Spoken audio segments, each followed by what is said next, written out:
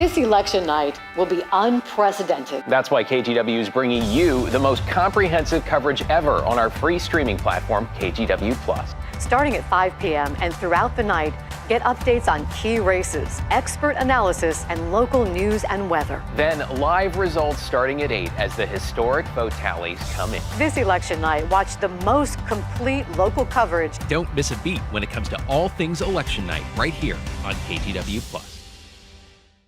Fall weather can change fast, from dense fog to a full-blown downpour. KGW weather impact alerts give you a heads up so you're not caught off guard. Weather impact alert days are your early warning for severe or inconvenient weather, giving you enough time to prepare. We'll show you what's coming, when it's going to get here, and what you can do to stay safe.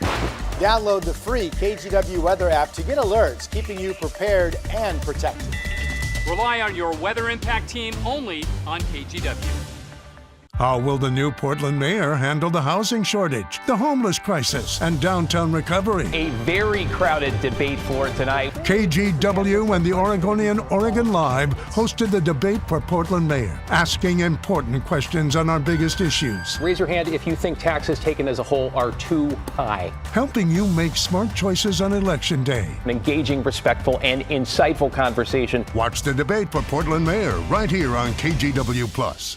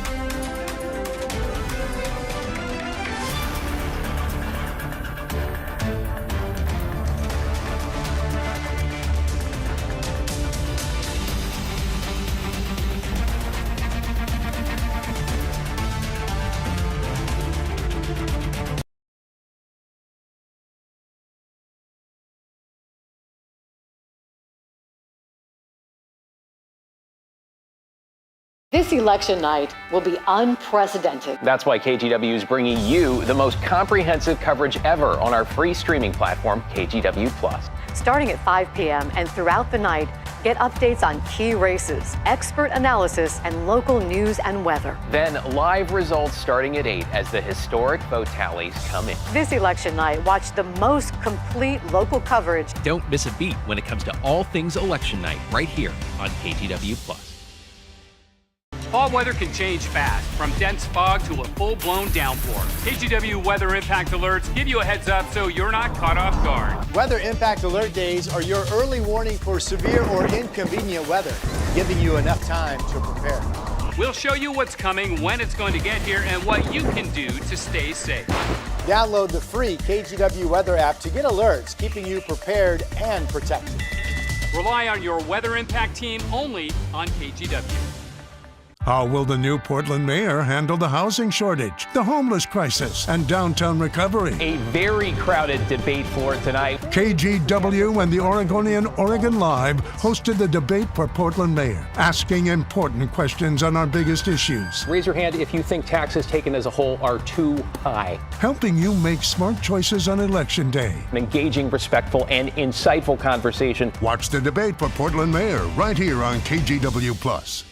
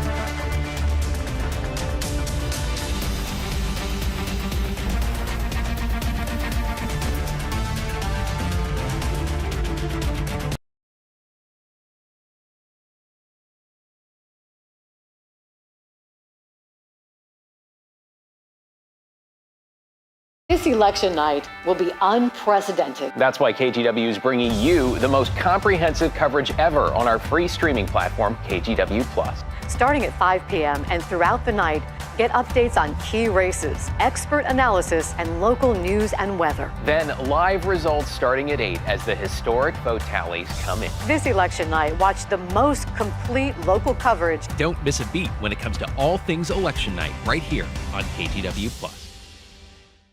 Fall weather can change fast, from dense fog to a full-blown downpour. KGW weather impact alerts give you a heads up so you're not caught off guard. Weather impact alert days are your early warning for severe or inconvenient weather, giving you enough time to prepare. We'll show you what's coming, when it's going to get here, and what you can do to stay safe. Download the free KGW weather app to get alerts, keeping you prepared and protected. Rely on your weather impact team only on KGW. How will the new Portland mayor handle the housing shortage, the homeless crisis, and downtown recovery? A very crowded debate floor tonight. KGW and the Oregonian Oregon Live hosted the debate for Portland mayor, asking important questions on our biggest issues. Raise your hand if you think taxes taken as a whole are too high. Helping you make smart choices on Election Day. An engaging, respectful, and insightful conversation. Watch the debate for Portland mayor right here on KGW Plus.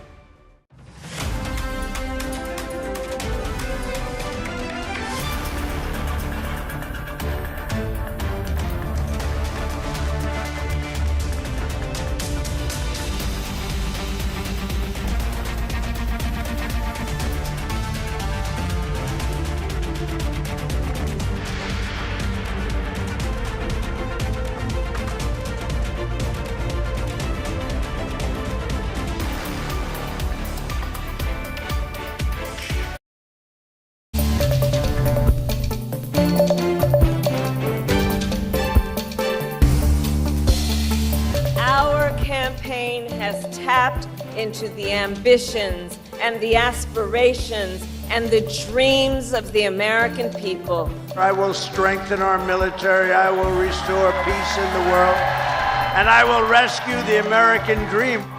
It is election night in America, and across the country, voters are casting their ballots to pick a new president. It is a pivotal day for the future of the nation. Thank you for joining us. I'm Christine Pitawanich. And I'm David Molko. We're going to be with you for the next hour here talking about everything from key congressional races in the Northwest that could shape the balance of power to big changes when it comes to Portland's form of government and how voters elect the mayor and city council. We have so much to get to with a lot of attention focused on the top of the ticket. You're looking right now live at the watch parties for both candidates. On the left, Vice President Kamala Harris's election night headquarters at Howard University in Washington, D.C., which is her alma mater. On the right, the watch party for former President Donald Trump at the Palm Beach Convention Center in Florida. So let's bring up the map, give you a look at the race to 270 here. I understand we don't have that right now, but I can tell you Pennsylvania, North Carolina, Georgia all closed. All of those too early to call. NBC projecting Vermont for Kamala Harris, Indiana and Kentucky for Donald Trump. And we have live team coverage this election night. We begin with Joe Ranieri, though, talking about all the preparations happening in Portland due to the possibility of unrest. So, Joe, tonight local officials really showing a unified front at this point. Absolutely right. Now, we likely won't know the results of many races tonight, and that's including the presidential race, as it could take a couple of days for final counts to be tallied. Now, you might remember 4 years ago, the presidential race wasn't called until the Saturday morning after Election Day. Still, the Portland Police Bureau is prepared for any potential unrest that could come tonight and in the days ahead. Portland businesses have been putting up boards over the last few days, bracing for any potential unrest following election night. But for Portland Police Chief Bob Day, a plan has been in the works for more than a year. We have been preparing for this since I came on board last September. I made this a priority immediately, added additional staff. His police officers have been getting prepared too. We've also done a tremendous amount of training just on the ground with our members around mobile field forces, which are patrol response, as well as the rapid response team getting monthly training. He's also planning to keep officers from getting overworked like they did during the protests of 2020. So over the next couple of days, virtually all officers, all ranks, sworn in and non-sworn in officers will be working longer shifts. So we have people on 12-hour shifts. So we have them coming in staggered throughout the day, 7 a.m. to 7 p.m., noon to midnight. Local agencies have also been working with state agencies. At the Emergency Coordination Center in Salem, they are preparing to work with groups from all over the state. We have 4 different elevation levels for the ECC activation. Level 4 is sort of our steady state operations. Level 3 is our situational awareness. It's a preparedness level. The director of the Department of Emergency Management, Erin McMahon, says her team will be able to provide help right from this room. That includes getting help from the Oregon State Fire Marshal and Oregon State Police. We're here to just facilitate, to provide any coordination of information, a need for wraparound services. If there's an issue, we're best postured to be able to provide response and assist. Day is prepared for officers to be ready, not just for tonight. As we cannot promise that there won't be violence. We can't promise that there won't be vandalism. We've made it clear that we are going to interdict that behavior to the best of our ability and stop that as soon as possible. But for potentially the next couple of days. Washington Governor Jay Inslee has activated some Washington National Guard members to be on standby just in case they need to help local law enforcement. Now, Oregon Governor has the same authority to deploy the Oregon National Guard, but at this time has not activated them. David and Christine, back to you. Yeah, certainly hoping for a calm night, though. Thank you, Joe.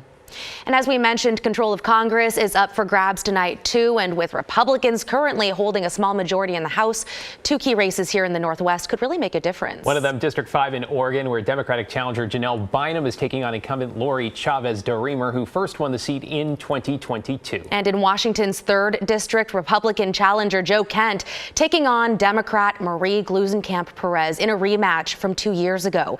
In 2022, that race came down to a difference of just a couple thousand votes. Those races, by the way, in 2022 called Saturday and Sunday. Could be a long night. Evan Watson's live in Vancouver. Evan, that seat could be key to hold on to if Democrats want to try to retake the House. Yeah, David, it is a fascinating race for many reasons. This is a district that historically leans Republican, but as you mentioned, Democrat Marie Gluesenkamp-Perez won this seat by less than 3,000 votes just 2 years ago. Now Gluesenkamp-Perez and Kent are squaring off again. Joe Kent, the Republican challenger in this case, for a second time. In the lead up to this election day, Gluesenkamp-Perez told me it would be a dogfight, and Kent told me it's real close. That means it could take multiple days to call a winner, just as it did in 2022. In the campaign, Gluesenkamp-Perez often focused on hyper-local issues, highlighting her bipartisan voting record and appealing to the middle ground. Kent has softened some of his more polarizing views in the last 2 years, and his campaign messaging often focused on national issues like inflation, immigration, and fentanyl trafficking. Both recognize that this race has national stakes. Well, it'd be an honor to have the confidence of the voters and go to Congress and represent them, obviously. But the stakes are really high right now. I mean, I think we've got a very good chance of President Trump winning, but we've got to give him a House of Representatives that will help carry forth his agenda to get the inflation under control, secure the borders. And it's a gift. What we have here is special. It's worth fighting for. No national agenda. No one from outside our community can do that work. It is about loyalty to place and a real fervent pride in who we are. The key difference in this rematch, it is a presidential election year. We know what that means, higher voter turnout. So in this turnaround, Marie Gluesenkamp-Perez has the incumbent advantage. Will that help her 2 years on? Or Joe Kent, will he see the party advantage in this district? And will that help him take the seat from his rival? It's something we're watching closely tonight, guys. Yeah, time will tell. Thank you, Evan. Let's bring in Alma McCarty now, covering the race for Oregon's 5th congressional district. She's live in downtown Portland at Democratic headquarters at the Hilton. So, Alma, set the stage for us.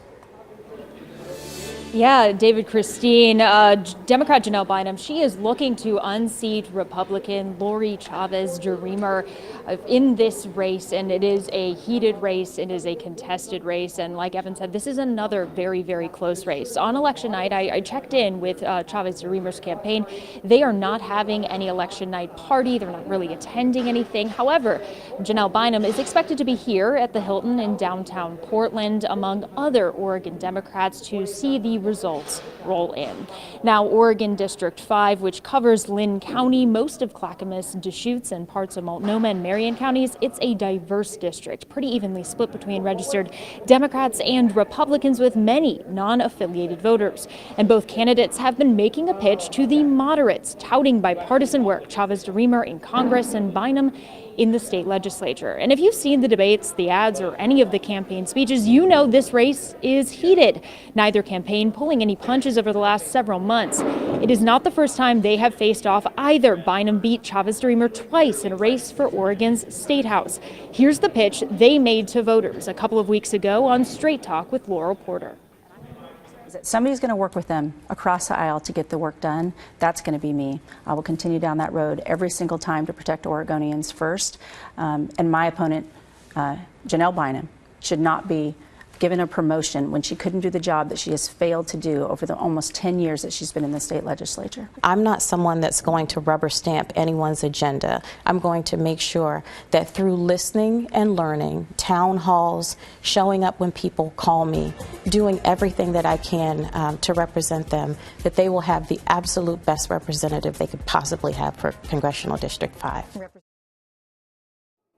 Now, some of Bynum's top issues include reproductive rights, housing, climate, and the economy. Chavez-DeRemer's, on the other hand, public safety, supporting veterans and securing the southern border, and of course tackling the drug crisis. Now, neither candidate in this race expects this to be easy. They also think that this is going to be a very hard-fought battle for Oregon's 5th congressional district. David, Christine, back to you. Yeah, race that was not called until Sunday last election cycle. Thank you, Alma. Hey, you might be getting the idea of just how much there is to cover tonight, from federal to state to a first-of-its-kind election for Portland mayor and city council. Tonight, we are in it for the long haul. Join me, Laurel Porter, our political panel, and our team of reporters starting at 7 this evening. We'll be streaming for free on both KTW.com and KTW Plus, with the first local results starting at 8. Remember, you can download the KTW Plus app anytime on Roku, Apple TV, or Fire TV.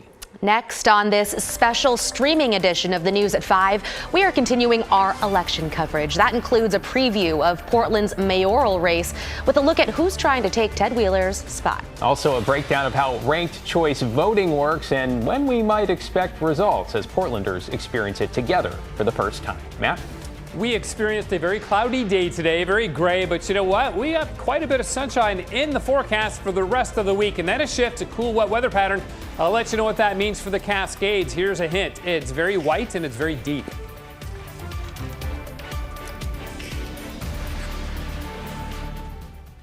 All weather can change fast, from dense fog to a full-blown downpour. KGW weather impact alerts give you a heads up so you're not caught off guard. Weather impact alert days are your early warning for severe or inconvenient weather, giving you enough time to prepare. We'll show you what's coming, when it's going to get here, and what you can do to stay safe. Download the free KGW weather app to get alerts, keeping you prepared and protected. Your weather impact team, right here on KGW Plus. The KGW Great Toy Drive is all about sharing the joy. And a little magic. Each toy you donate ends up in the hands of kids. Just imagine the smiles you can bring. It's magical. Together, we're helping over 150 local nonprofits that count on us. So share the joy. Drop off a new unwrapped toy at any Fred Meyer, local IQ credit union, or local Toyota dealership. And we'll take it from there. This new Kraken season is shaping up to be something special, with new faces behind the bench, new all-stars on the ice, and new ways to watch, all season long. For free. Cue the maestro! Feel the action with no restraints. Oh my! No blackouts, and no subscriptions necessary. This is the Seattle Kraken on KGW, your new home for hockey. This election night will be unprecedented. That's why KGW is bringing you the most comprehensive coverage ever on our free streaming platform, KGW Plus. Starting at 5 p.m. and throughout the night, get updates on key races, expert analysis, and local news and weather. Then live results starting at 8 as the historic vote tallies come in. Don't miss a beat when it comes to all things election night. We'll have the most complete local coverage right here on KGW Plus. I'm driven by the process of forecasting.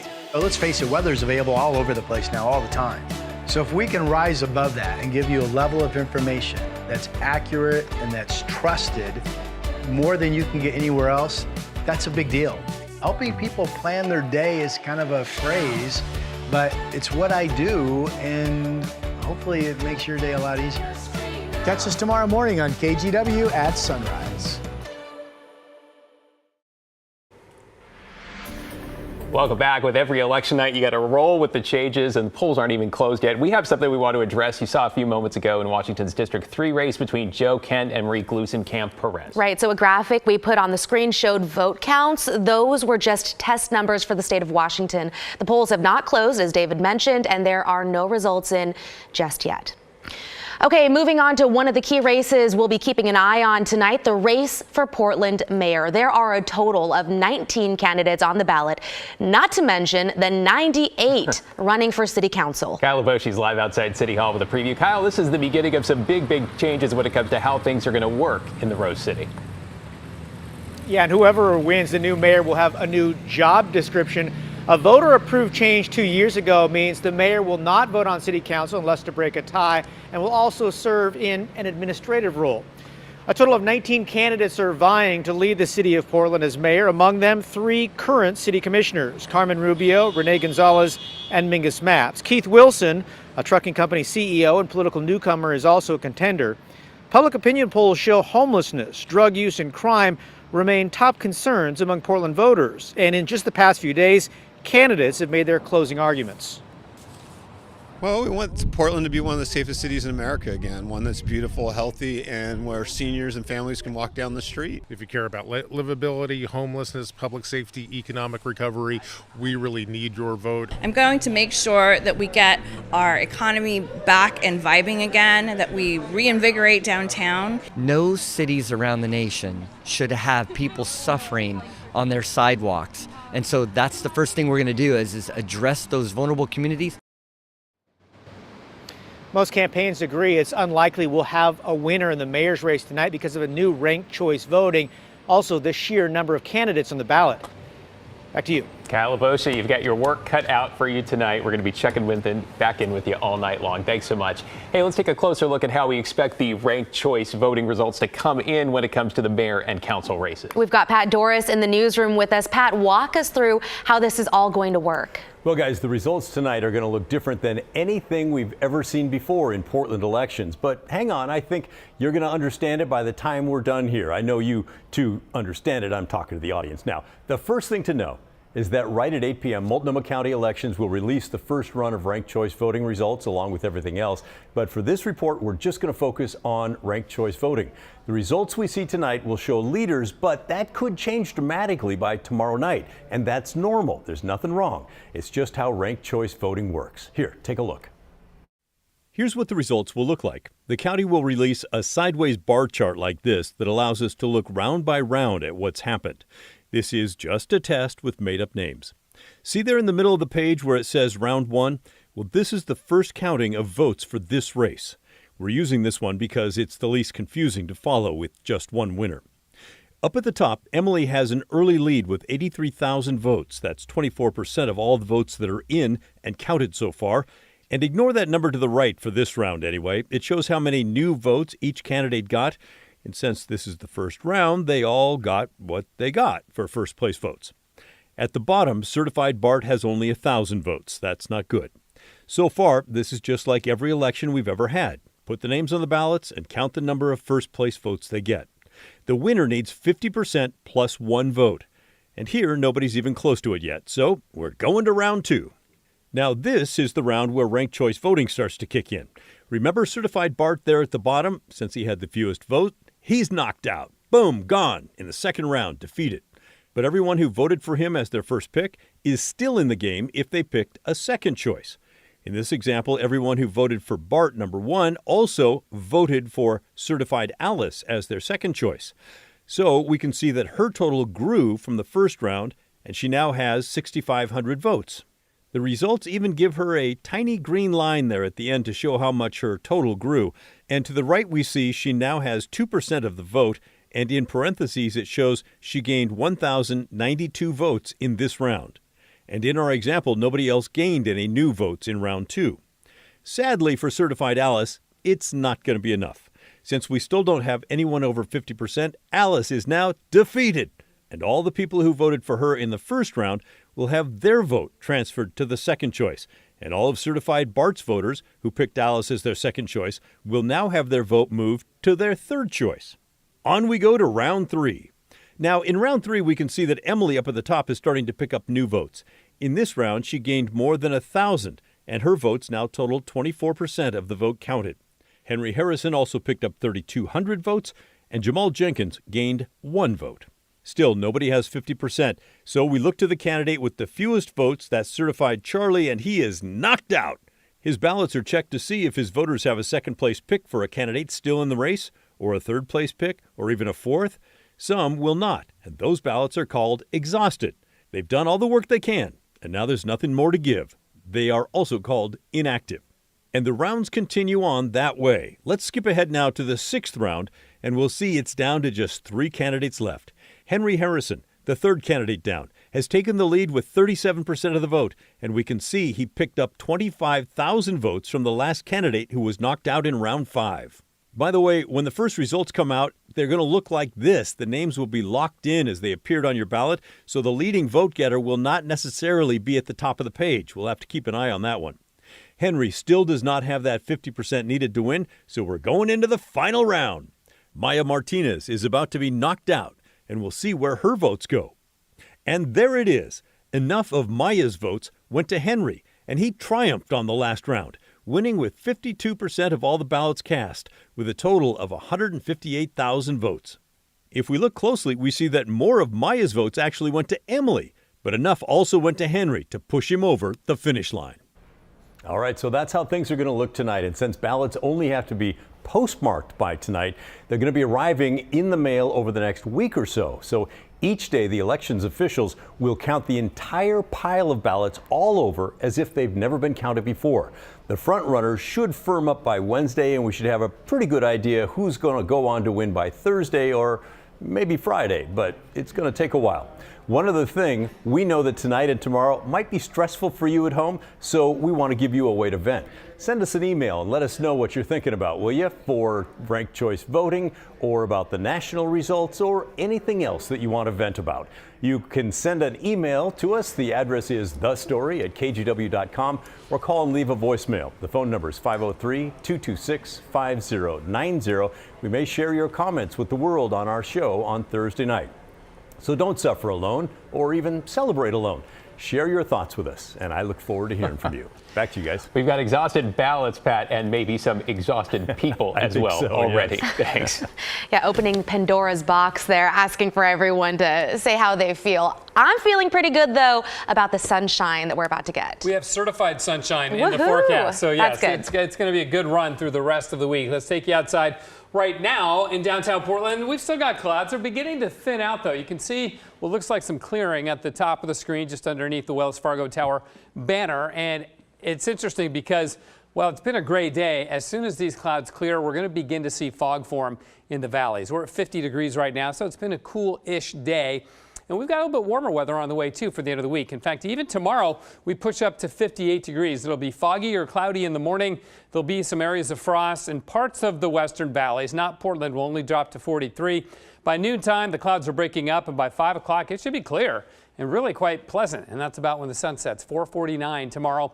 Here we are in standard time, right? So still some showers moving through, but they're really winding down, mainly east of I-5 and up towards I-205 and into Clark County. We zoom out, though. There's a line here that's falling apart across southwest Washington, and that's it. These are the last gasp showers, and once these end, we'll be done with rainfall until Friday night at the soonest, and possibly not until Saturday. Rainfall today, about 1,100 of an inch in Portland, 1,200 in Troutdale. Over at the coast, though, lesser amounts as the showers really hit the inland areas a little bit harder. Up in the Cascades, though, here's Timberline, 28 degrees, and yes, 6 inches of new snow from this weather system that came in yesterday and last night. And wait till you see the forecast for snowfall for next week in the Cascades. It's pretty impressive. Not certain, but impressive in these early stages. So you can see the showers winding down, right? And then when we widen out, you see this big area of clear weather out here. The jet stream riding this cloud band, or this cloud band riding the jet stream north towards the coast of Alaska, then diving down into Oregon. This is the warm, dry weather that's rolling over us as we go into the rest of the week. So tomorrow morning, notice the gray. That's fog in the valleys here, but also notice we're starting to see the east wind develop.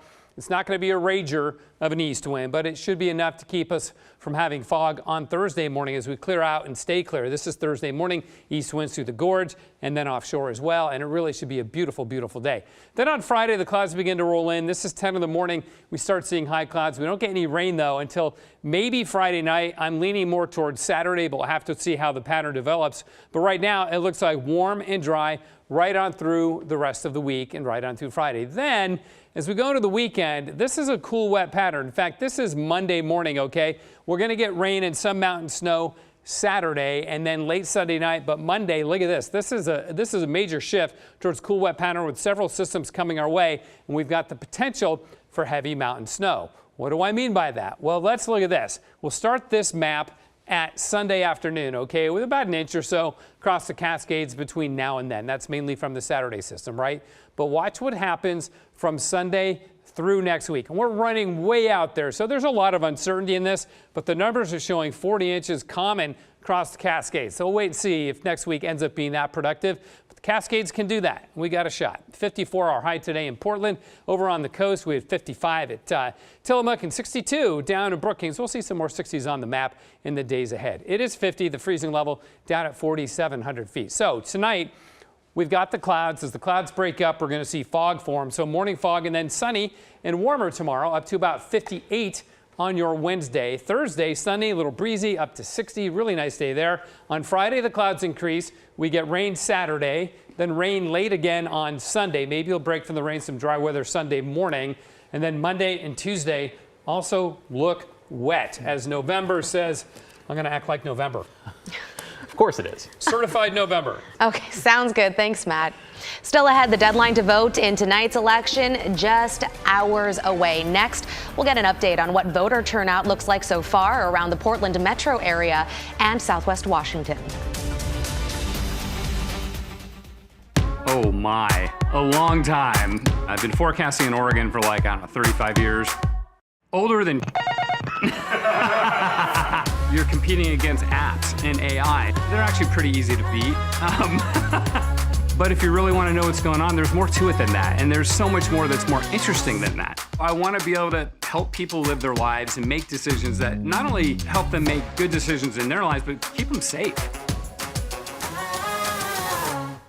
This election night will be unprecedented. That's why KGW is bringing you the most comprehensive coverage ever on our free streaming platform, KGW Plus. Starting at 5 p.m. and throughout the night, get updates on key races, expert analysis, and local news and weather. Then live results starting at 8 as the historic vote tallies come in. Don't miss a beat when it comes to all things election night. We'll have the most complete local coverage right here on KGW Plus. Fall weather can change fast, from dense fog to a full-blown downpour.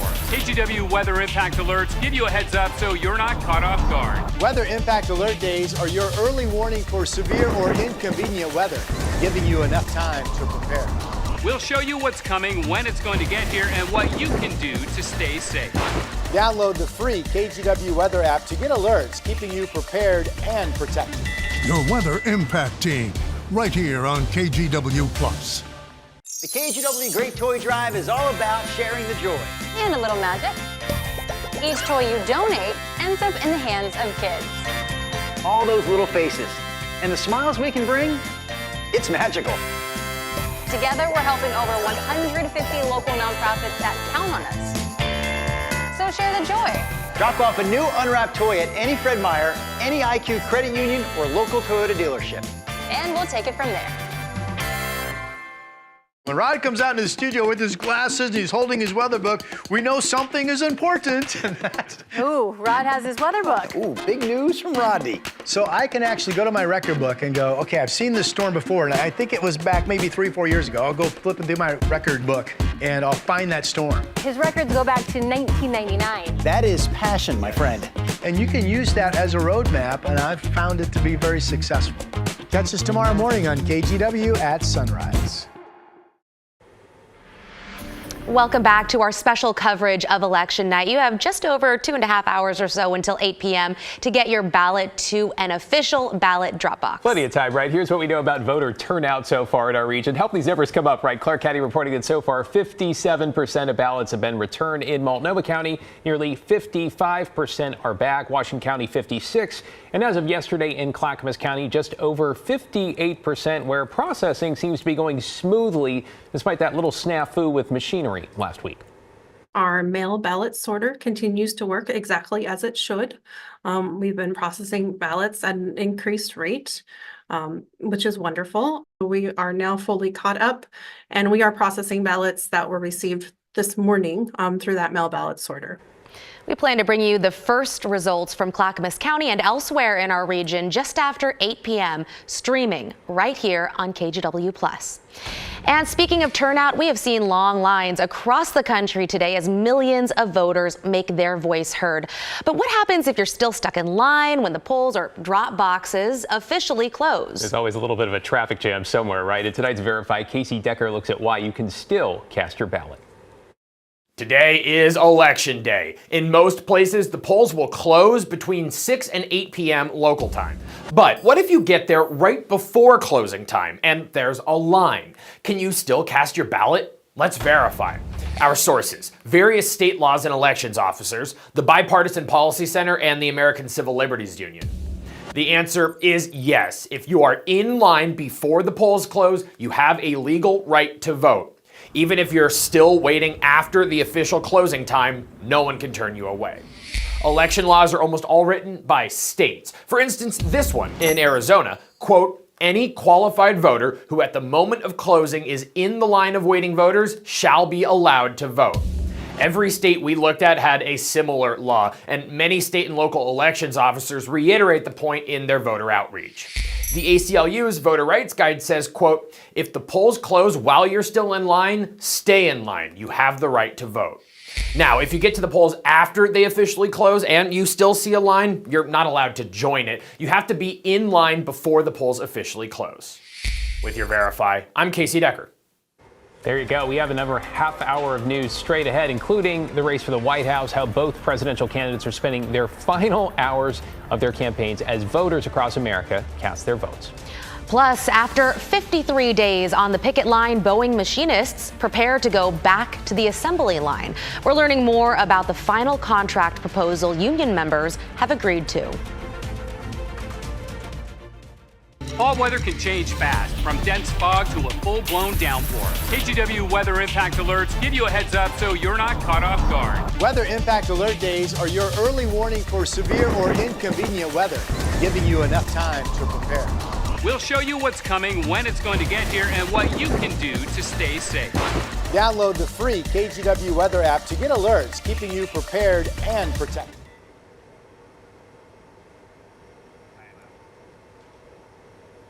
Do you want to just say here's NBC's Bree Jackson, or I just feel like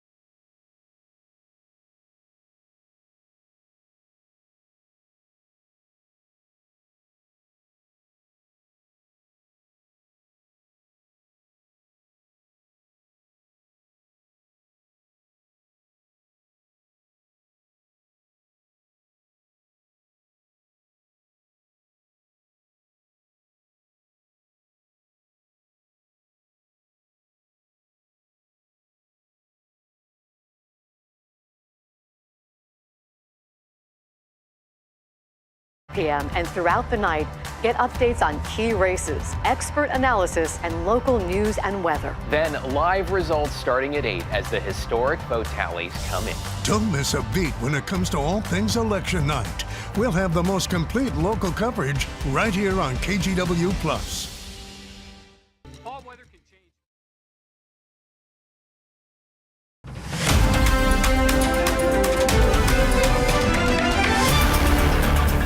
Welcome back to this special streaming edition of KGW News on election night. This is another look at the electoral map, the race to 270, with polls now closed in key swing states like Georgia, North Carolina, and Pennsylvania. You can see it there. Kamala Harris with 30 electoral votes, Donald Trump with 105. By the way, Georgia too close to call, Pennsylvania and North Carolina too early to call. So far, NBC News projecting those votes that you just saw on your screen right there. And we're going to be checking in on both campaigns, starting with Vice President Kamala Harris, who's back in the nation's capital after a final rally last night in the Keystone State. Here's NBC's Bree Jackson.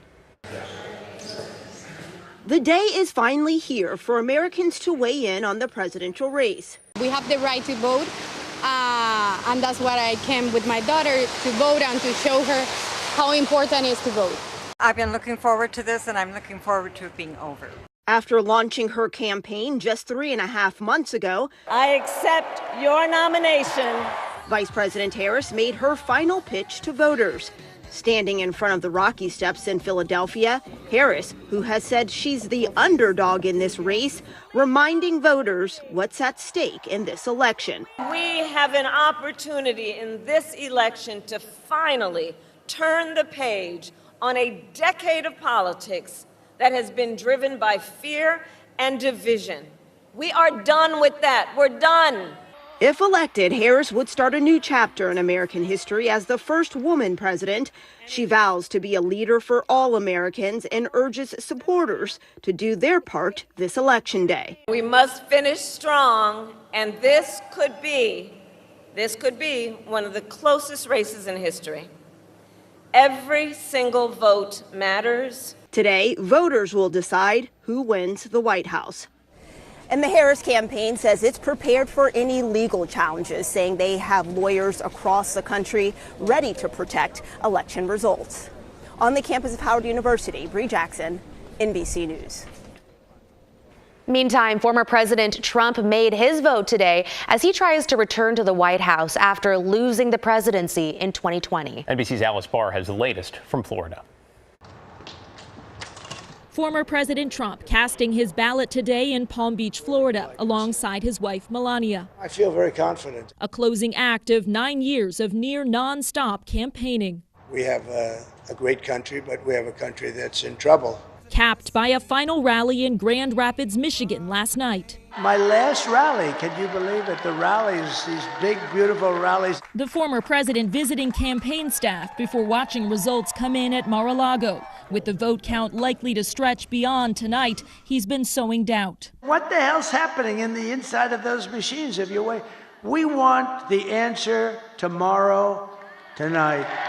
Though today acknowledging he may not declare victory tonight as he did on election night in 2020 before all the votes were counted. Could you see a world where you don't declare victory tonight? Yeah, I mean, I'm hearing the same things that you're hearing. I'm hearing states where I'm up by a lot, but they won't have a final number for a long time. Later adding, if I lose an election, if it's a fair election, I'd be the first one to acknowledge it.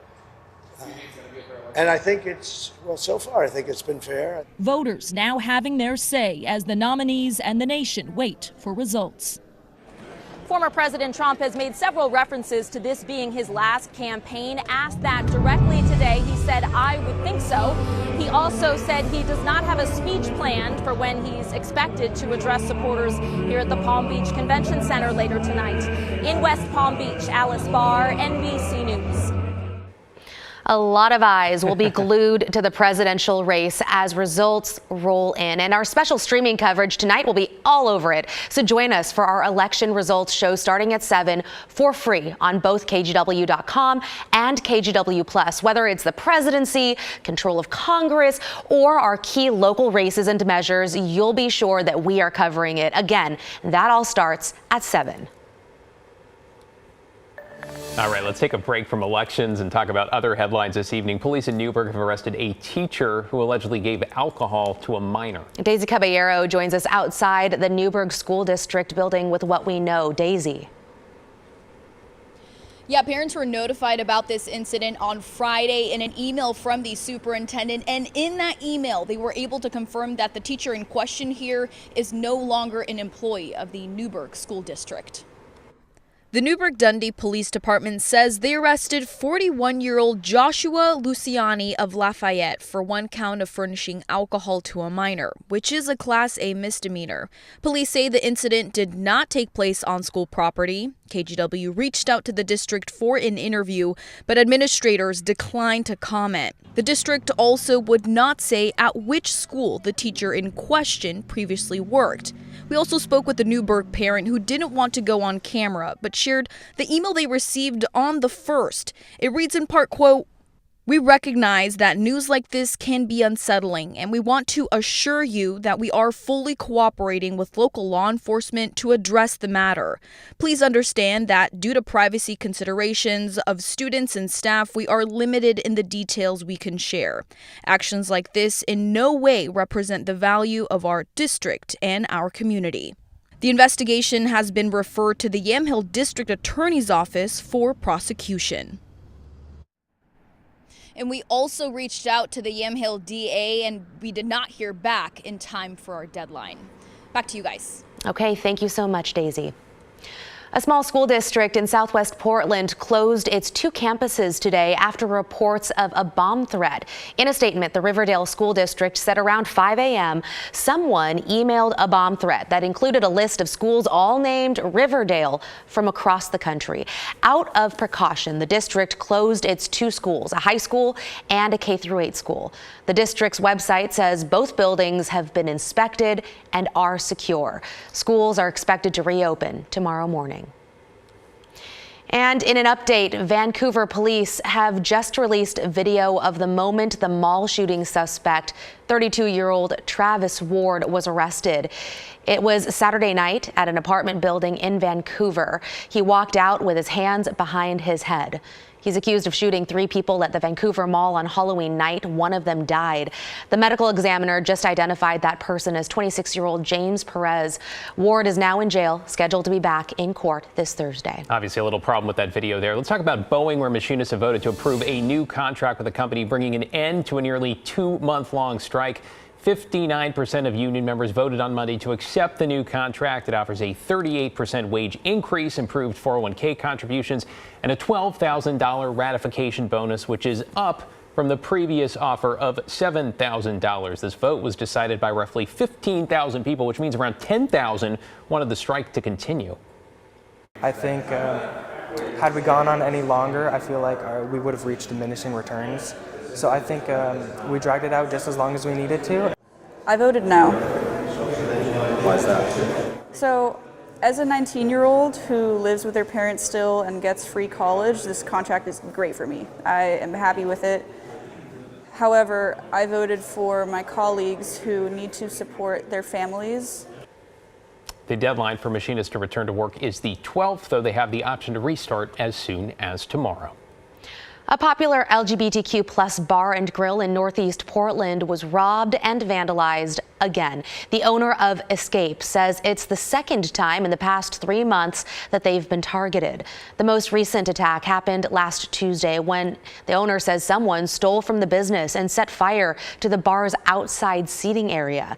A community member set up a GoFundMe that raised over $2,200 to help the bar owners make repairs. Well, there are 5 statewide measures on the Oregon ballot this year, including statewide ranked choice voting. But we're going to take a look at one voters passed in 2022. Measure 114 bans magazines that hold more than 10 rounds, requires a permit to buy a gun and a safety class to get that permit, and finally requires a completed background check before a gun can be sold or transferred to the buyer. However, the measure never took effect because it was challenged in court almost immediately, with a Harney County judge ruling it unconstitutional. Now, the Oregon Court of Appeals just heard oral arguments last week, with opponents working to keep it permanently blocked. We have background checks at the point of sale in the state of Oregon and in all 50 states in the United States. It's actually federal law that you have to go through a background check. This is a second background check. Prophylaxis upon prophylaxis. It's unnecessary. The appeals court will likely take several months to make a decision. Meanwhile, a federal court case is also proceeding, with expectations it could land at the U.S. Supreme Court. All right, let's return to this year's election headlines. Talk about the Washington governor's race. Democrat and Attorney General Bob Ferguson facing off against former Republican Congressman Dave Reichert. So Reichert is looking to become the first Republican governor in Washington in 40 years, though the primary results favor Ferguson. He picked up about 45% of the vote compared to 27% for Reichert. The race has been defined by debates on key issues like abortion and public safety. Well, I was the first campaign to put out a detailed plan around public safety. We're facing many challenges as a state. We need someone who can come into the governor's office and be a change agent. There's an opportunity here for us to have a moderate Republican governor who can work with a Democrat House and a Democrat Senate. Again, as Christine mentioned, the last time Washington elected a Republican as governor was in 1984. Still ahead on this special edition of KGW News, everything you need to know as we inch closer to tonight's voting deadline for Oregon and Southwest Washington. Plus, tips on how to turn all the emotional stress, the anxiety over the election outcomes into a learning moment for kids. We're back in less than 3 minutes.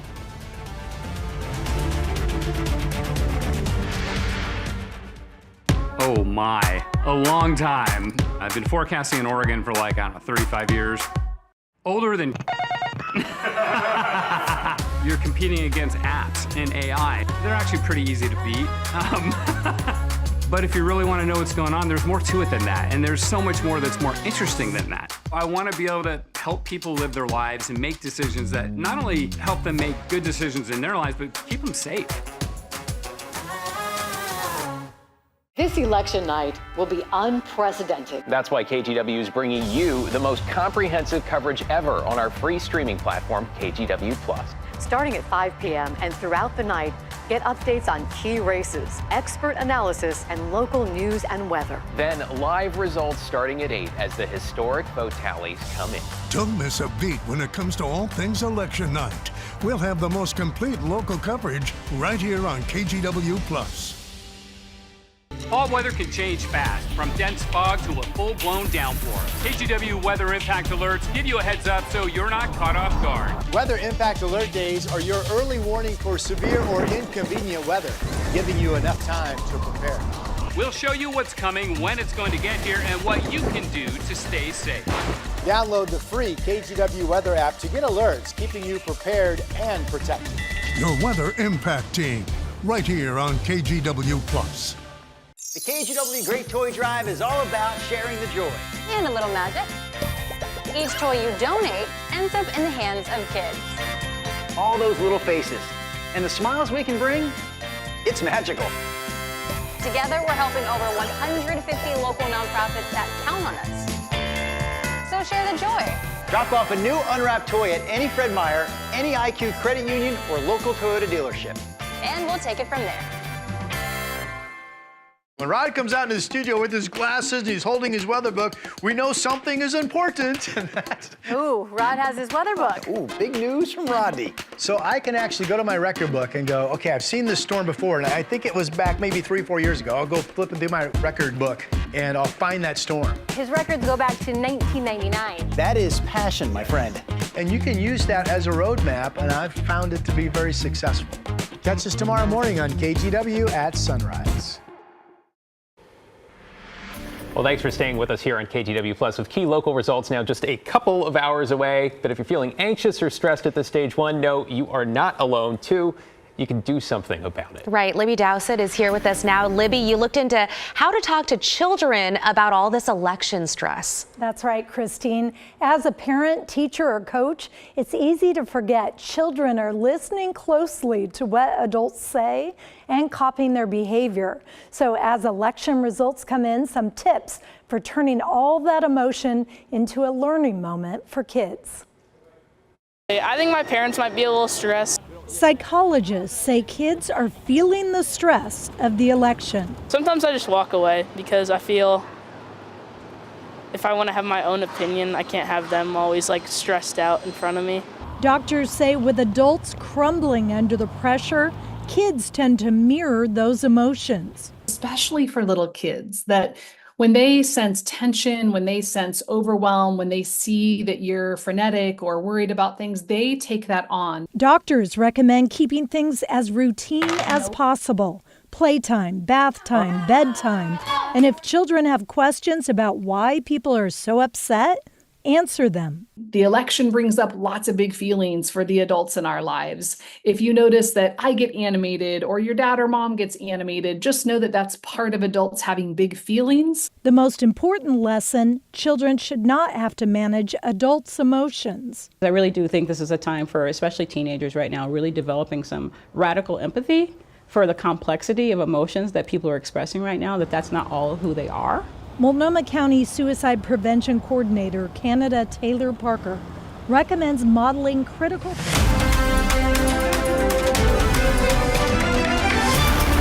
Good evening. Thanks for joining us for this local election night update here on KGW. I'm David Molko. And I'm Christine Pitawanich. A big night here in Oregon and Southwest Washington with some major races on the ballot. Quickly, though, some reminders for Oregon voters. All ballot drop boxes close at 8 p.m. And if you're mailing in your ballot, it needs to be postmarked by today to count. That means it is too late to drop it into one of those blue mailboxes. For the more last minute information, you can go to OregonVotes.gov. Washington voters, you also have an 8 p.m. cutoff. A ballot drop box is your best bet, given we are past the postmark deadline in most spots. Also, with same-day registration, there is still some time to do that in person at your local elections office and cast your ballot.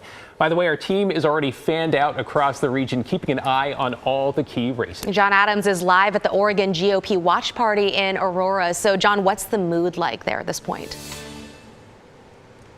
Well, Christine and David, we're still waiting for people to filter in, and we anticipate more people filtering in over the next hour. But Oregon Republicans will gather here to see if Donald Trump can do something that hasn't been done in 130 years here in the United States, which is win the presidential election, then lose the presidency, and win the presidency again in the next year. It has happened one other time in the United States. You'd have to go all the way back to the 1890s when Grover Cleveland did that. But as the night goes on, we're anticipating tracking the results from Georgia, North Carolina, later in the evening, the Rust Belt states, and then the Western Sun Belt states of Nevada and Arizona as the night goes on. So we'll be out here all night bringing you reaction when any of those swing states go one way or the other, either for Kamala Harris or Donald Trump. Back to you guys. Yeah, John Adams at Republican headquarters in Clackamas County there. Let's bring in Chief Meteorologist Matt Zaffino for a quick check on election night weather. Matt. All right, David, thanks. You know, anytime it's not raining in Oregon on Election Day, I think everybody considers that a win. The sky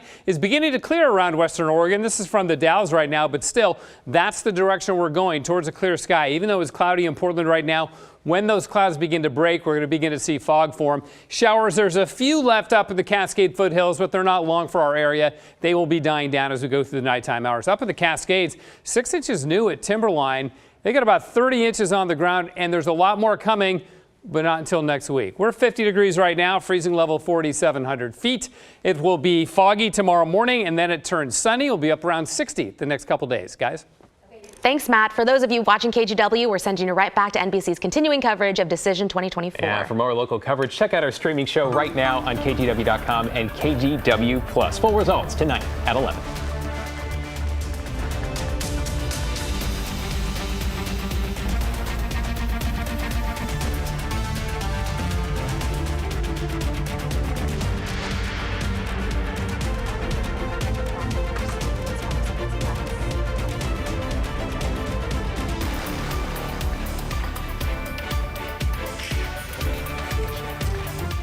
Sure if it said 3 seconds, if it said.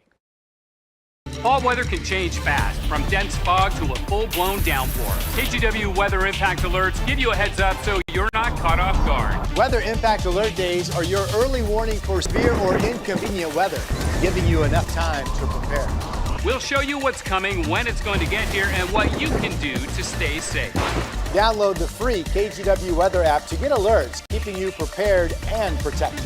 Your weather impact team, right here on KGW+. The KGW Great Toy Drive is all about sharing the joy. And a little magic. Each toy you donate ends up in the hands of kids. Just imagine the smiles you can bring. It's magical. Together, we're helping over 150 local nonprofits that count on us. So share the joy. Drop off a new unwrapped toy at any Fred Meyer, local IQ credit union, or local Toyota dealership. And we'll take it from there. This new Kraken season is shaping up to be something special, with new faces behind the bench, new all-stars on the ice, and new ways to watch, all season long. For free. Cue the maestro! Feel the action with no restraints. Oh my! No blackouts, and no subscriptions necessary. This is the Seattle Kraken on KGW, your new home for hockey.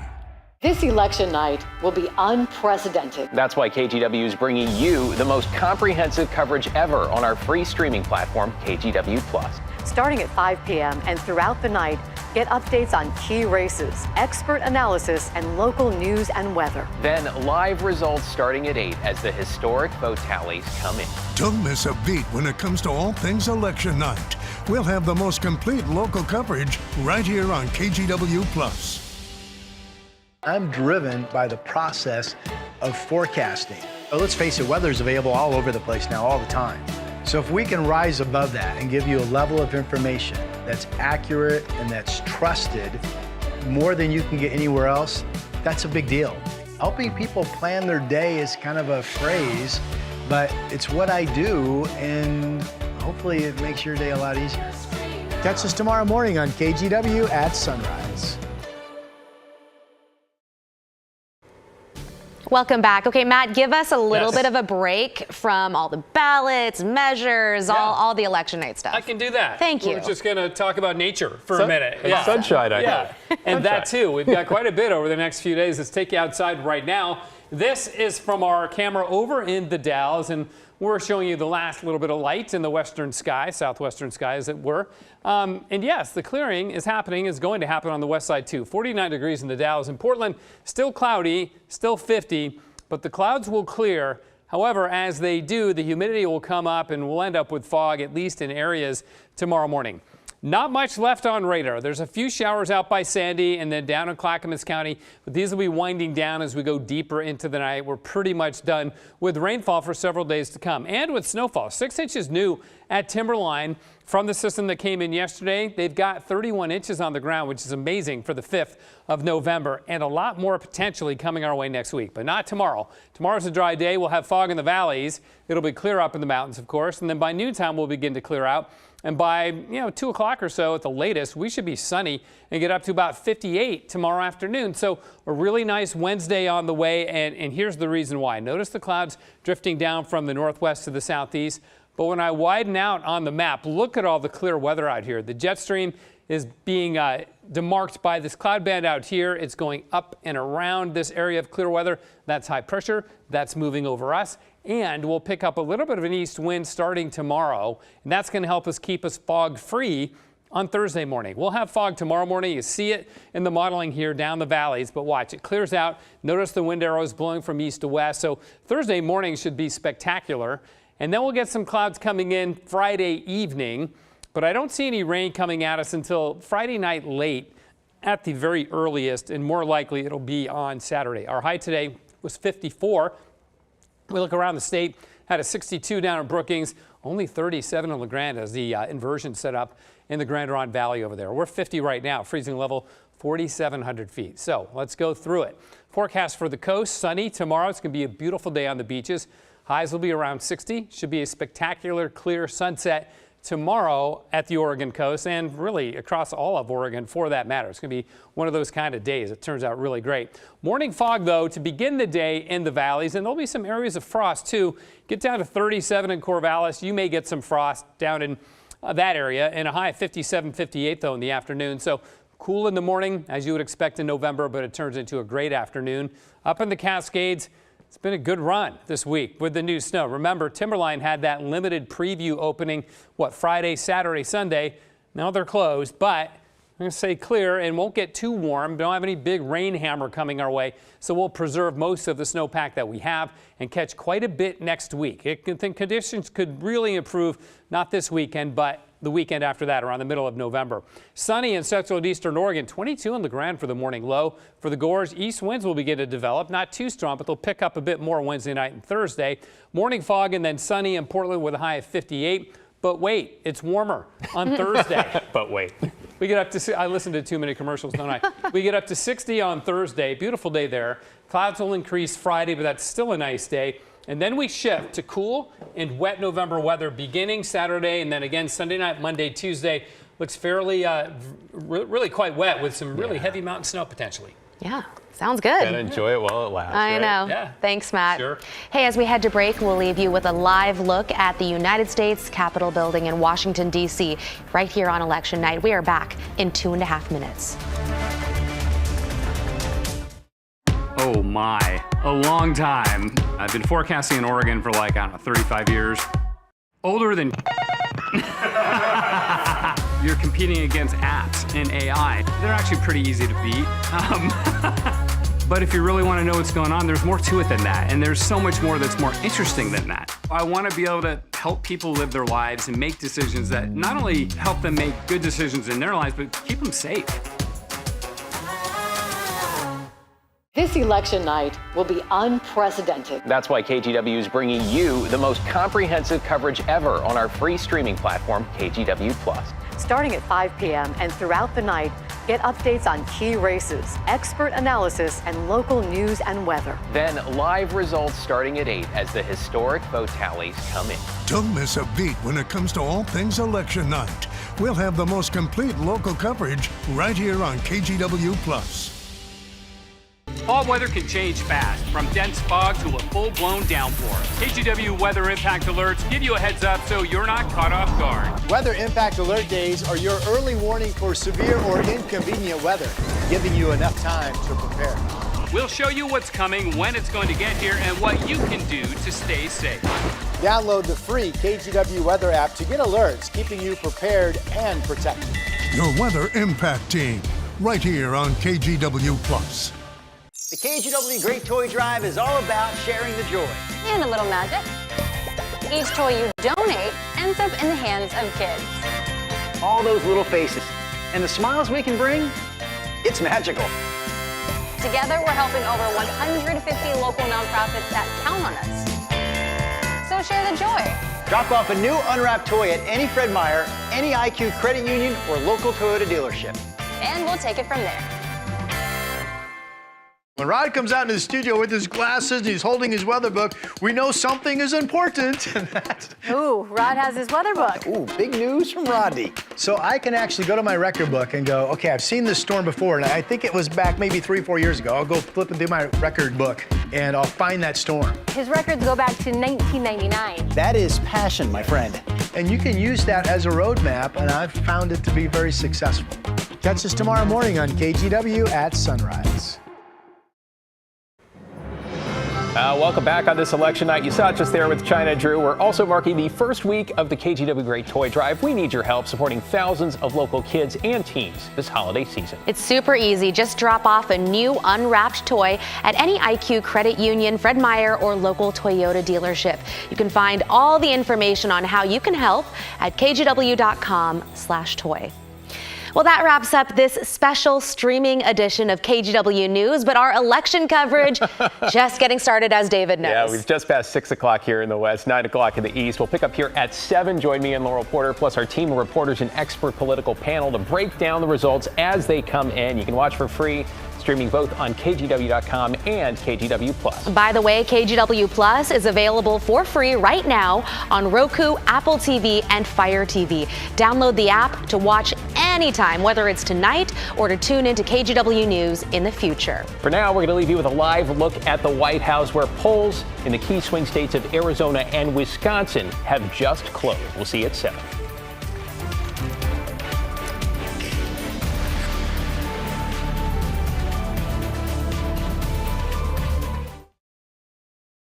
But the state election as well, there could be some variances there, just how those numbers are coming in, but they should sync up at some point as those numbers start to trickle in. So again, we'll get Zach here about 9:15 for another update from the headquarters. But so far tonight, good news. Things are running a little ahead of schedule in Gwinnett County. Fingers crossed that stays the course, and we could see more updates here in just the next few.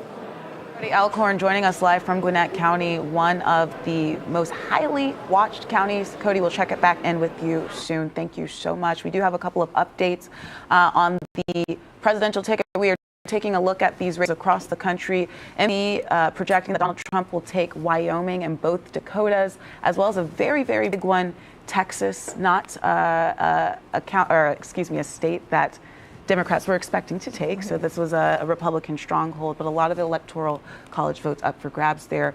And we are pulling up our map, and you can see that as well. It looks like Wyoming, North Dakota, South Dakota. And now we are going to go live. Georgia Secretary of State Brad Raffensperger taking the podium right now. Let's listen in.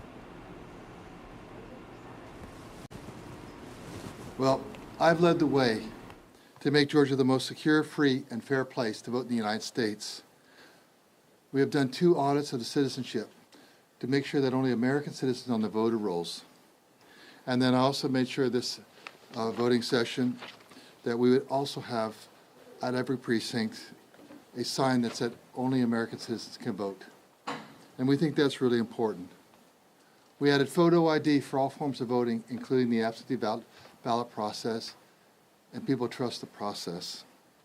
We also have the cleanest voter rolls in the entire country, and that's because we joined a multi-state partnership that we share data with our other 25 member states. So when you move to those states, we find out about it, and we were able to remove 432,000 people by being part of that organization. So we have the cleanest voter rolls in the entire country. That gives voters confidence. So we do have secure, fast, and accurate elections. But also, we added another element. I would call it a bonus, but I think voters deserved it. We made sure, and I led to make sure that we would have fast lines. And today you saw result of that. With our electronic poll pads, people were checking in, and we were checking it all day long in 49 seconds. We think that's awesome, and so did the voters. And then the average line time, you don't need water when your average line time is 2 minutes. So you think about that, in 3 to 5 minutes, people were ready, they had their card ready to start voting. In and out in 10 to 15 minutes. And so that happened throughout the entire state. No complaints about long lines. So we improved on performance, and we'll fight and continue to do that every day for the voters of Georgia. If you look at where we are right now, we are at 5.22 million people, total people that have cast ballots, and we had 1.2 million today, which was a record. Coming into it, we had a record for the early votes, and we had 4,033,000 votes. So you add that all up, we'll be at 5.22. I think you all know that we had some threats, but that just shows you the resilience of our system and our people. We're battle tested. All the early votes from Fulton County, in spite of some of the issues that they had due to those threats, were up by 8 p.m. And many of the other counties are at that same location and in good shape. So right now we have about 3 million votes of the 5.22 million that are up, and they're out there for all of you to see, plus all of America. So that is about 60%. There's a few more that are happening. This is the first time we put into state law that people had an hour to get those up from the counties, and by and large, most of them hit that mark. So they made great progress. I'm glad that we've added the accountability measure, because I wanted to make sure that counties could perform to the voters' expectations. So we're going to continue on tonight, continue to just watch the process, and it gets a little bit slower now. Once you hit 60%, then it'll be, 62, 64, 68, and just continue to roll up. But we've got all the big 4 metro counties. Most of Gwinnett's are up now. DeKalb, Fulton, and Cobb's are up from the early votes and the absentees. So we'll just continue the process, and ready for any questions you might have. How do you think it helps voter confidence to get these early vote numbers up early like this? Well, I think it's just, they see that's a big number that we have already posted, 3 million votes. There's only 5.22 total, so another 2 million to go. And a lot of that is actually what happened today, 1.2, so we'll just get the rest of those up. It just builds confidence. Years ago, we didn't have accountability, and I made sure we got that into accountability of the counties, but also we came alongside them. So I didn't just want accountability, but we got that in there with SB 202. We came alongside of them, so it was a little bit carrots and sticks. So we had accountability, but we gave them tools so that they could be successful. So we think that's important, builds voter confidence, and that builds trust. About 75% of the votes then would be early voting, absentee voting. We've only got, as you said, about 66% now. Why the gap in not getting all of those counted? This is the first time that we put that in state law, and by and large, most of the counties have done it, but there's just been a few counties that are just waiting for getting it done. But we're going to wait and see how that all shakes out at the end, and we'll come back next session and work with the General Assembly. But we think it's good that we put into state law finally. We never had that standard before. And so you can have people that said, why does it matter? It does matter, because voters expect, really, they want 100% done by 10 o'clock. And that would be a high standard. We're not there yet, but you're going to see great results. I guess a posting of the results. You may not like the results depending on what side of the aisle you're on, but we're getting those to you as soon as we can. So, any other questions? At this stage, are you satisfied with the result, the speed that the batches of ballots have come in? Well, we haven't hit the mark 100%, so no, we demand 100%. You demand 100% performance from us, and we demand that 100% from the counties. But this is the first time we put that into state law, and if you look at it, we're already at 60%. So, and they are coming in, constant uploads of everyone. And some of those are partials, and so the rest will follow, very quickly. Have County said what the challenge is in getting those staffing, technology, just training? It's just one of those things. It's the first time that, many of them had to, learn that. But that's something that we can circle back on afterwards. Have any suspects been identified in the bombing threats to this point? None that I'm aware of. From your perspective, what impact did the threats today have on the election in Georgia? None. We worked through it. We're resilient, battle-tested. Yes? A lot of us have 11 o'clock shows. We hope to hear from you before then about how much, a percentage, if you could give us a number, Sure. do you expect to be? How soon am I supposed to come out here then? I just want to know, We'll take you anytime if you want to come back. But do you have a percentage where we could be at, especially before midnight? wait and see, but I'll be out before your 11 o'clock show. How's that? Then we'll have some numbers for you. Thanks so much. Can you elaborate really quickly about the bomb threats as well? Can you elaborate just We kind of beat that issue to death, so we're moved forward. There's no panel yet. They're not seated. In spite of all that. So, we're pleased that they didn't let that, burden them down too much. So that's good to go. Mr. Secretary, one last, I gotta go. Got some West Pointers phone call. Okay, so you were just listening in to Brad Raffensperger, the Secretary of State, giving his latest update. A big good thing here is that he said that there were basically no lines, a 49-second average wait time across the state, people being able to get in, get out, cast their ballots early. People cast their ballots early, but they were able to cast their ballots today in record timing. So no long lines, people are able to get in and get out without any hiccups. We are still getting a lot of numbers coming into the map right now. More than 3.6 million votes cast already, but we still have a lot to go. If you remember back in early voting, we had more than 4 million people cast their ballots with that early voting as well as absentee ballots cast. The Secretary of State's office said that they are expecting over 1 million people to cast their votes today. So we are going to continue to see that number tick up. And the big question earlier today that we kept getting asked a lot was, when could we see Georgia be called? When could we see the national race for the White House be called? The answer is, we're going to see. You heard Secretary Raffensperger say something similar at the end of his press conference. He was asked, and he said, wait and see. Yeah. As Faith pointed out, and we have results here, we might want to take them full screen here, but 3.67 million results are now reported. That's about 68% of the estimated total vote in Georgia. That's a lot of votes. But that remaining roughly 30% is going to be decisive. So as we watch these results, as you see former President Trump out to a lead, about 52% to 46% right now in our state. If you're a former President Trump supporter, our panelists have told us it's too early to celebrate. If you're a supporter of Vice President Harris, too early to get too down in the dumps. No matter how you feel, and you heard Secretary Raffensperger say it as well, the data is still coming in. The data is, that's where the whole story is, right? So wait and see. That's the word right now. And you will continue to see these margins change here. We have seen the margin actually tighten throughout the night with this race. What we're looking at now, like we said, over 3.6 million voters. If you look at that top right corner of your screen, 68% of the estimated total vote. So these numbers are still going in. Keep in mind, a lot of these votes were not able to be counted until 7 o'clock this morning. We're talking about those early voting numbers, those 2 weeks of early voting that you were able to go in and cast your ballot early, as well as those absentee ballots.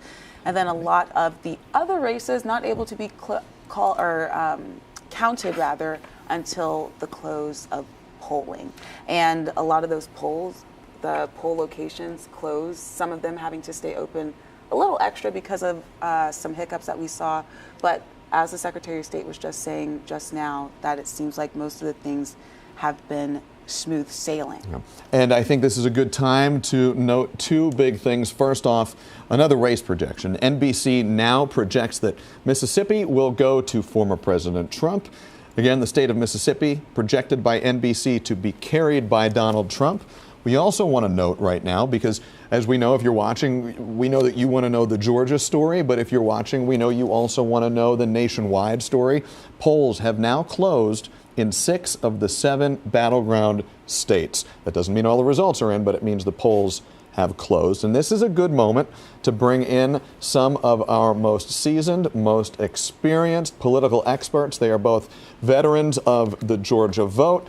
Democratic strategist Val Sabak, Republican strategist Mark Roundtree. We have had you on the show many times before, and it is why we have you back here tonight at this 9:14 p.m. hour at this critical juncture. Still early in the night. I'm going to start with you, Val. What are you seeing on the board right now? What stands out to you?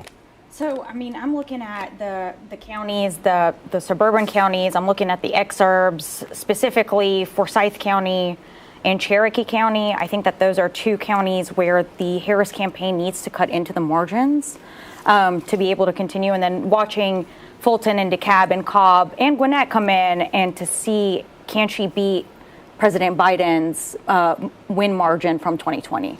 Mark, how about you? What's jumping out at this point? What are for the savvy political viewer right now, what should they be watching? A couple things that we're seeing. It's not just what percentage that Trump and Harris are getting, it's what is happening within the counties themselves. In other words, if the turnout is down and the elections were the percentages were the same as 2020, it could actually, depending on the county, be a disadvantage for one of the 2 candidates. So some of the counties in rural areas, for example, we're seeing some elevated turnout with Trump carrying the same percentage of the vote. So it's going to be a net add. For example, Brantley County down in southeast Georgia has 800 more people that cast their ballot in 2024. And he carried the same percentage of the vote, basically, as he did in 20. We're going to get back to that. Thank you all so much for joining us. We are just getting started. But first, we want to head out to our Jonathan Hargan.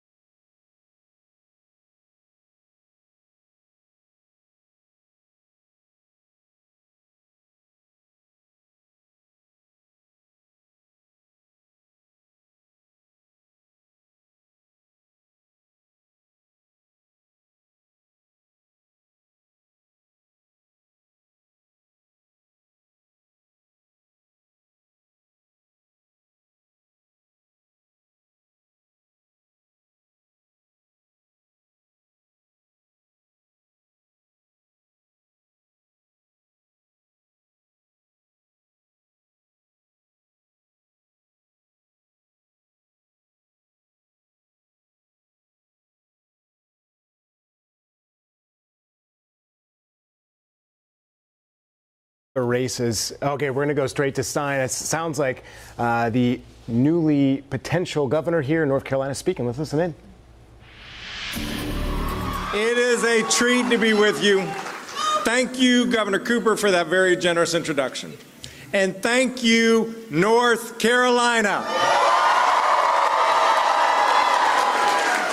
Tonight, the people of North Carolina resoundingly embraced a vision that's optimistic, forward-looking, and welcoming. A vision that's about creating opportunity for every North Carolinian. We chose hope over hate, competence over chaos, decency over division. That's who we are as North Carolinians. And I am so honored that you have elected me to be your next governor.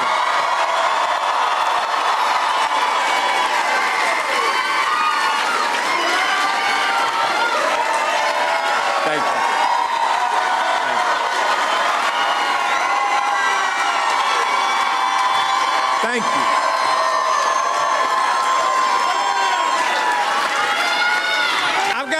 easy question, and I already know the answer, but I'm going to ask y'all anyway. Who here, like me, loves North Carolina? North Carolina is home. Home to remarkable natural beauty. Home to small businesses and Fortune 500 companies. Home to some of the finest universities and one of the best community college systems in the nation. And we are home to the best people.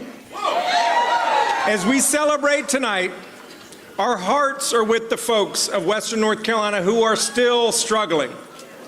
Hurricane Helene swept in devastation, destruction, and darkness. But the goodness of North Carolinians shone through. Neighbors helping neighbors, people dropping everything to lend a hand. And by the way, none of those folks cared whether the person they were helping was a Democrat, a Republican, or an independent. They just showed up because that's who we are as North Carolinians. And we will show up for the people of Western North Carolina to help them rebuild safer and stronger than ever before.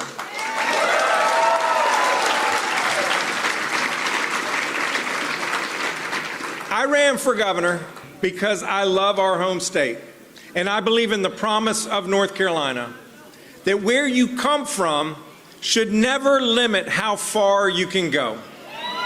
That our kids and grandkids should enjoy a better and brighter future than we've had.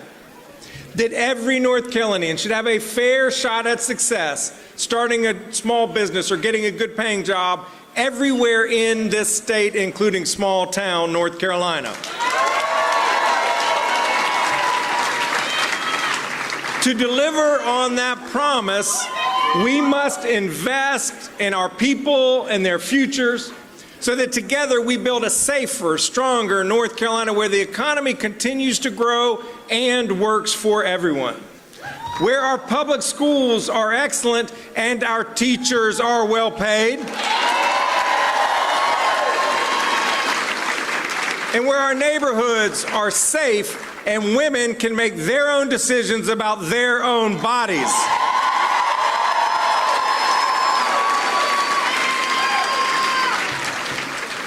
Just like rebuilding Western North Carolina, these issues, good jobs, strong public schools, safe neighborhoods, and personal freedoms are not partisan issues. They are North Carolina issues. We have big challenges ahead, but we have even bigger dreams to realize. We can cut taxes for workers so you keep more of your own money. We can pay teachers what they deserve and open up doors of opportunities for our children. We can expand career and technical education because you shouldn't have to go to college to provide for your own family. To build this brighter future, we must put aside our differences and work together. We must reject the politics of division, fear, and hate that keep us from finding common ground. We will go further when we go together, not as Democrats, not as Republicans, not as independents, but as North Carolinians.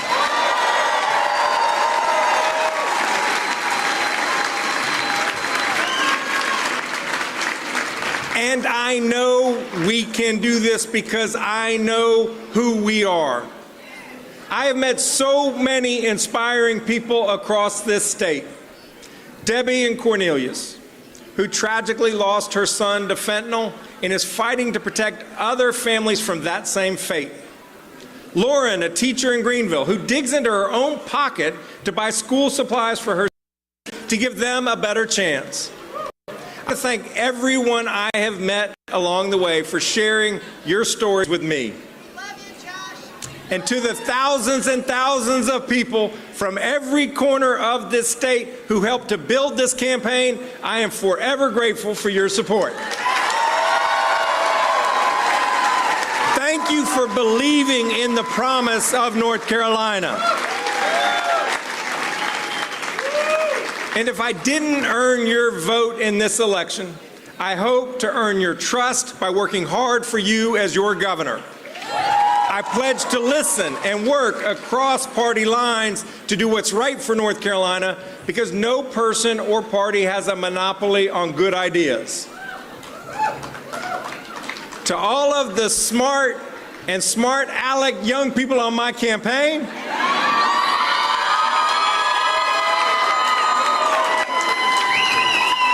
thank you for the long days and late nights. Thank you for the hard and high quality work. And thank you for the laughter along the way.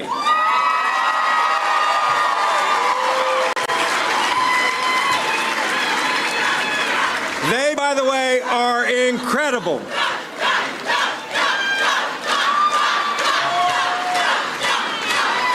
I also want to thank Governor Cooper. Let's give that man the hand that he deserves.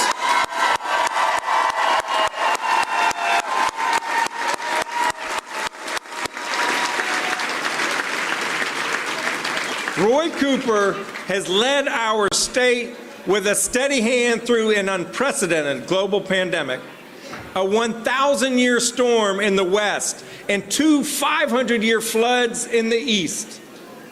He expanded Medicaid, strengthened our business climate, and fought for our public schools.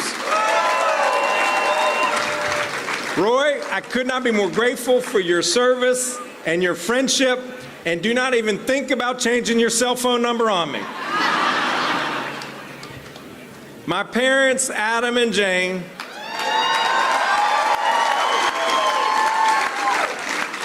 raised my brother Eric and my sister Gerda to try to do what is right just like they did.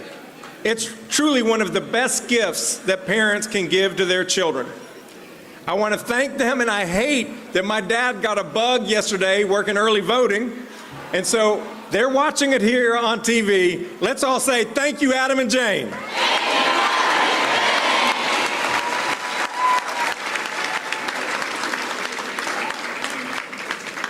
To my wife, Anna.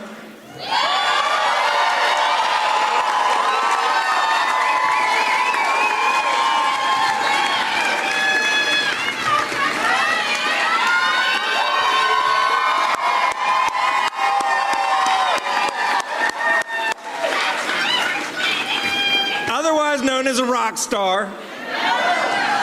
Thank you for being the glue that keeps our family together, for keeping me focused on the things that really matter, and for being you. She is going to be a remarkable First Lady.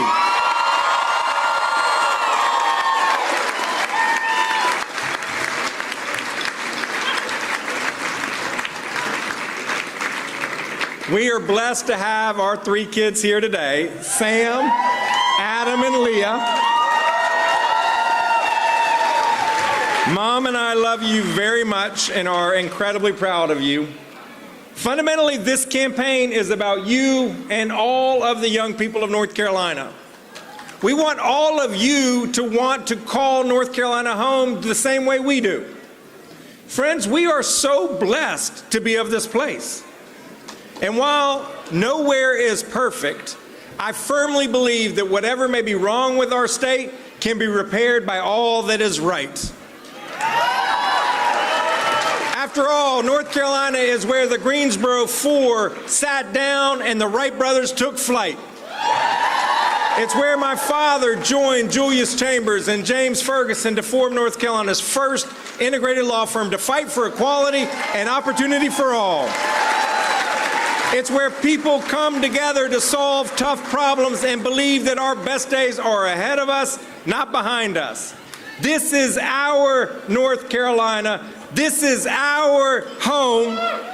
Tonight, let's celebrate this hard-fought victory, and tomorrow we will get back to work to building a North Carolina that is safer, stronger, and more prosperous for everyone. Thank you, and may God bless you, and may God bless the state of North Carolina. Thank you.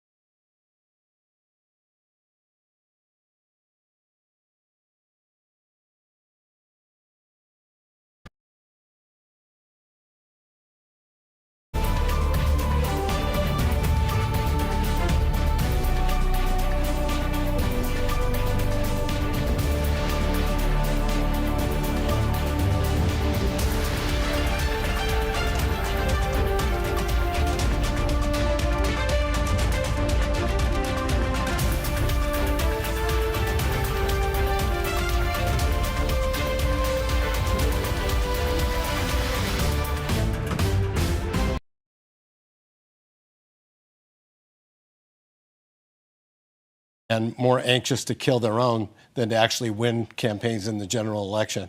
And given the fact that, 5 years ago, 6 years ago, the Republicans had 2 U.S. Senate seats. We had every statewide office, and now that's completely flipped.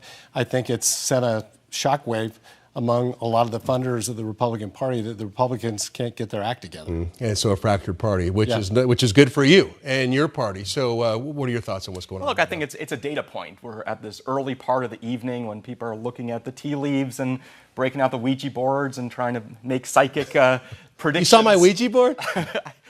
I saw you working on it. The voices have spoken. But look, this is one small data point, but it speaks to, I think, what Matt was alluding to, which is a state where we've seen the center, moderates, mainstream leaders, be they in the business community, be they voters, coming over to a Democratic Party that has been welcoming them at the same time that the Trump, Kerry Lake Republican Party has been showing them the door. Yeah, statewide for sure. Statewide, All right, so let's talk president if we can. Everybody's holding serve right now, right? So your thoughts so far. What do you see as the key for either one of these candidates, Matt, going forward? I think the key state, the one everybody should be watching, is Pennsylvania.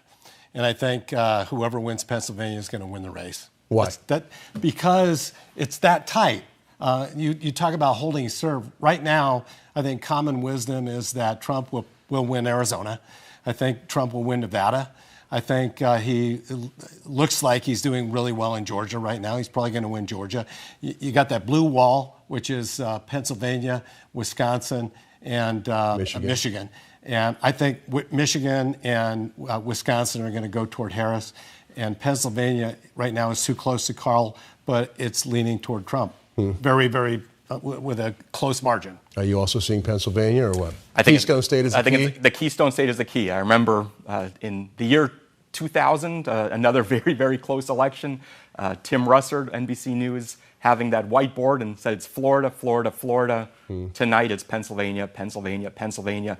There's other paths to victory for both candidates, but it becomes really hard for either one of them to win if the other candidate has won Pennsylvania. I still think that Harris has a real shot here in Arizona and some of these other states, but she almost certainly has to win Pennsylvania. All right, let's talk about our U.S. Senate race, which is getting a lot of attention. If you believe the polling, it looks like your candidate's doing pretty well. What are your thoughts going into this? I feel really good about where Ruben Gallego is tonight. I think he's run a smart campaign. I think his background, having served in the military, his story of coming up from nothing and working his way up in life has resonated with people across the board, even a lot of people who haven't been involved or been paying attention to politics.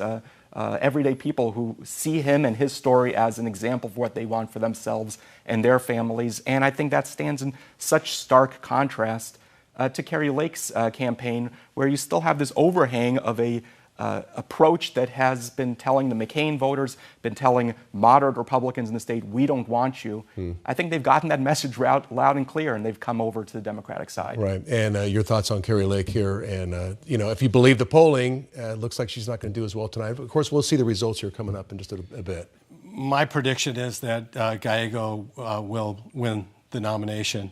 I served with Ruben Gallego, and I think the guy has done the most incredible reinvention of any candidate I've ever seen. Explain that. What I explain that is that he was probably one of the most progressive members, not just from Arizona, but from the entire country. He was the vice chair of the Progressive Caucus, which is the squad, AOC and that ilk. The fact is, he is not in any way, shape, or form a middle-of-the-road kind of a candidate, and he has done a flawless campaign. Let's talk state races, because everybody's talking.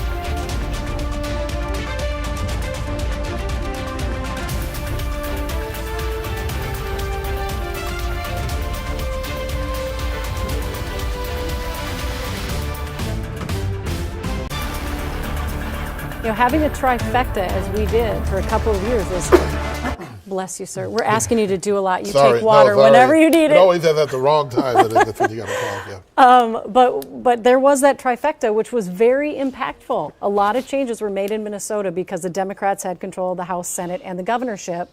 So this is a big deal for both parties if one of the House chambers flips. Well, and more often than not in Minnesota, we have divided government. So there was one other 2-year period during Mark Dayton's time when there was a DFL trifecta in 2011 and 2012. And other than that, all the way back into the Rudy Perpich era, we had split government. And so mostly Minnesotans, I think, appreciate divided government because it forces everybody to come to the table, sort things out, even when it's messy, even when you have near government shutdowns or you go over the end of session.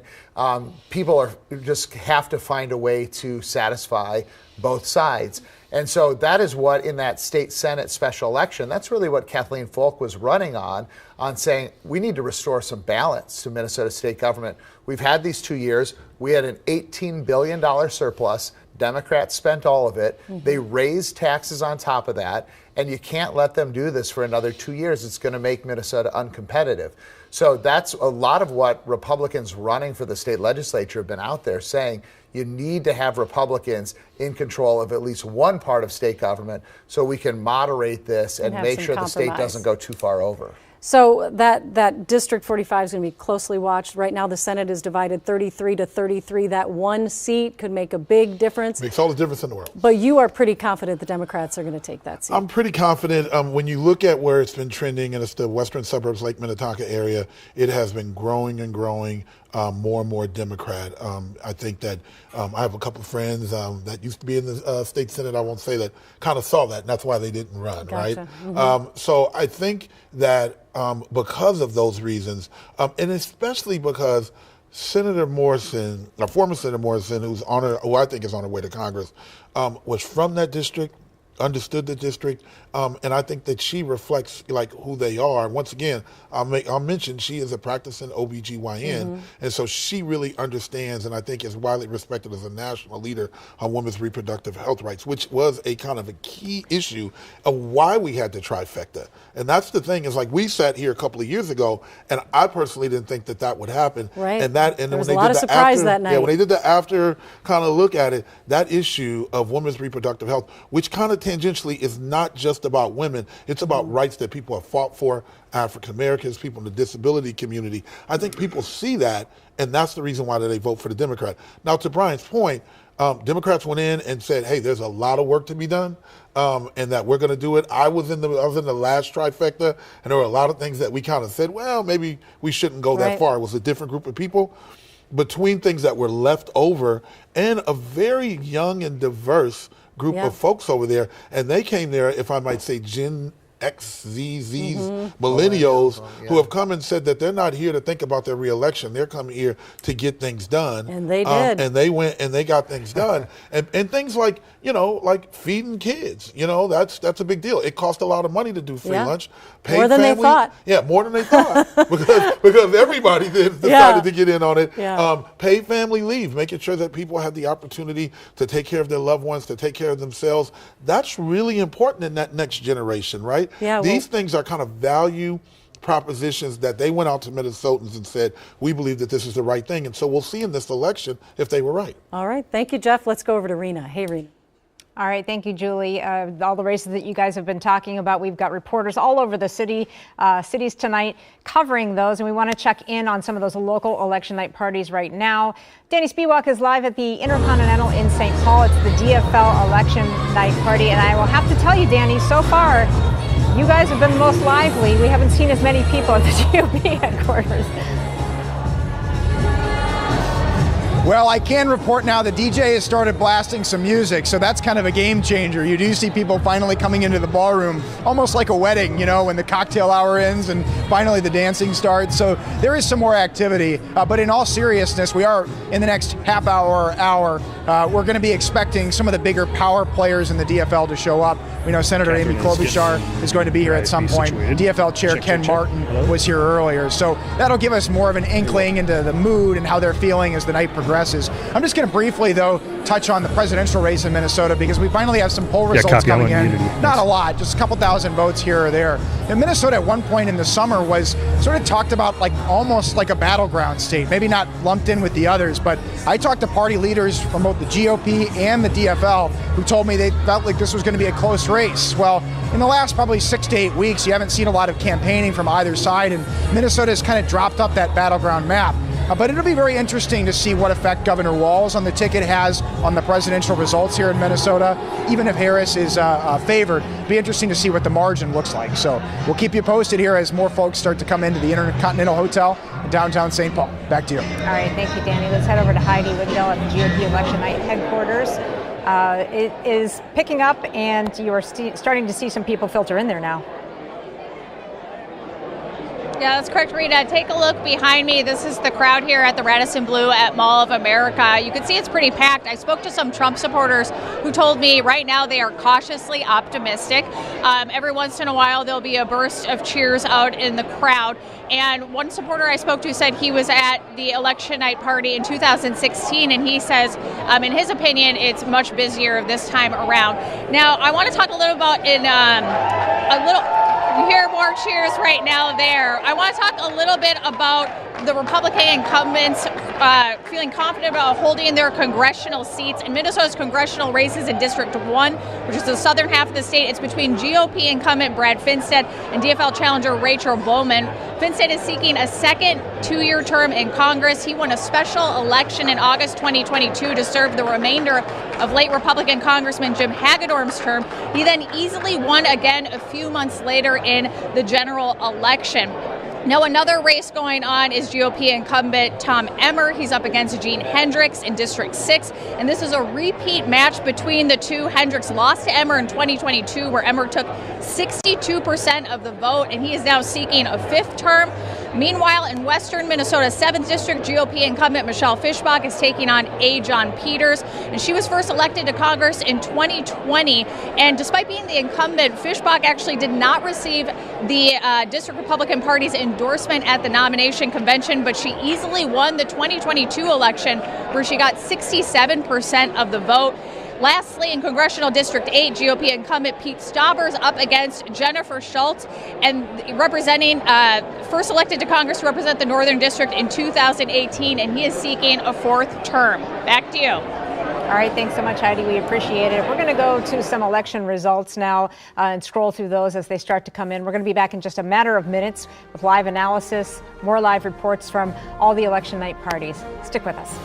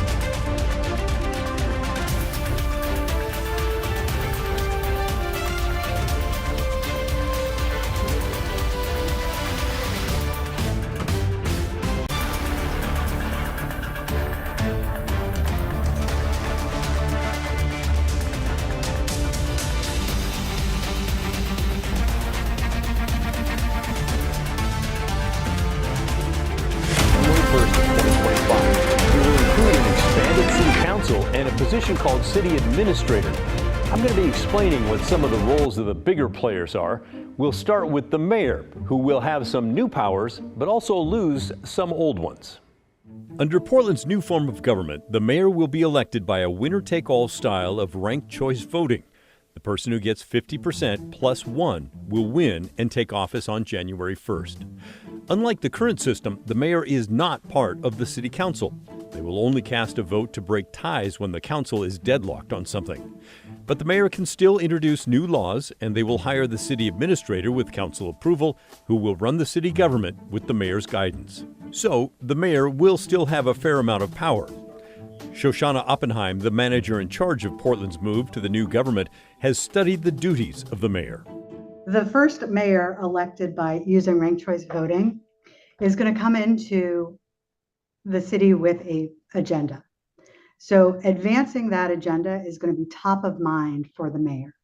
So whether or not that's an agenda that includes revitalizing the downtown, the economic future of the city, climate change, any of those initiatives, moving those initiatives both through the administration and advancing policy at the city council. Remember, the mayor, while not a member of city council, can introduce legislation through the city council process. So they have initiatives. They're going to be working with their colleagues to not only advance their own policies, but also to ensure that they have support for their first budget. So, yes, they will have a lot on their plate. The mayor will also hire the police chief and the city attorney, although the council has to approve both choices. The mayor can fire them as well. Other duties include drawing up a yearly budget for the city, along with a statement about the condition of the city and the goals of the administration, and laws that could help reach those goals. The mayor must also appear before the city council to deliver a yearly talk on the state of the city. Portland's current mayor, Ted Wheeler, is not running for re-election, but he says the next mayor will be weaker because they will not have veto power over new laws that the council passes. Oppenheim, who's helping steer the city to the new form of government, disagrees. But I think that what the Charter Commission did was really devise a system that really asks the elected officials and our city administrator to work together to address the policy priorities of Portlanders. So while they may not have a veto, that doesn't mean that they can't influence policy during the policy-making process. So as things are moving through committee, as things are being developed and advanced by either their council colleagues or by the organization, they have the opportunity to influence that policy and make sure that it's policy that is implementable and achievable and addressing the concerns of Portlanders. Next in the hierarchy is the city administrator. Now, they're going to be running the day-to-day operations of the city, and they're not doing it alone. They'll have deputies who will oversee groups of bureaus or offices within the city. Here's how that's going to work. Under Portland's new system of government, the city administrator will be large and in charge. They'll be appointed for an indefinite term by the mayor, and they must be confirmed by a vote of the city council. The mayor can also fire the administrator. The city council can also fire the administrator if a supermajority, 9 of the 12 council members, vote to toss the administrator out. So that might be an interesting political balancing act if the mayor wants the administrator to do something and the council wants them to not do it. But overall, they will, with their team of deputies, pull the levers that will make Portland city government work. They will execute the plans to reach the goals that the mayor and the council want for the city of Portland. Shoshana Oppenheim is the project manager in charge of the city's massive transition to this new form of government. She has studied the various roles. The city administrator has chartered responsibilities. So outlined in the charter are the role of the city administrator to manage the day-to-day operations, to support the mayor in their executive duties. But I think that based on what we were talking about earlier, the city administrator has to look both to city council and their policy priorities, to community constituents, as well as to the mayor to ensure that they're working and advancing the mayor's priorities. And I know Mike Jordan has told me that it will be a very difficult job. What do you think? Oh, absolutely, guaranteed. It's a very challenging job. The administrator's job is a massive one. They're the boss to most of the people working in the city. They'll be in charge of the assistant city administrator, who will oversee communications, community and civic life, council operations, Office of Government Relations, and Portland Solutions. And on top of that, the administrator will also be in charge of 6 deputy city administrators, who will oversee a total of 33 city offices and bureaus with a combined total of thousands of city workers. Portland's new charter, that's basically the rules of how the government works, gives the administrator the power to hire and fire bureau directors and pretty much every other employee in the city. They will also control and administer the financial affairs of the city, including preparing an annual budget with the help of the budget director. Mike Jordan is Portland's interim city administrator. Mayor Ted Wheeler has turned over nearly all the city bureaus to Jordan and his team of deputy city administrators. Jordan has said that in January, when the new government takes effect, he will not be Portland's permanent city administrator, but he wouldn't mind staying on for a year to help the new administrator, whomever that might be. And then there's the city council. Under this new form of government, they're not going to run anything. They'll be more like a legislative body setting policy. Now, in the past, they did run specific bureaus, and that was a big problem because it allowed them to create silos. They didn't really have to cooperate with each other, and so some parts of the city bureaucracy didn't really function very well with the others. But under this new system, that's all gone. Under Portland's new charter approved by voters, the new city council will be more hands-off than before and focused on helping people in their districts and setting city policy. They'll act sort of like a legislative body. Tate White is a strategic projects manager with the city of Portland who has studied the new role. Council will be focused on being a legislative body, making high-level policy and laws, and then they'll have a lot more time to connect with the community. And they'll be representing districts across the city. So we'll have East Portland, for example, better represented than they've ever been on council. So they're going to be really busy. Besides helping people in their home districts, they will pick a president who will run city council meetings and decide which topics or bills will be discussed and when they'll be brought up. Council meetings will be held on the first Wednesday of the month at 9:30 in the morning and the third Wednesday starting at 6 p.m. The council can change those days and times, of course. During council meetings, they will hear from members of the public, as they do now, from 5 people at each meeting. The public will get 3 minutes each, and they'll have to send a written request to the auditor stating their name and what they want to talk about before they get on the agenda. Each person can only speak at a council meeting once a month. The council can also set up committees to learn about topics and craft policy and laws that they think are important. By the way, the council meetings will be held at the current Portland City Hall. There are extra workspaces being built now for the 8 additional councilors who will join City Hall. It's unclear whether they will also get additional offices in their geographic districts. The city council itself will decide that once they're all elected. Those who are helping prepare the city for the new form of government expect the new city councilors will spend a big part of their time out in the city with the people they represent. Shoshana Oppenheim is leading the city's transition to this new form of government. The role of the new council that's coming in and joining us in January is to represent their districts, and the constituents within their districts. So we expect them to be elevating community priorities through the committee structure and policy development work that they'll be leading, but also constituent services that they'll be managing on the day-to-day. So there you have it. Pretty interesting, huh? It all starts on January 1st. And the election for the mayor and the city council, that's going to happen with ranked choice voting. We'll explain that with additional videos here on KGW+.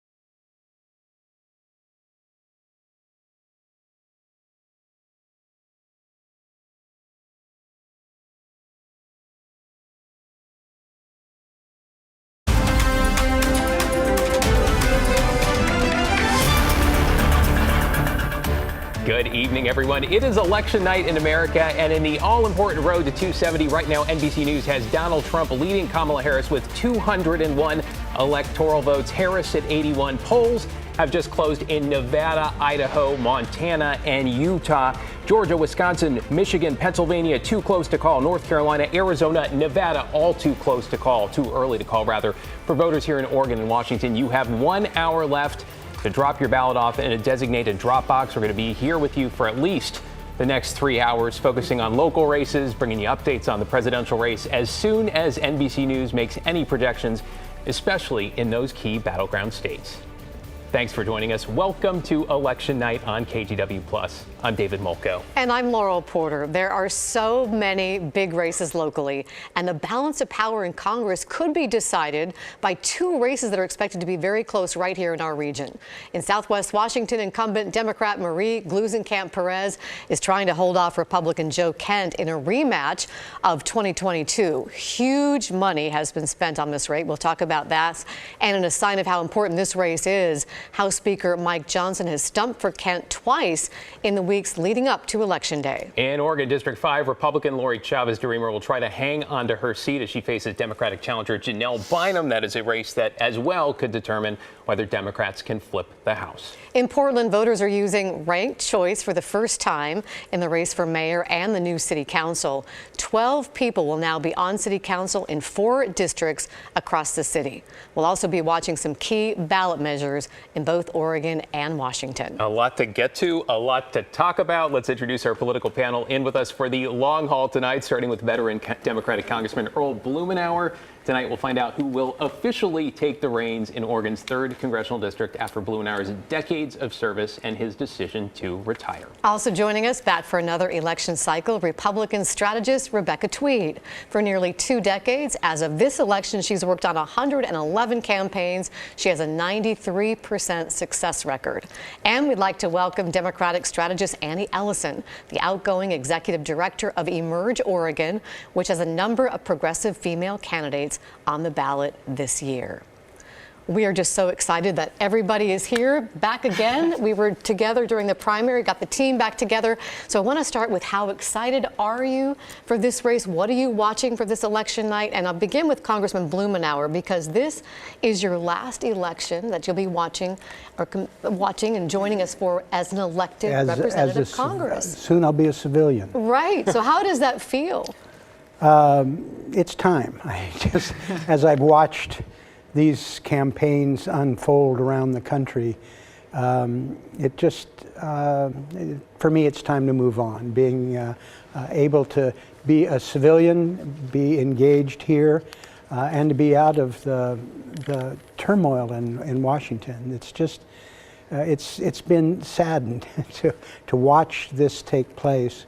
There's some great people who are coming forward. There are hard-fought races that we'll be talking about. But I think the feeling for many people is just one of exhaustion. Hundreds of millions of dollars of largely negative advertising with very little content. And I think people basically are tired of it. Especially when we talk about Oregon's 5th district and Washington's 3rd as well. Rebecca, to bring you in here, what's the mood for you? What are you looking at tonight? It's very similar. I mean, every time somebody's asked me, I'm exhausted, but that it comes from an energy of campaigning so hard for so long, and I think candidates have been doing that across the country, and that's a reflection really of just how big this election is, how much people want to get involved and be elected, and how passionate they are.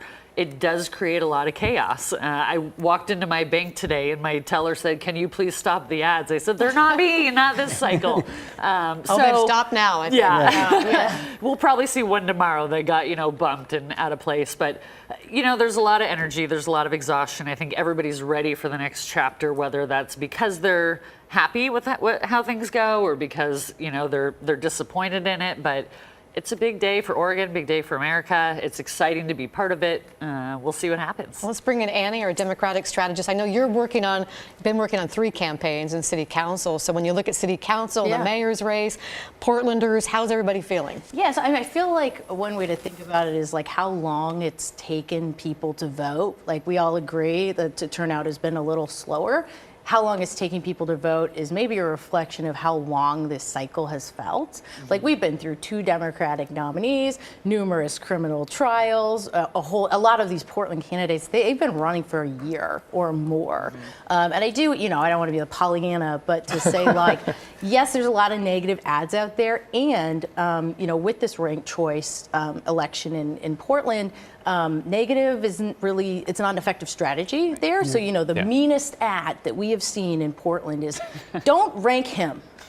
Right? So it's like, it's kind of a no election, right? It's like, don't vote for the orange man, don't rank that man, don't vote for this tax. But it's like, so I think it's felt like a long election, and it's taking people a while to get it done. But I think that's a very important point.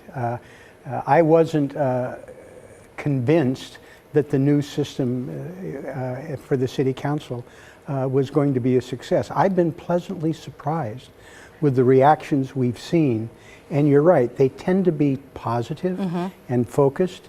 And the outpouring of interest really is encouraging. Now, we'll see where it leads, but I think it's a very encouraging start. Well, Andy, we talked about the climate is so different running for city council. I think we have a few photos, if we can bring them up, that it's been a little bit more congenial and people are working together, because if you don't get the first place ranking, maybe you want the second place ranking. Yeah, that we were always, Rebecca and I came up in a time/world where it was like, there's no second place. There's These first, are the Halloween there's costumes first from loser. some candidates. Ryan. Second place is the first loser. Yeah, you've got an incumbent city councilor dressed like I don't know what he is. A turtle. Yeah. He said he's just trying to be normal, right? Yeah. And you see two campaigning together, right? Yeah, so Tiffany Koyama Lane and Angelita Murillo, they're running for the same seat. You don't typically see political opponents being like, hey, let's coordinate our Halloween costumes. Let's make it about democracy. There's Loretta Smith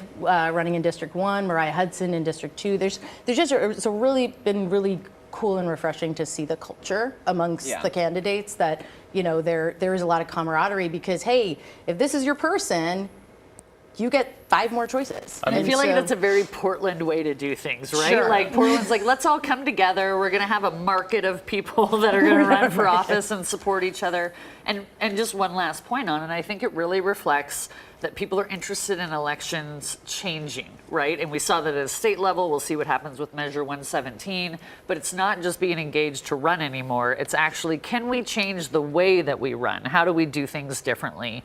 So Portland is, very unique, but I think that's what it's reflecting, really, is we got to do something different here. Well, speaking of change, 2 elections pamphlets, one for the state, one for the county will do it. I think candidate numbers, what are we talking about? 19 for mayor, 98 for city council, elected using ranked choice voting. Look, we're about 45 minutes away from the first results.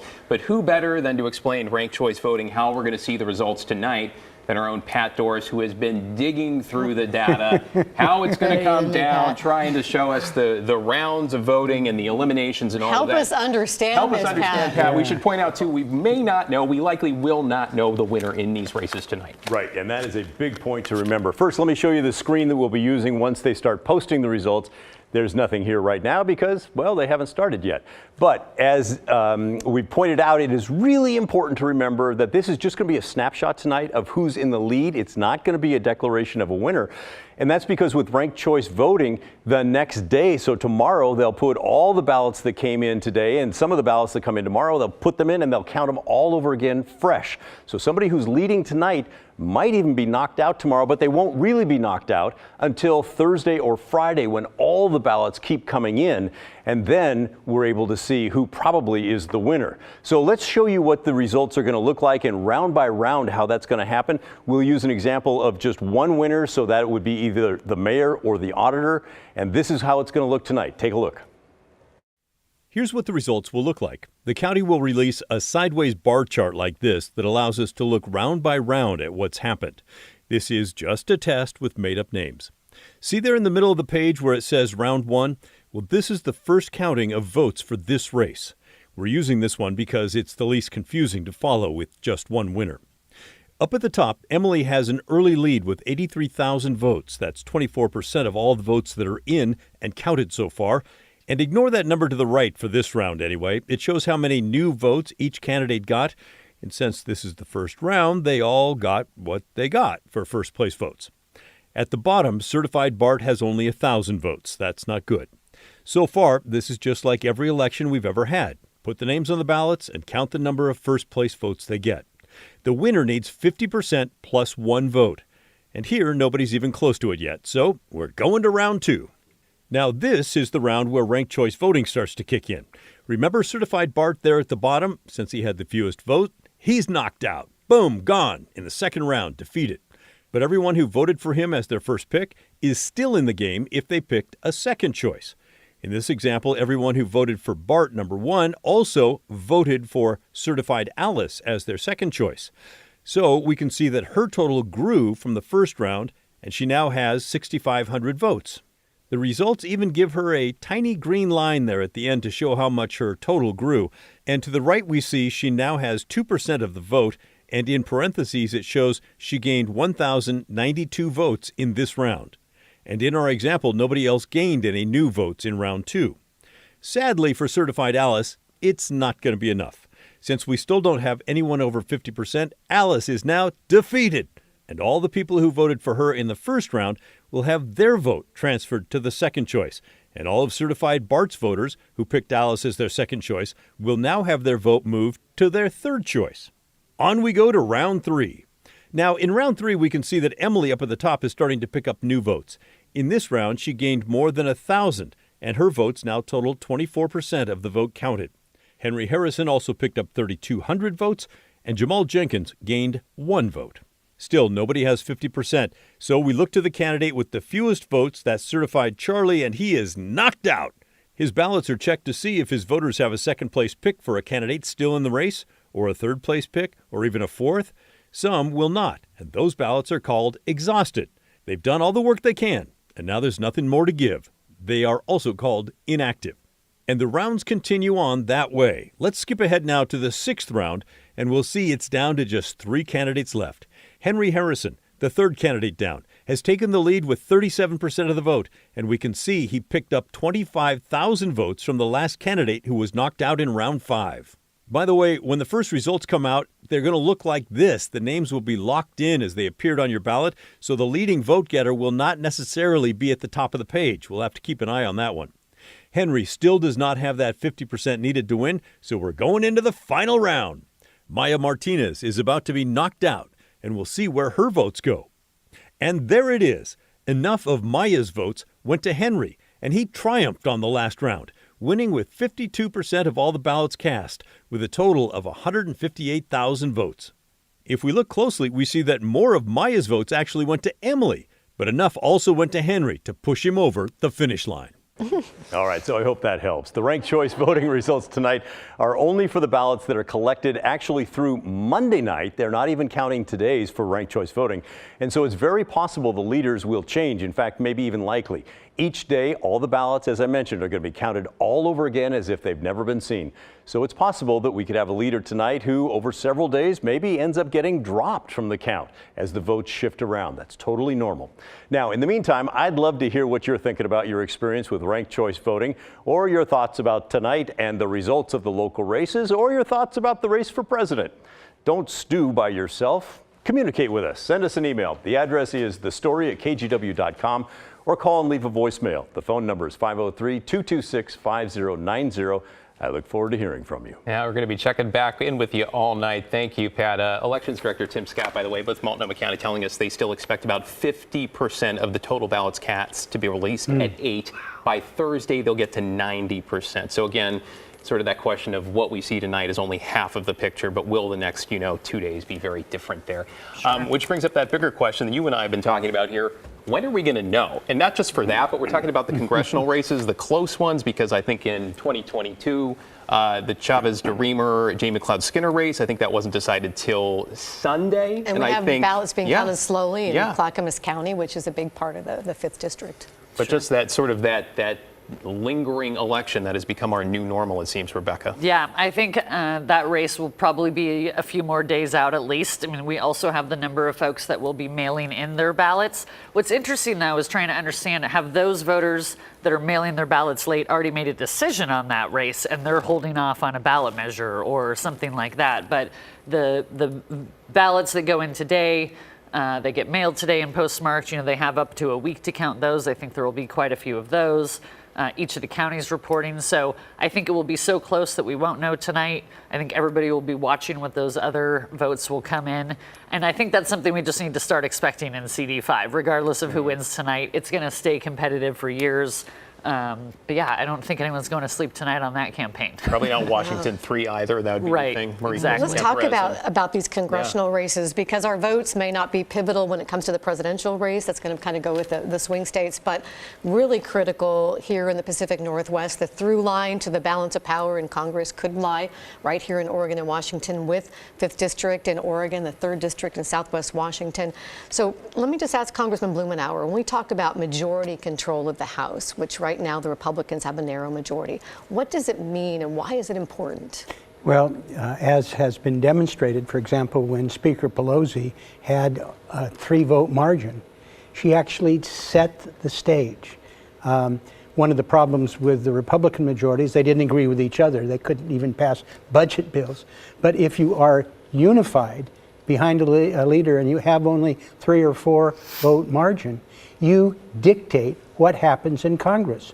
You're not tied in knots as you are in the Senate, where you have to have a 60-vote threshold. In the House, majority rules. And if you have a leader and a majority that is unified, you set the tone for the entire Congress. And this balance in the House is a knife edge. We're talking 3 or 4 votes. And what happens in the Pacific Northwest, and I take both Southwest Washington, the race for the 5th Congressional District in Oregon, Alaska. These handful of votes might well determine who controls the House, and if they have their hands they have their act together, they really will set the agenda in Washington, D.C. So the Pacific Northwest is critical, and you've seen that with some of the leadership that have shown up to campaign on behalf of some of these candidates. We saw House Speaker Johnson here twice campaigning for Joe Kent, who has the endorsement of President Trump in the last 2 elections. What do you make of that race? Because Marie Gluesenkamp-Perez is a Democrat with you in the House, but she has positioned herself as a centrist, a rural centrist. She's the co-chair of the Blue Dog Coalition, and she has not endorsed Vice President Harris. She won't say who she voted for. I mean, she's in a tough spot. Well, but she's a very independent person. She's very smart and has, I think, done a superb job of positioning herself for that unique district that she represents. I mean, she and her husband built their own home in Skamania County. They have a small business in terms of auto repair. It's sort of a unique set of circumstances, and she is a unique member. She's smart, she's respected, but it is her own agenda, and candidly, that may be the hallmark for her success going forward. Annie, I just wonder, when we're talking about that race with Marie Gluesenkamp-Perez, because I remember Laurel asked her on Straight Talk, he said, are you going to endorse Kamala Harris? And she said, no. Or are you voting for Trump? I'm not voting for Trump, but she would not say who she's voting for. So I just wonder, from your perspective, locally speaking, how big does the presidential race play into the down ballot races? Are people still voting straight tickets, or is it much more complicated than it's ever been? So, I mean, I think that is a district that Trump won by 4.5 points, right? That's just math and numbers and the DNA of that district. Compare that to Oregon 5. That's why I think we're feeling pretty excited about Janelle Bynum tonight, because Biden won that district by 9. In 2020, yeah. I think we're feeling a lot of energy in the 5th. As far as the presidential, I mean, when Trump is on the ballot, people are excited to vote, either against the orange man, or for the orange man, okay? Right. Like, But Trump does a thing to the electorate, right? Fires up the electorate. And you could argue, Trump was on the ballot in 20. His first midterm was 2018. Trump was kind of on the ballot, right? Like with that first midterm. So, Trump's on the ballot. There's going to be a lot of energy. We don't know. We can't see inside who splits their ticket or not. But my in-laws live up there in Camas, and they're very, my stepfather-in-law, calls himself a Republicrat. So it's like it's my term. He Is stole it? that from me. Oh, well, I was going to launch that tonight, but pay your dues. But no, if she's not saying who she's voting for, Trump is clearly a factor. Which Trump won the district. Yeah, by 4 points. By 4.5 points. Yeah. Well, Rebecca, you've talked about talking about voting down the ballot, that for the first time you've really seen Republicans more segmented. What do you mean by that? Just I would agree with that, and obviously because I said it before, but I think many Republicans are making different decisions about how they vote this cycle. And I actually don't know, or wouldn't say it's driven by Trump necessarily. I think it's driven by local issues. And then what I'm seeing is that Trump's driving a bunch of energy for like that really base Republican. But folks that have changed their mind over the last couple of years are making decisions down their ballot first and then going back to the presidential race. But most Republicans that I've spoken to, and actually most Oregonians that I've polled or that we've polled, they're kind of back and forth on certain issues. Voters you thought would be a yes are now a no. Republicans that supported Trump in 2016 or 2020 might not be that way right now, but maybe not go as far as voting for Harris. It's hard to know, and really the presidential campaign's kind of been more compacted than the last time where people are going, but the spectrum is a lot larger. Congressman Blumenauer mentioned that, right? Republicans can't agree in Congress, and sometimes that happens in Oregon too. Hey, I just want to check in before we continue on the presidential race here and check in on the Electoral College map and see how we're going. My understanding, Donald Trump with 207, Kamala Harris 91. Too close to call right now. Georgia, Michigan, Wisconsin, Pennsylvania. Too early to call, according to NBC News. North Carolina, Arizona, Nevada, and Virginia. So that's the 7 battlegrounds plus Virginia, either too early or too close to call. Let's bring in John Adams now at Republican headquarters, election headquarters in Aurora at a golf club there. It's actually on the Clackamas County sign of the Marion line there.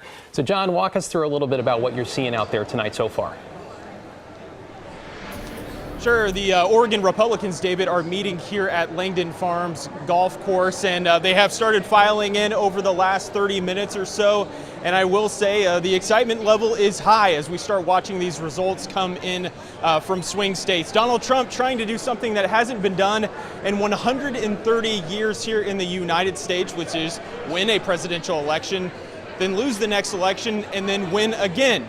Grover Cleveland did that all the way back in the 1890s. But whether that will happen or not remains to be seen as we watch some of these vote totals come in. And we've talked to a lot of people who have seen us with the data coming in on our laptops, and people have been asking, how's North Carolina looking? How is Georgia looking? Pennsylvania, some of the other Rust Belt states. And, right now, as you guys know, it's too early to call on any of those states right now. Georgia, about 80% of the vote in. North Carolina, a little more than 70% of the vote in. Donald Trump up in both of those states, which has given people here optimism, but we still have a long way to go.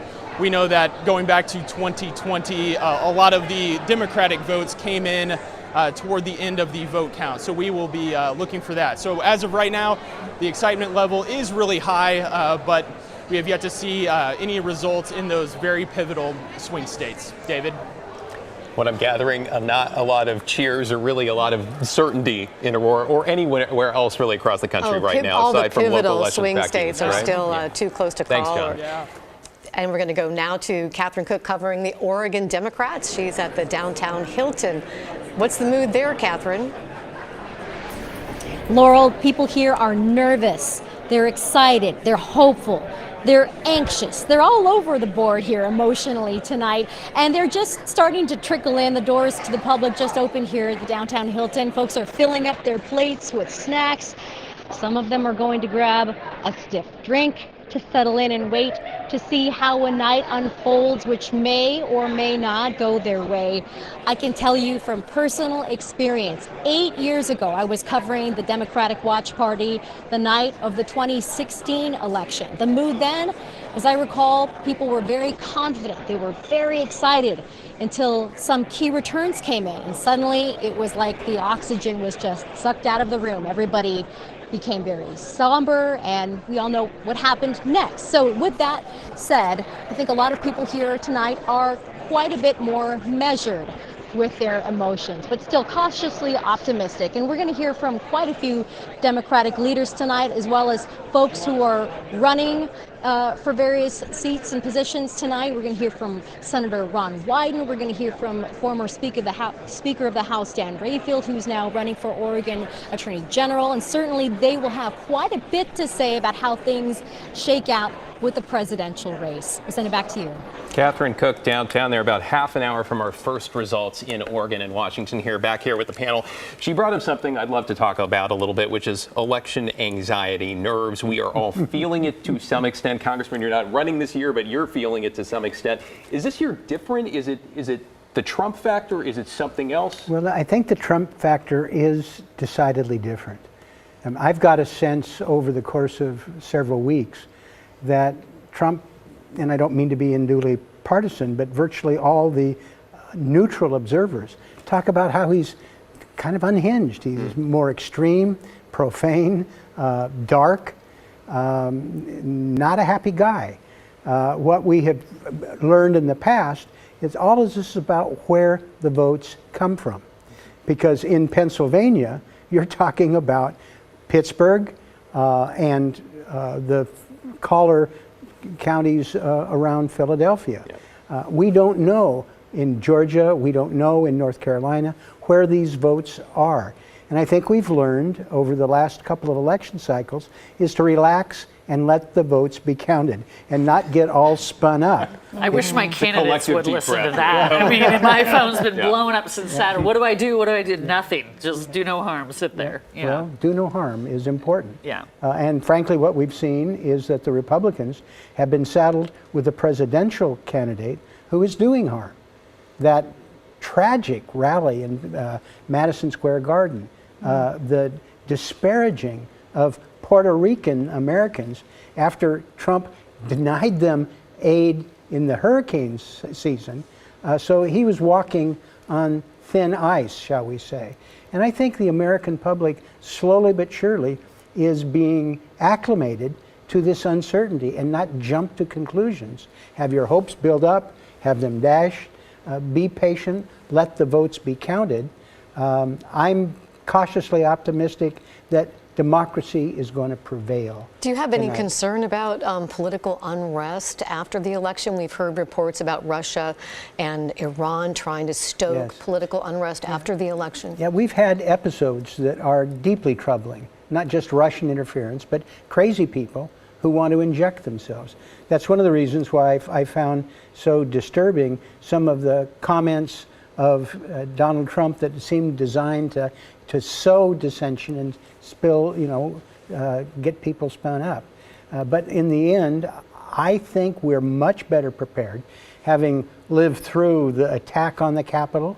We're not going to be caught dead, I shouldn't use that, caught short-handed this time. I do think the public is more sophisticated about the timing. And we're going to be learning a lot here in Oregon with this new ballot system for the city council. So I think patience is the watchword, and it's going to be fascinating to watch this evening unfold. We're going to be on the knife's edge for the next several hours, and frankly, maybe days. For the next several days. That's when you look at a geographic map, Washington and Oregon are safely blue when it comes to presidential races. Washington and Oregon haven't voted for a Republican president since 1984. But Andrea Salinas, the representative from District 6, told NPR that it's not the case when you look down the ballot, that we're much more purple. Yeah. Would you both agree with that? Absolutely. I mean, I think there are areas even in the metro area and Mid-Willamette Valley that tend to be seen as the bluer areas. Voters aren't necessarily following that the way they did when I first started running for office. You could just kind of pick or started running campaigns, I should say. You could just kind of pick where certain messaging was going to work, which voters were working. But issues have really changed for people. Oregonians have moved around the state for different reasons and are voting differently. I vote differently than I did 4 years ago, 8 years ago. And I think, to take it to this election for just a second, I think people feel like it's a very critical election. It feels heavier than 2020 at the presidential level and all the way down. I mean, Oregon has to have probably the largest ballot in the country, I would imagine. Yeah. And we give our voters a lot of responsibility. And it just, I have people that work for me that are 22. They were 14 the first time President Trump ran. How has their life changed? What does that look like? But generally speaking, if you look at a map of Oregon or you work in other areas of Oregon, it's much more conservative or it's much more balanced than what Oregon kind of gets the reputation for. And even though Portland City Council is nonpartisan, the Republican Party actually endorsed some of the candidates. Why? Sure. Why is that? Well, there are a few Republicans that live in Portland. I don't know them, but I'm sure they exist. I think part of it is to just make sure that there's a voice out there, right? And we've been, as Republican consultants and strategists, encouraging the party to step up here and there and actually get involved in having a message. Now, there are always times where there's some gameplay. You get an endorsement to throw off the vote, but I also think that it's time for, and when you have almost 100 candidates running for city council, some of them have messages that I think Portland conservatives or Portland Republicans support, and they need to. And even if there aren't, conservatives in the nonpartisan races, those folks still need to vote for somebody. So it's all part of messaging. And I think really trying to bring Portland to a place where, hey, let's try to have a little bit of consensus. There are other people that want to get involved and want to vote.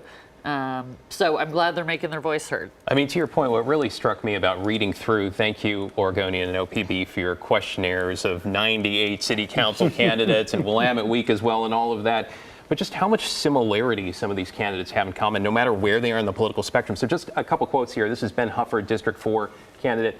Quote, "To fix any of our problems, we need to stop electing politicians who just want to be something and start electing people who want to do something."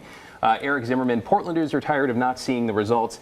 Steph Routh, District 1, that's east of I-205 candidate. Pretty blunt. Here's what she says. "We need to fix the damn roads." That is a Gretchen Whitmer. I was going to say, she wrote a book about that, didn't she? Yeah. Well, we should say, Annie, that you helped get her elected, right? Yeah, 2018. Gretchen Mach 1. But I think it's this sort of coming together that at least let's take the national, let's lift that up and move it aside for just a second as I look at the Pennsylvania numbers here. But just on the county level and on the local level, the sentiment, at least my read on it, and you see polls as well, is that people are feeling a little more optimistic than they were, let's say, 2 years or 4 years ago about the future of Portland, about the leaders that we have, about the options we have with this new form of government. I wonder if that's your read too, or are we back in that sort of negative spiral, wrong track? I will say, driving to the station today, I was driving through downtown and it's like boarded up. I think a little bit preemptively boarded up. And I just remember thinking, man, I didn't notice that all the plywood was gone. I didn't notice how much better it felt and how much better it was going till I saw it back up. So hopefully it comes back down very quickly. I think it comes back down quickly with very little broken glass. I know that everybody is unified in saying, hey, everybody, free speech is amazing. Let's keep it, let's keep the glass intact, right? But I mean, downtown is making a fragile recovery. I think we're on an upswing. But I think, voters want to see results for their money, that they've said, let's fix homelessness. Here's my money. And we're waiting, right? And so I think it's not as much of a let's throw everybody out of office type of election, but I do think it is kind of a no election. Well, I also think, to be honest, I have yet to see in at least the last 20 years a poll that has Portland or Oregon on the right track at a higher level than the wrong track. What's challenging is then you hear from people, we stop calling them just voters, they're humans like us, probably better ones. But you hear that they are unhappy with something. Chair Vega Peterson's polling number was 11% a couple weeks ago. Her approval rating, 11%. Right. But we see that, and then voters don't always work that way. In 2016, everybody thought President former President Trump would lose because his unfavorable number was 69%, but they didn't account for the fact that it was an anti-Hillary yes vote, anti-Hillary Clinton vote. So often what is the struggle is you say that you want change, you say you want something different, you're unhappy, but when things get overwhelming and our lives are busier than looking at voters' pamphlet statements for 6 months, people will tend to vote where they're safe and vote where they're close. And so that could be a party in a nonpartisan race. It could be somebody that their friend knows. I mean, some of those decisions don't always reflect what we hear in the polls, but we have to try to drive, from that messaging. I hope people are more optimistic. I know that in the non-Portland region, Eastern Oregon, Southern Oregon, people feel like they might be getting more of a voice. That's what I've found working there. We'll see what happens. I was reading an article, a Politico article, Congressman Blumenauer, you were interviewed in, and you said you've spent 54 years of your career trying to make Portland the most livable city in the country, if not the world, and you told Politico nobody would say that now about Portland. How would you describe Portland now? Well, I mean, since that interview, I think we've made some remarkable progress. I am very impressed with the governor engaging with the task force in downtown. I had a chance to participate on that, and she's made major investments of her time and energy. We've watched people in local government seem to put some of the crankiness aside and working cooperatively moving forward. Part of it is a different political atmosphere, and part of it is just recovering from the pandemic. I don't think we've adequately assessed the impact of the pandemic on everything from shopping patterns to traffic safety. But we've turned the corner on that, and it's making a difference. I'm quite encouraged about where we are and feel good about moving forward. And I understand in your retirement, you're planning to really focus on helping with that recovery. Tell us about that. Well, as you know, and you see me in the park, I'm home every week, but I haven't really had a chance to get deeply engaged in the way that I have in the past. And I'm looking forward to not being on airplanes 14 hours a week and caught up in the congressional nonsense. Be able to be here working with people. I've accepted a position on a part-time basis with the Institute for Metropolitan Studies at Portland State, which has been around for a while, but I think is positioned to help facilitate some of this. And there are a number of people who are involved with really exciting projects. So starting in 58 days, I'm a civilian, and I will be able, on an ongoing basis, to be engaged with people. It's really exciting watching what is happening. And I'm encouraged that we've turned the corner, and I think I'm seeing it. I just had a conference call earlier today with somebody who wants us to be involved with an institute in New York City, helping with some of their transportation problems, modeled on the Oregon experience. I mean, it is stunning to me watching, for example, what's happened in Detroit. Detroit lost 60% of their population. They were bankrupt. I served with a guy in Congress who got frog marched off to federal prison for corruption. And Detroit brought people together and focused on things, making dramatic progress, and including modeling some of the experience in Oregon, like their light rail program. So I think we've got things here that we can zero in on, and I'm looking forward to playing a small part in moving it forward. What has to happen? I appreciate the sense of optimism here. What has to happen then? Maybe Rebecca, you can chime in, or Annie here. What has to happen on the county level or the city level with this election? I know new form of government, and then we also have 2 seats up for grabs on the county commission here. What has to happen in order for that optimism that the congressman is talking about to transfer into real action, in your view? I mean, we're a city of neighborhoods, right? And I think there is a lot of excitement among voters that they get to vote for somebody from their neighborhood, right? Somebody from, for example, East Portland, right? Like there's been, I think, 2 ever. You were on the city commission, right, for years, Congressman. Representatives from East Portland, right? They're gonna have 3. Like, City Hall has to listen to 3 people who live east of the 205. For the first time in For the 100 years. first time, yeah, for the first time ever. And I think that's giving people a lot of optimism, right? Like, how many miles of unpaved roads are going to finally get attention? How many streets that you got to push a stroller through a bunch of gravel? There's no sidewalk. How many?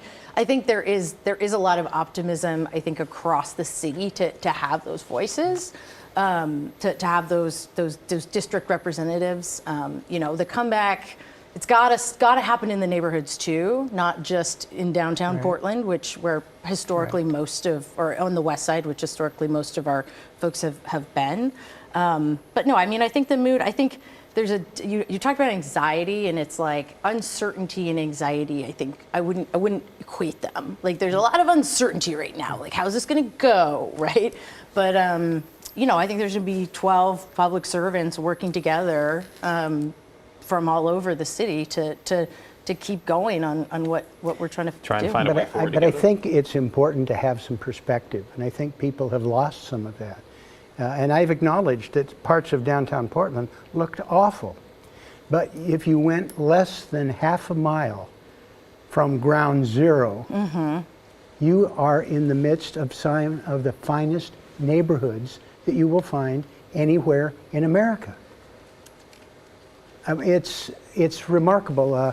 Laurel, in our neighborhood, they had a 100th anniversary of Grant High School, and they had a theater production that brought people from all over the country in this celebration of the strength of that neighborhood. And I think focusing on those things will help us, not to be Pollyannish, but we need to have perspective. And in an internet age, Wikipedia, people lose that perspective. Well, Hey guys, I just got to jump in here for a little second here. We're going to speak in a quick break and have some election headlines right on the other side for you. Stay with us. Hold that. Hold it. Sorry, we have these.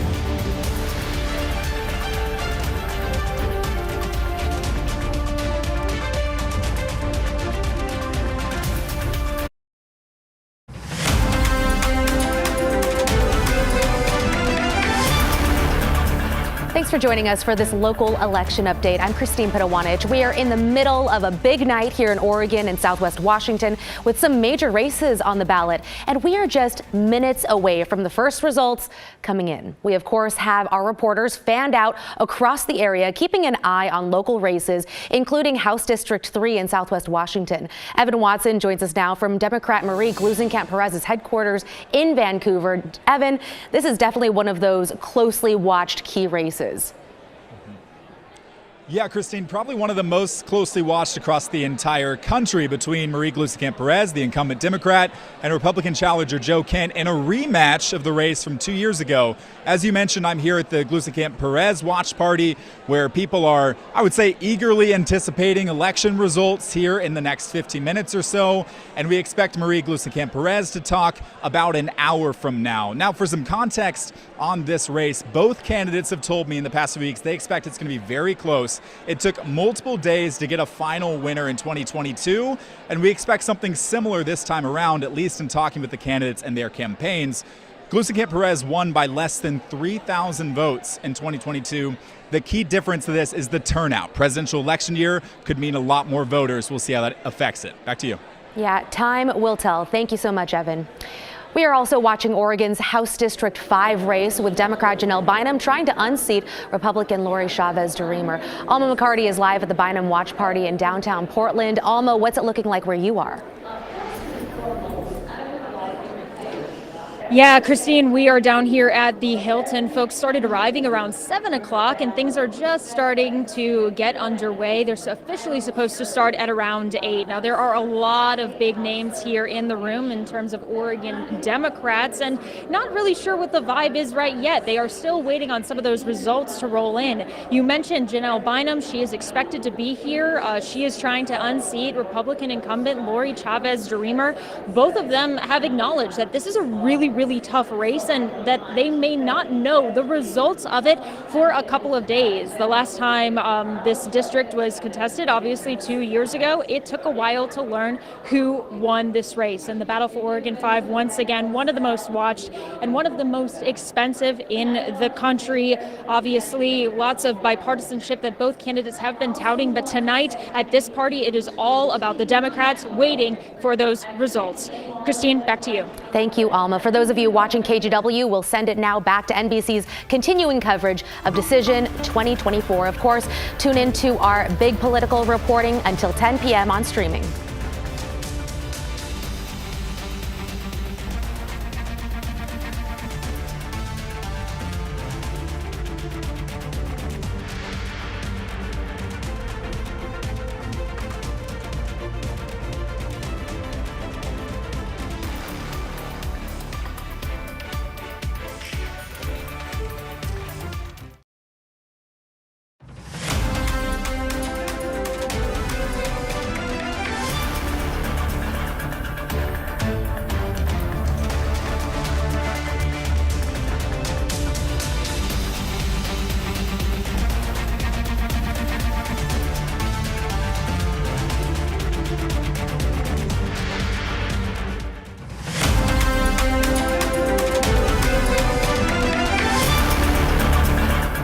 Welcome back to Election Night coverage here on KGW Plus. David Molko along with Laurel Porter. You're looking at the Electoral College there, 210-91. Donald Trump in the lead over Kamala Harris. But here is the thing as we look at the map here. Georgia, Wisconsin, Michigan, Pennsylvania, all too close to call, too early to call. North Carolina, Arizona, Nevada, which means we're in it for a long night. Welcome back, everybody. We haven't even seen any local results in Oregon and Washington. Those are about 7 or 8 minutes away. It's going to be an exciting night here with Congressman Earl Blumenauer and Rebecca Tweed and Annie Ellison, our political strategist. And we were talking earlier about East County and how this new city council with 12 council members is going to give East County a voice for the first time in the history of the city. So we want to check in with our Blair Best, who is covering the city council races for us in East Portland. Yeah, that's right. This is a historic night for Portland, especially for East Portland. This is the first time in 100 years that 3 people living in East Portland will be sitting on city council. That's a big deal for people living here who say that their neighborhoods have been neglected for decades. Now you can probably hear the music behind me. Take a look. This is District 1's watch party. They are definitely having their moment tonight. There are families here, a DJ, people are drinking, hanging out. We're at an event space on Southeast 82nd Avenue, and that location is noteworthy, and that many here call 82nd the heart of East Portland. Now, we've been talking with people who came out tonight. Take a listen. Well, East Portland has a long history of being compromised away or being forgotten or being put on the back burner. Our infrastructure doesn't get worked on, our streets don't get taken care of, our problems don't get fixed. So having 3 people on council in January when they've only ever been 2 in the 100+ years of Portland can mean a lot of big things for East Portland. All right, now I've talked with many of the candidates running here in East Portland. There are 16 of them, and we talked with several of the top candidates. They bring a wide range of backgrounds to this race. There are single parents, there are small business owners, climate activists, you name it, really. And one thing I will add is that the support that they all have for each other. I mean, there's a reason they're holding a joint election watch party tonight. You can really feel the friendship in the air, and it's something you don't often see in politics. It feels very Portland. Back to you. Yeah, Blair Best in Southeast Portland. Feels very Portland indeed when you have 98 candidates on the city council ballots, as we talked about. Thank you, Blair. Talking about issues, though, because we talk about abortion potentially as a litmus test, Trump as a litmus test, whether candidates endorse or don't endorse.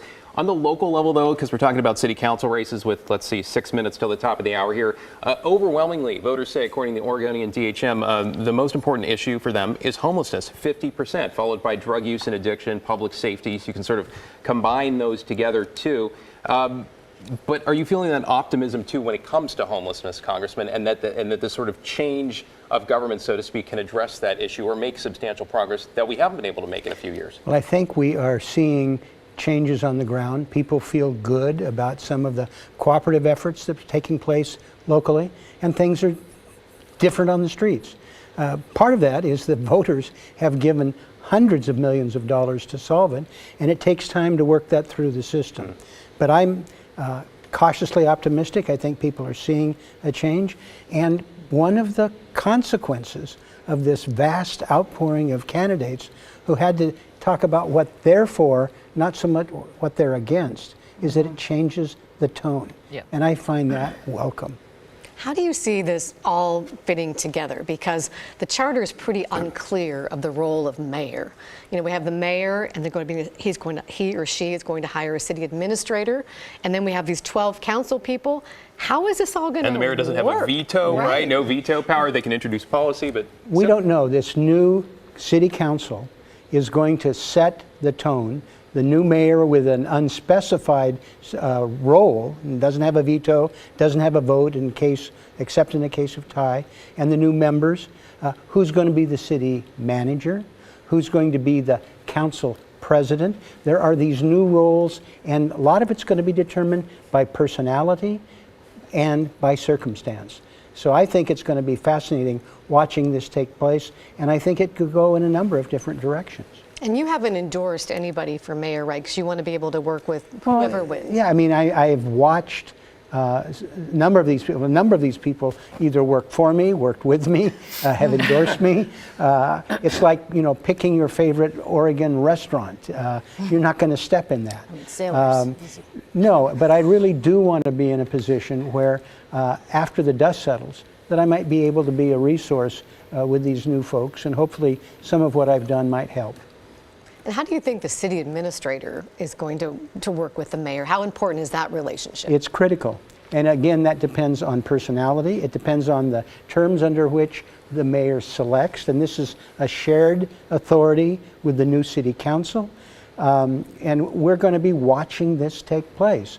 The people in this new wave on the city council and the first appointments are going to set the tone, perhaps for years to come. It's a big responsibility that they are assuming. All right, Rebecca, Annie, we are just minutes away here from the first results in the Northwest, so I want to get your take on what you are looking for as we head into this portion of the night. Annie. Yeah, so we'll stay in Portland for a minute. I'm looking for the drop-off, the undervote. So I think how many, this ballot was not a ballot that you could just do while you were running out the door, right? This is a ballot that if you were running out the door, not saying I was, trying to get it in today, you were probably missing a few things, right? And so I'm curious to see what is how many people that cast a ballot are making it to the ranked choice. I think if our drop-off is at like 30 or less, we're singing, we're looking healthy. So you think some people saw the entire second separate page that was in the envelope and said, I don't know what to do with this, or I don't have the time to do it? I don't know. I think at the end of the day, if you're, I would be excited if drop-off is less than 30. If it's more than 50, okay. Ranked choice. Ranked choice is better with a bigger sample. Right. So yeah, that's what I'm looking for, the drop off there. I'm looking for Clackamas. I'm looking for what's Janelle Bynum putting up in Clackamas out of the gate. But I know they had a little bit of catching up to do. Also looking at, if Andrea Salinas and Val, like if they're, those are two incumbent congresswomen who really, really represent their districts well. I think Congresswoman Salinas there were like 27 bills passed in the whole Congress because it's so deadlocked. Yeah. One of them was hers. What the margins are in those races. So they're effective. And so, so if those are close, I'm curious to see how things are going. I think, And turnout generally, I mean, we were gossiping about it Yeah. and talking about it. It's 20% lower than it was in 2020 on the day before the election that we're at. And 2020 was a freak year where no one had anything else to do but vote. And Go on. yeah, there's a lot of surge voters. I'm a last minute voter or last day voter. And we know that those first returns are people that voted early, and we know what kind of voters those tend to be. Republicans have outpaced Democrats percentage-wise, but not actual vote numbers. That's unique. And they're voting earlier, which is a huge change too. Right. For various reasons that I am guessing that we may get into. But so yeah, I'm kind of just looking at how big are these first numbers? What are those spreads, at least in the Oregon level? And what does that mean for hit and refresh in an hour? Which is what we're going to be doing all night. Yes, And speaking yes. of that, I just brought up all the results pages here, so we're waiting to go about 5 seconds from the top of the hour when polls, of course, close up and down the West Coast, so to speak. It's going to be an exciting night. Hey, if you're just joining us, it's turned 8 o'clock in the West, which means the deadline to get your ballot into a drop box is now passed. Polls are now closed, so to speak, up and down the West Coast. We're expecting the first results from Oregon and Washington any moment now. They're going to be scrolling on the bottom of your screen. Of course, the panel here will highlight key updates, including results in the Portland mayor and council races, which will only report once tonight as they come in. Here we go, folks. And I think a lot of people just joining us, so let's reintroduce our political experts with us tonight. Democratic Congressman Earl Blumenauer, who has represented for many years District 3. He's set to retire after decades of service in the House. Also with us once again, Republican strategist Rebecca Tweed, Democratic analyst Annie Ellison, the outgoing executive director of Emerge Oregon. Sorry for the delay there. I was just trying to bring up the first results here because here we go and things are starting to come in. I know Pat is over on the other side of the studio, our ranked choice voting expert. He's trying to take a look through what has just dropped from the county tonight. We're not going to go there yet until he can sort through a little bit further. You think you were confused? Pat's going to straighten it out for us, right? What's taking so long, Pat? I'm telling you, we do have leaders. Well, we have leaders. Keith Wilson is in the lead. Gonzalez is second. Rubio third. We'll keep working on this. All right, we're going to keep looking. It looks like 19 rounds, too. With And of 19 course, candidates. very, There's very, ways very to go early here. in these rounds. Right, but I think that this is the snapshot because remember, the computer runs them all immediately. So if we look through this is not the graph I was trying to find to show you because it's a little bit more complicated, but you can see from the bottom as people are starting to be voted out and the votes are shifting, it's this, you know, these plus and the greens, and when it all shakes out. So it's already been 19 rounds there? Yes. 18? Yep, it's already done for the night. Yeah, that's done. It shows, if we come back to the other side here, live TV, folks, isn't this fun? But what I told you right off the bat there it was, Keith Wilson on this first snapshot. Now remember, there's still several days of votes to still come in, but Keith Wilson does have the lead. Renee Gonzalez, number 2, Carmen Rubio, number 3, Mingus Maps, number 4, Leave Ostos is number 5, and then it drops off down from there. So I think that's super interesting. So okay, we're going to definitely put it into more digestible form as the night goes on. We're actually full transparency for everyone watching with the ranked choice voting. Again, this is just coming in once tonight. We actually have to manually input this data into graphics that you can see. So once that happens, we'll be able to bring it up and you'll see the pictures with the votes and the differences as usual. But those are the only numbers, Pat, that we'll get tonight when it comes to the mayor. That's my We won't get understanding. anything else until tomorrow. Correct. All the rounds now have been run on this very first snapshot. Tomorrow, they'll all be run all over again. And again, I'm just looking at it here. Keith Wilson leading on night 1 with 63% to Carmen Rubio 37%. That's what it's showing on this end. Right. That's a giant gap between number 1 and number 2. And one of the things, you know, we've been talking about, Pat and panel here, is will this change on night 2? Will it change on night 3? I don't know with what is that, a 25% gap between the leading and second candidate with half the votes counted, which is what we think we're seeing here, whether that's enough for somebody to come up and sneak in from behind. But it's really interesting.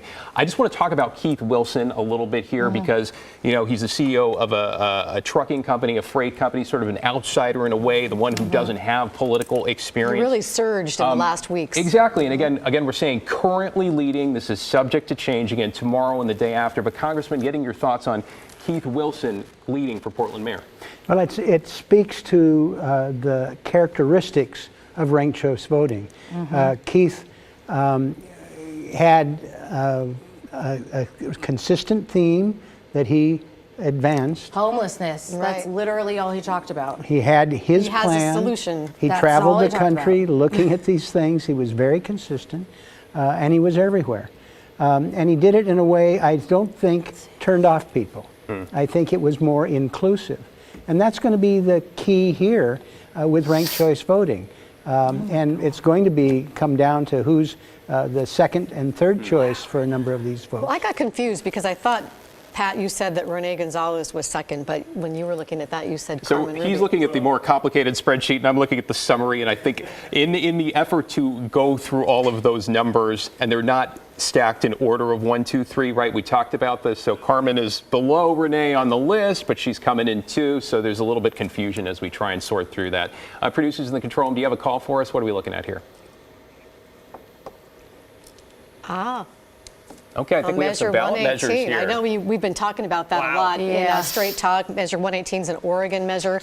That's that rebate measure that would give every Oregonian, but people voted it down. It looks like $1,600 each, regardless of your age or your income. And the Oregonian projecting right now that is a decisive no, just with the first tranche of ballots here. 78% saying no to this idea of a basic income, 21% saying yes.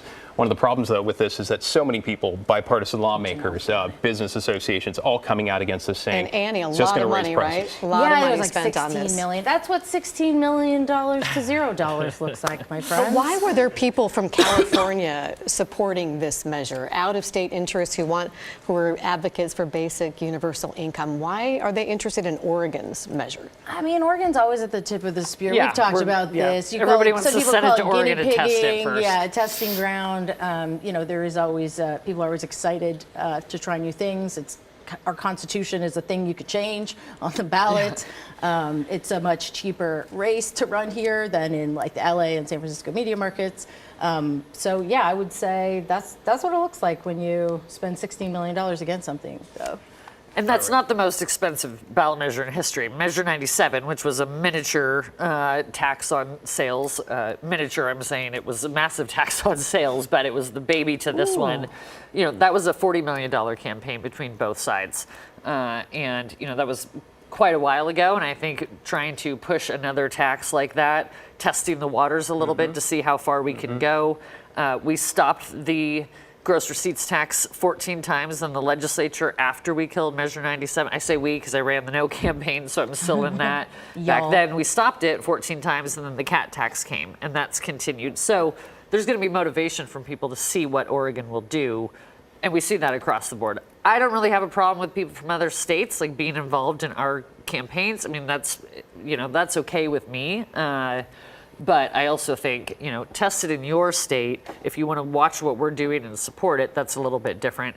The numbers are huge, but I'm not surprised. Oregon voters know better. There's no such thing as free money. That's just not the way that it's going to work, even where we are financially right now. Stand by for a second. We have some more first-of-their-kind results in the Portland City Council races. I think we have District 1 right now. This is east of I-205 where Blair is. These are the leading candidates as of tonight. The leading candidates. Remember, these are not necessarily elected, but these are the top 3 leading. Remember, it is 3 per district, 4 districts, a total of 12. District 1, Candace Avalos there, Loretta Smith, former Multnomah County Commissioner there, and Jamie Dunphy. Those are the 3 leading candidates in District 1. And we should say Annie is working on Loretta Smith's campaign. I've been working with Loretta Smith, and I think that's what we expected, that she'd be the top vote getter, if I'm reading that correct. Looks like tied right now. Exactly the same. But let's talk about this. So I think we have all of them, so let's just run through very quickly. District 2, if we've got it, guys. District 2, this is Samir Kanal, Alana Purtle-Guinea, and Dan Ryan, incumbent commissioner. There are the top 3 candidates here. 4, 5, 6. Again, these could change in the coming days. I know Laurel's pointing, and we're kind of raising that question mark. Why are the numbers all the same? And Pat, you can tell us about that, right? Why are they all exactly the same? Well, it's because of the ranked choice voting. You need 25% plus 1 to get over the threshold based on the number of people that have voted so far. Trying to see if they show us the number. It doesn't. But as they're sorting, as the computer is sorting, they're moving around the votes as these people towards the bottom are being defeated, and it keeps going up until somebody gets 25%. Does that make sense? Defeated. And once you have 25, 25, and 25, that's 75 plus 1. Nobody else can get to that threshold. Exactly. So that is it for the race. That's the mathematical limit. Pat, you and I are having this conversation. We all are. They're going to rerun this tomorrow with the next batch of votes, and we'll see where this goes. It'll start fresh. All right, so let's there's a question: is the first name? Are you the first defeated? That's the question. I in believe order? they are, but we got to take it back a few rounds and see. But before we do that, let's just look at District 3 and Round District 4, 31. because I know there are people eager to see that 1st list of results here. Control, when you have a second to bring that up, that would be great. It's really exciting because we've never done this before, right, with this kind of voting and how to explain it and the numbers, and you're so used to the percentages there. District 3, this is mostly inner southeast. Tiffany Koyama Lane there, Angelita Murillo, by the way. and former Portland City Council Steve Novick. Those are the 3 candidates currently leading again in District 3. We caution you, these are not the winners, but they are in the top 3 positions. If these results continue to hold, they would be elected later on this week. District 4 there, Olivia Clark there, longtime policy advisor. Mitch Green there, I believe an economist, and Eric Zimmerman, who is the, I believe, chief of staff to County Commissioner Julia Brim Edwards. Those in the top 3 in District 4. That's mostly southwest and northwest Portland, little pockets of Selwood there. Exciting to see the faces, exciting to see how this is all coming together tonight. And it'll be really interesting to see if this stands tomorrow and the next day. And we should say that people who've been eliminated will be back in the contention tomorrow, so they may not necessarily. It's the only time eliminated doesn't mean It's like when eliminated, they let you back on the right? reality show. It's like, surprise! Pat, I think you got some of the rounds up in District 2, which I think is North Portland. You want to walk us through a little bit about what we're seeing and how we got to those 3? Yes, absolutely. So this is Northeast Portland, and we just wanted to take that question about who gets defeated first. And so this is round 2, where they're starting to do some of the sorting. And you see down here, Antonio has the least number of votes. He has 96 votes. So he's going to be defeated, and they're going to be separated out through. Sam Sachs, same thing. So if we go to our little clicker here and move things along, oh, that's not what we wanted to do. Anyway, if we jump to the very end, 23 rounds later, you get all these winners, each with the exact same amount. But let's see if we can go back a little bit again. We'll give you the halfway point. And it's interesting, too, if there's, you can see as people are being defeated, this is why you wanted to vote for more than just one person or 2 or 3, because as your candidates get knocked out, you still have a shot at having somebody else in your area that you're interested in. So as these are all shifting and moving along, you can see in this round, Dan Ryan picked up 34 votes, Ilana picked up 73, Samir picked up 116. And so they're starting to kind of stretch their lead there. And if we go to round 12, you can see Debbie this time got knocked out and her votes got distributed. So 41 went to James, and kind of move up this list here. We can see 118 went to Tiffany, 70 went to Samir, 71 went to Ilana, and 89 went to Dan Ryan. So that's halfway through. And it just keeps moving along and shifting like that. And as you get farther along, the votes get bigger. And here, we're in round 16, and Dan Ryan's getting darn close. He has 22% of the vote. And again, this is just a snapshot on the votes that have come in. Actually, it was the votes that came in through Monday. They stopped counting as of Monday night just so that they could make sure they had all this in order, since it's the first time they've ever done it. I respect that. But there'll be more votes that came in today, of course. I think there were 30,000 that came into Multnomah County, and there'll be more tomorrow. But through this first batch, here's round 17. You can see now Dan Ryan's getting real close. He's at 24%. And if we move one more round to round 17, it still keeps Dan Ryan at 24%. The others are starting to move up as well, though. And we have Ilana at 21% there. We'll advance this a little bit more. Okay, now Dan Ryan has hit the 25% threshold when he picked up 361 votes as Marnie Glickman got defeated down there. And it will just keep moving along a little bit because Elena, sorry, I'll get that right eventually, 23%.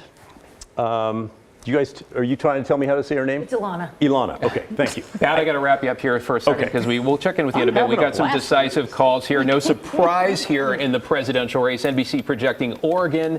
8 electoral votes will go to Kamala Harris. The Associated Press $20. projecting Washington's 12 electoral votes will go to Kamala Harris as well in the presidential race. Again, nationally speaking, if you're watching us here locally, too close to call. Georgia, Wisconsin, Michigan, Pennsylvania, too early to call. North Carolina, Arizona, Nevada. So the fact that we have calls on the West Coast, not a surprise. It's still going to be a long night presidential race-wise. I'd love to take a look at the congressional races when we can get those up, especially Oregon's fifth, because I've been looking at this as it's coming in on the Secretary of State's website, and I was like, is Clackamas County reporting here? Yes, they are reporting that first batch of ballots here. This is Janelle Bynum and Lori Chavez-DeRemer, and you can see in the first tranche of ballots here, Janelle Bynum leading 53.8% to incumbent Congresswoman Lori Chavez-DeRemer's 41%. That's a Annie, big lead. Rebecca, what are you thinking? Because this is supposed to be a nail-biter race, right? Yeah, I mean, that's a big lead. And it's like, okay, so even if this is not, even if there's tens of thousands of ballots left out there, the likelihood that they're going to break it, so vastly different. I think, Janelle had the momentum. Janelle Bynum broke the records for fundraising for a congressional candidate in a quarter in Oregon, right? Like she had the momentum going. This is a district where people just needed to come home. And I think they're on their way home. I mean, this would be like mathematically wild for Lori Chavez-DeRemer. And just to refresh people's this. memory, it's been a Democratic district until this last election. Kurt Schrader held it for 7 terms until he lost in the primary in 2022 to Jamie McLeod Skinner. Then Lori Chavez-DeRemer went on to beat Jamie McLeod Skinner. But that is a big difference. What do you think, Congressman Blumenauer? Is that It's an impressive result. I mean, Janelle was a great state legislator. She ran a good campaign. But frankly, this margin, if I were her, I'd be very encouraged. And then, do we have another congressional district we can look at? I think we just looked at Salinas and Erickson in the 6th district. Go ahead, Rebecca. Going back to CD5. So Clackamas is the only county reporting. And Multnomah. So we still have Marion County and Deschutes County that haven't reported in that race. It doesn't mean the spread won't change, but we have seen that actually happen before, that we look at the main number and then we're still waiting for a lot. Now, Deschutes, of course, leads Democrat. Marion, it just depends. I would be surprised if that spread holds. I mean, that's a pretty significant, that would be, everybody in the country that thought it was close would be massively wrong if that's how those numbers held. Well, so I actually am seeing it in Deschutes, and looks like Deschutes and Marion are in there. We should mention Multnomah reporting again tonight at 10 o'clock. Clackamas reporting at 9:30, so those numbers are going to change. I think we had the Andrea Salinas, Mike Erickson race. We can take a look at that. I'm really curious about Washington 3. Laurel, this is Oregon's newest district, and Andrea Salinas is its first representative, a Democrat. This is a rematch between Salinas and Mike Erickson, the businessman there, but there is quite a spread there. But again, these are early returns. It was close. It was 2.5%, I think, in the last race. And here we go over to Washington's third. The other race, the other congressional race that everybody is watching, which could help determine the balance of power in the House of Representatives.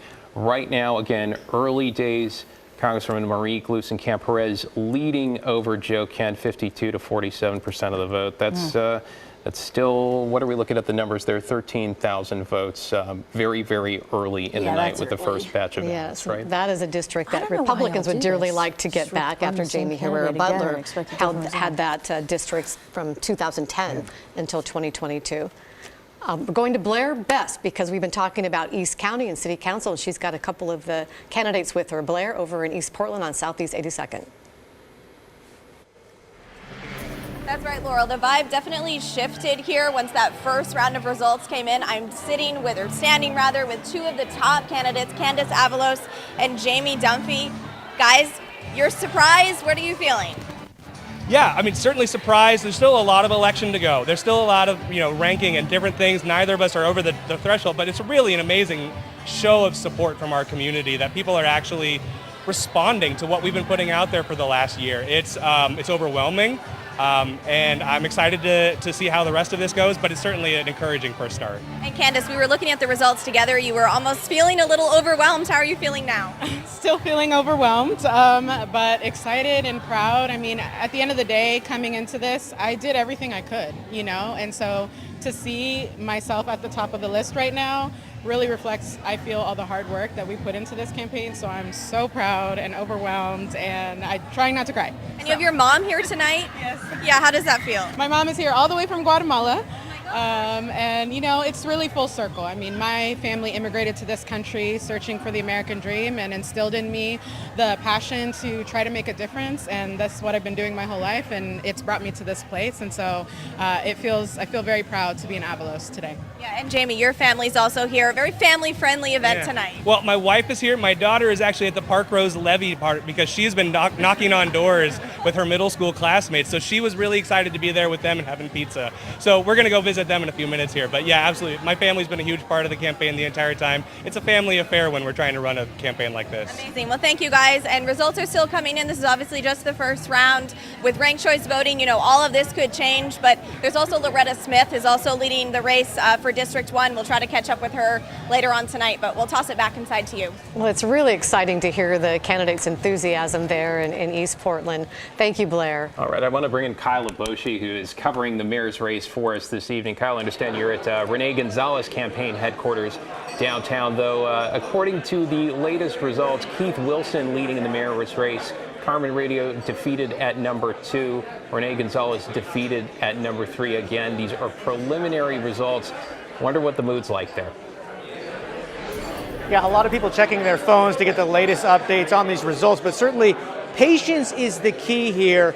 Most everybody agrees that we're obviously not going to have a winner tonight, and it may be several days simply because of the new ranked choice voting and also so many candidates on the ballot, 19 in all. We've been making the rounds this evening, starting out with Keith Wilson up in North Portland with his supporters, speaking to them, then headed over to Northeast Portland with Carmen Rubio, and now with Renee Gonzalez here at Kells in downtown Portland. As we mentioned, obviously a crowded field looking to become Portland's next mayor. Among them, current city commissioners Carmen Rubio, Renee Gonzalez, and Mingus Mapps. Keith Wilson, the political newcomer, CEO of a trucking company, as you mentioned, looking very strong with the early numbers. He is obviously a key contender that everybody has their eye on going forward. Now, whoever wins tonight, the new mayor will have a new job description. That's because of voter-approved changes, which means that mayor will not have a vote on the city council unless there's a tie. Also, their role will be more administrative in nature going forward. So a lot to be seen as far as the new structure, the role of a new mayor, and ultimately who will become that new mayor. We'll be watching this evening, but more importantly, in the days going forward. All right, Kyle Aboshi downtown, and that's it. This election is not going to be over tonight, not in the Portland's mayor's race, although, again, that margin between Keith Wilson and Carmen Rubio, that could be difficult to make up there. I think we got some more results here. Let's take a look at Secretary of State, and the Oregonian has called Tobias Reed as the winner in that race against Dennis Linthicum. And let's go to some more races here. Tobias Reed, of course, the longtime treasurer here in Oregon. Looking at the treasurer job and who could pick that up, you have State Senator Elizabeth Steiner, just under 50%, and State Senator Brian Boquist, one of the state senators who cannot run for re-election because of the Republican walkouts. Not far behind. Some of the thinking around this, and this is too close to call or too early to call, we haven't seen one yet, is whether a third candidate could potentially be a spoiler for Elizabeth Steiner. She is still leading, though, in the race right now. Do we have Attorney General there? There we go. This is one that polls thought might be a little bit closer than this, but this is still early. This is the former House Speaker Dan Rayfield and Will Lathrop, a former deputy prosecutor from Yamhill and Marion counties, with 53% for Rayfield and 46.5% for Lathrop. Just looking at the bottom of the screen on the ticker as we wait for the next batch, I'm seeing a call for Senator Maria Cantwell, re-elected in the state of Washington. Likely no surprise there, no call in the governor's race, at least now we can see between Attorney General Bob Ferguson and former Congressman Dave Reichert, right since, was it 2000? And right? she's had polls have showed her 20 points ahead. So Control Room, what do you want to check in on now? All right, let's do the statewide measures in Oregon. We can run through them here. So, yes, are you guys surprised by this? People voting yes, we want to amend the state constitution to allow the state legislature to impeach state officials. And this, I think Oregon's the only state that doesn't allow that right now. Yeah, so that's a pretty decisive a double yes victory. endorsement from the Oregonian and Willamette Week. SIC 116, if we have that, this is to create an unelected commission to set state salaries. Right now, that is on track to not pass. 53% saying no, 47% saying yes. I should mention, endorsement-wise, Oregonian and Willamette Week both saying no because this independent commission wouldn't be accountable to anybody. Willamette Week calling it bad governance. Oh, I'm super interested in this next one. Let's see what happens with the ranked choice voting going statewide. Oh, wow. What do you guys think about that? That's a big no right there for this early returns. But this would take Portland's experiment and take it statewide for statewide elections and federal also and federal, statewide races. not legislative races. Yeah, it was interesting that this came from state lawmakers, but they, it doesn't apply to them. But it looks like voters, at least early on in the evening, are poised 60-40 to decisively reject. Well, the news on ranked choice voting is all about the Portland experience. And I think for the average citizen trying to determine that, it's confusing. And I think they're reluctant to move forward, even though this would be significantly different than what is being acted on in the city council. Yeah, one of the arguments against it, though, I think was this, talk that maybe we should open the primary system instead, right? Rather than going into this ranked choice mode. Maybe it's a top two, but just opening it up because right now it's just so narrow, especially because Oregon has so many unaffiliated voters. Sure. Now, I'll be honest, working around the state, excuse me, not directly in Portland, not many other people are paying attention to what's going on in Portland's voting system, right? I mean, you move a couple counties down and they're like, what are you talking about? I think the reason that this has failed, at least for now, and at least what I've understood about it is it's confusing, and it's a very different way to be voting. And some people get really excited about that. Some may have a different solution, but voter confusion is voter suppression. I've said it before. It's hard to try to tell people this is something that needs to, that we just need to change the way we vote. I mean, people take voting very seriously, very personally. Not having a lot of information from the no side actually doesn't always help. When you say suppression, meaning they just don't vote, or they don't say vote, no? or voting no keeps the status quo, right? And typically in a ballot measure, you can count 17 to 19% that just vote no because I don't know, I don't want to change, I don't get it. The whole comfort zone thing. Yeah, I mean, I work on ballot measures, I help write them, and they're still confusing. Like, it's a hard concept. Well, you've said something about ballot measures because you do have a lot of experience with it. Are people fatigued with ballot measures, do you think? I don't think they're fatigued as much as we have not made them. We haven't campaigned them simply for people. We're not letting people actually understand what they are. It's the $1,600 free money for everybody, and then they move on from it, right? And we only saw yes messaging that just made it seem so simple and easy. Like, hey, this just gives you all the choice, and this is an expression of democracy.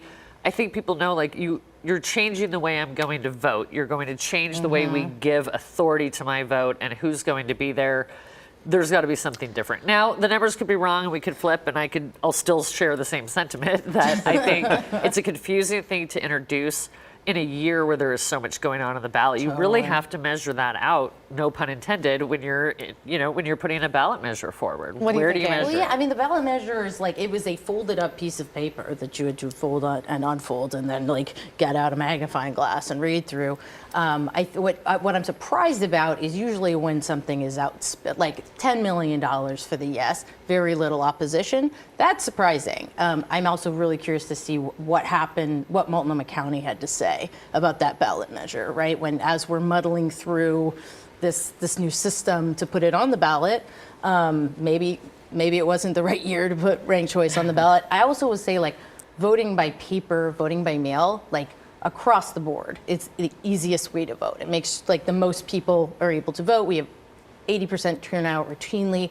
Ranked choice is actually not easier on paper. It's easier to do ranked choice on a machine. You can get confused by which ranking you're giving. Totally. The machine doesn't let you do it wrong, right? The machine's like, you can't do that twice, right? Whereas, Multnomah County was sending out these flyers for people to stumble on late in the game, being like, don't do it this way.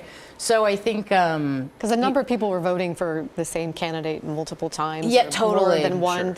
And ranking. It's like, it's like two things that are both good for democracy. Like, together, are they still, is a desired impact. Like, yes, voting on paper ballots, that is a proud tradition. That's something we do in Oregon. We love it. And ranked choice, it does give more people a voice, but put them together and like maybe the user experience, I don't know. Just on those calls, by the way, just on the Measure 117, which is ranked choice statewide, Oregonians saying that has failed, that is their definitive call. 117, that's the one we're talking about there. And then the other one I just want to mention, 115, impeachment of state officials, Oregonians saying that is a pass. That's 115 there. And 118, if we can look at that again, control room, that's the basic income, which is also called as a big no, 80 to 20%. And what about weed 119? unions? 119, Oregonians saying that passes. This would make it easier in theory, depending on who you talk to, for cannabis workers in the state to unionize. So Oregonians saying that has passed. All right. So what are the ones that passed? The impeachment one and the cannabis one? And then we got a no on the ranked choice, a no on 118, and then 116 I think might be outstanding, if I can recall that. The presidential race. We're still sitting on too close to call in all of the swing states, or too early to call from what I can see. County Commission, we have not talked about that. We have to talk about the county commission. Those look done the too. mayor and those 12 city council members not really going to get very far on some of the key issues without the cooperation of the county. We talk about Jessica Vega-Peterson, the chair. She's not on the ballot. She put out a letter today, 2 pages, saying she's willing to work with anybody, despite the fact that she has an 11% approval rating. We've been talking about that. So here's where we are. 2 seats open. This is District 1, which is the west side of the river Megan there. Moyer and Vadim Mazursky, the administrative law judge. Megan Moyer, the policy director for Basic Rights Oregon. She's got a commanding lead there early in the evening. You surprised by that, Anna? I know we had this conversation on Straight Talk, right? Like, is it going to be the chair versus the world, or is the chair going to have some partners? And it looks like she's going to have a couple partners. And we're talking about the balance of power on the commission. That's a big lead. That is also a very big lead. I think there's a saying like no publicity there's no publicity that's bad publicity. Right. That's true in show business. That's not true in politics. And this is Shannon Singleton, which is the interim director of the Joint Office for a while, a social worker as well, challenging former Portland Mayor Sam Adams there. And they had very clear differences. Yeah, and I wonder the way that Sam Adams' campaign was run, it was like they kind of banked on people remembering him. But again, it's not like show business where, just because they know you, it's a good thing. Not all name recognition is positive in politics. He ran negative instead of reintroducing himself as, hey, I'm, this seasoned person who still wants to serve and has something to give. They ran a lot. I live in that district. They ran a lot of negative, which seems like it didn't work. I mean, it's interesting, though, because you had sort of the litmus test for endorsements. The Oregonian, for example, in both those districts was, is this person willing to, compel somebody to take shelter even when they don't? And, Megan Moyer has been a clear no on that. Shannon Singleton, no as well. And that was their litmus test for why they endorsed the opponents. But it seems that voters are swinging potentially in a more familiar direction. It's hard to know this voters early. Are out of step with the Oregonian at court? It's hard to know this early in the evening when we only have a key amount, the first sort of batch of ballots, if that's going to be definitive, or we'll break a different way later. Inertia is real. Congressman Blumenauer, you were on the Multnomah County Commission. What do you think? How are these races going to affect the dynamic of the commission going forward in January? Well, it's clear that the 2 people who are on track to win are more aligned with the embattled chair of the county commission. So that, in a sense, would strengthen her hand, but it also is kind of a broader signal that's played out that the chair has some work to do to try and build confidence with the voters and with 2 new people who are going to be concerned about their status. So I think it's a more fluid situation than people anticipate. I got to jump to Washington Governor really quick, Congressman, because I think we've just got a key call here from the Associated Press in the race for Washington Governor here. We're going to pull it up for the Associated Press calling the winner there, Bob Ferguson, Democrat Bob Ferguson, current Attorney General of the state of Washington, projected to win and be Washington's next governor. Jay Inslee stepping down after a number of terms here. Potentially no surprise, but look at the margin there. This is with the first batch of voting, 57% to former Congressman Dave Reichert and former Washington hasn't had a 43%. Republican governor since 1985. It's the longest continuous streak of Democratic control of the governor's House, besides, well, I guess Oregon's just 1 year behind it since Picattia held office until 1986. Early and decisive, 30 minutes after polls closed to have the Associated Press calling that race for the next governor there. I'm going to go back a little bit to the county commission and the city relationship, because there's a move in city council to dissolve the agreement between the city and county with the joint office of homeless services. Keith Wilson, currently ahead in the mayor's race, has said he would not do that. So what do you think about that? Well, we're in the process of electing 12 new members of the city council who aren't locked in on these items. We're going to have a new mayor with, shall we say, unspecified powers. It's going to be persuasion and leadership. And you're going to have appointed a very strong, potentially, city administrator. So this is a situation that's in the process of being defined. And I think it would be unlikely that people would turn their back on the office prematurely. The new members of the city council are going to want to be heard about this.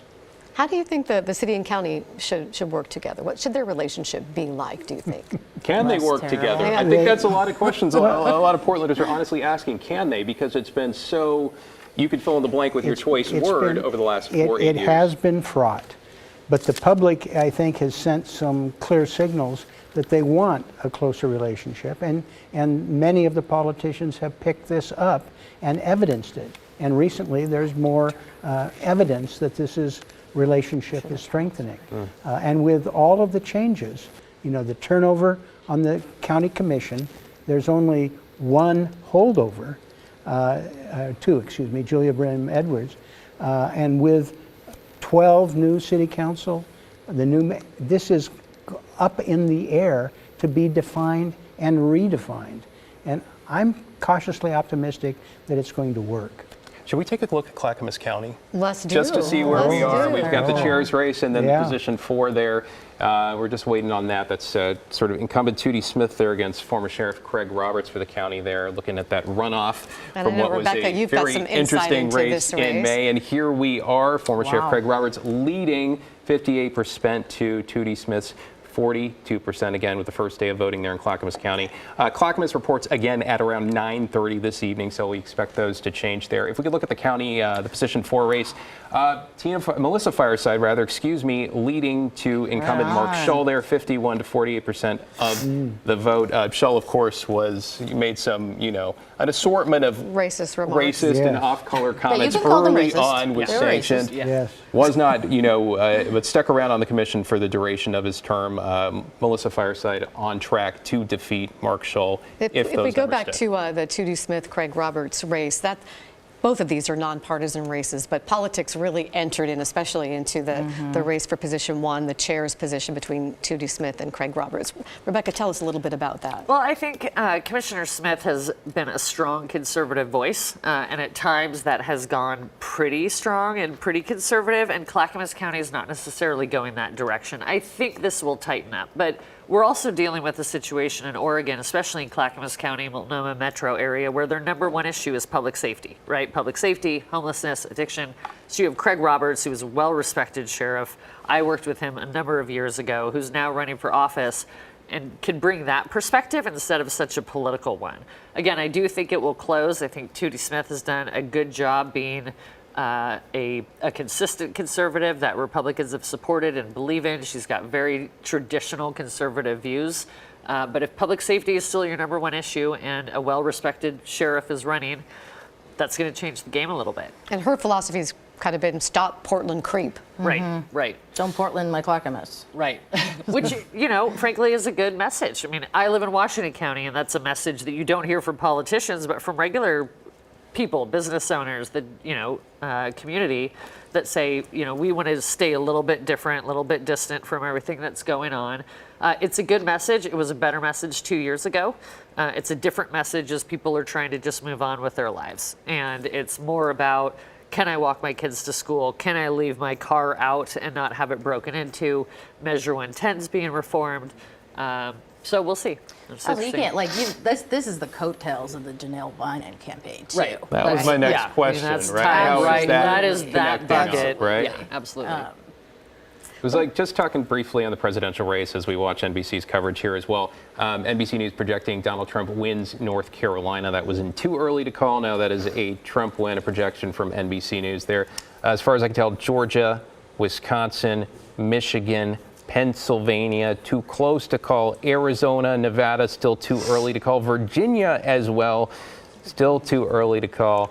230 to 172 in electoral votes. It is still early in the night. Harris's path, from what I understand, is narrower now that Donald Trump won North Carolina. They called Virginia, just called Virginia for Harris, but she has to win those swing states, those blue states of The blue wall, Wisconsin, Michigan, Pennsylvania. As we talk about it, we're so into the local races. Sounds like a There's song. so Like you much guys should going put on. something together for that. Lyrics and everything. We could write a haiku too if you want that.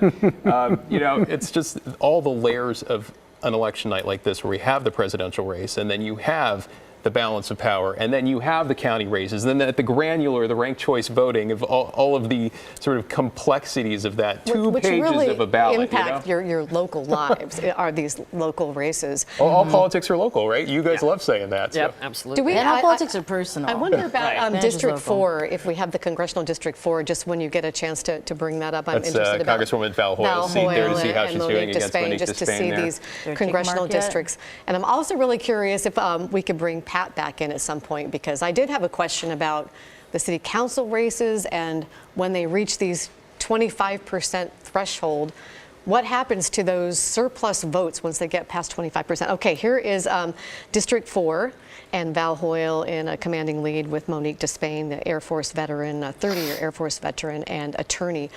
I want to talk a little bit about, unless we're going to bring Pat back, we can talk about. Yeah, let's go there. I think he's ready. Are you ready? Sure. Okay. Well, just in the city council races, we had those three tie, right? Laurel.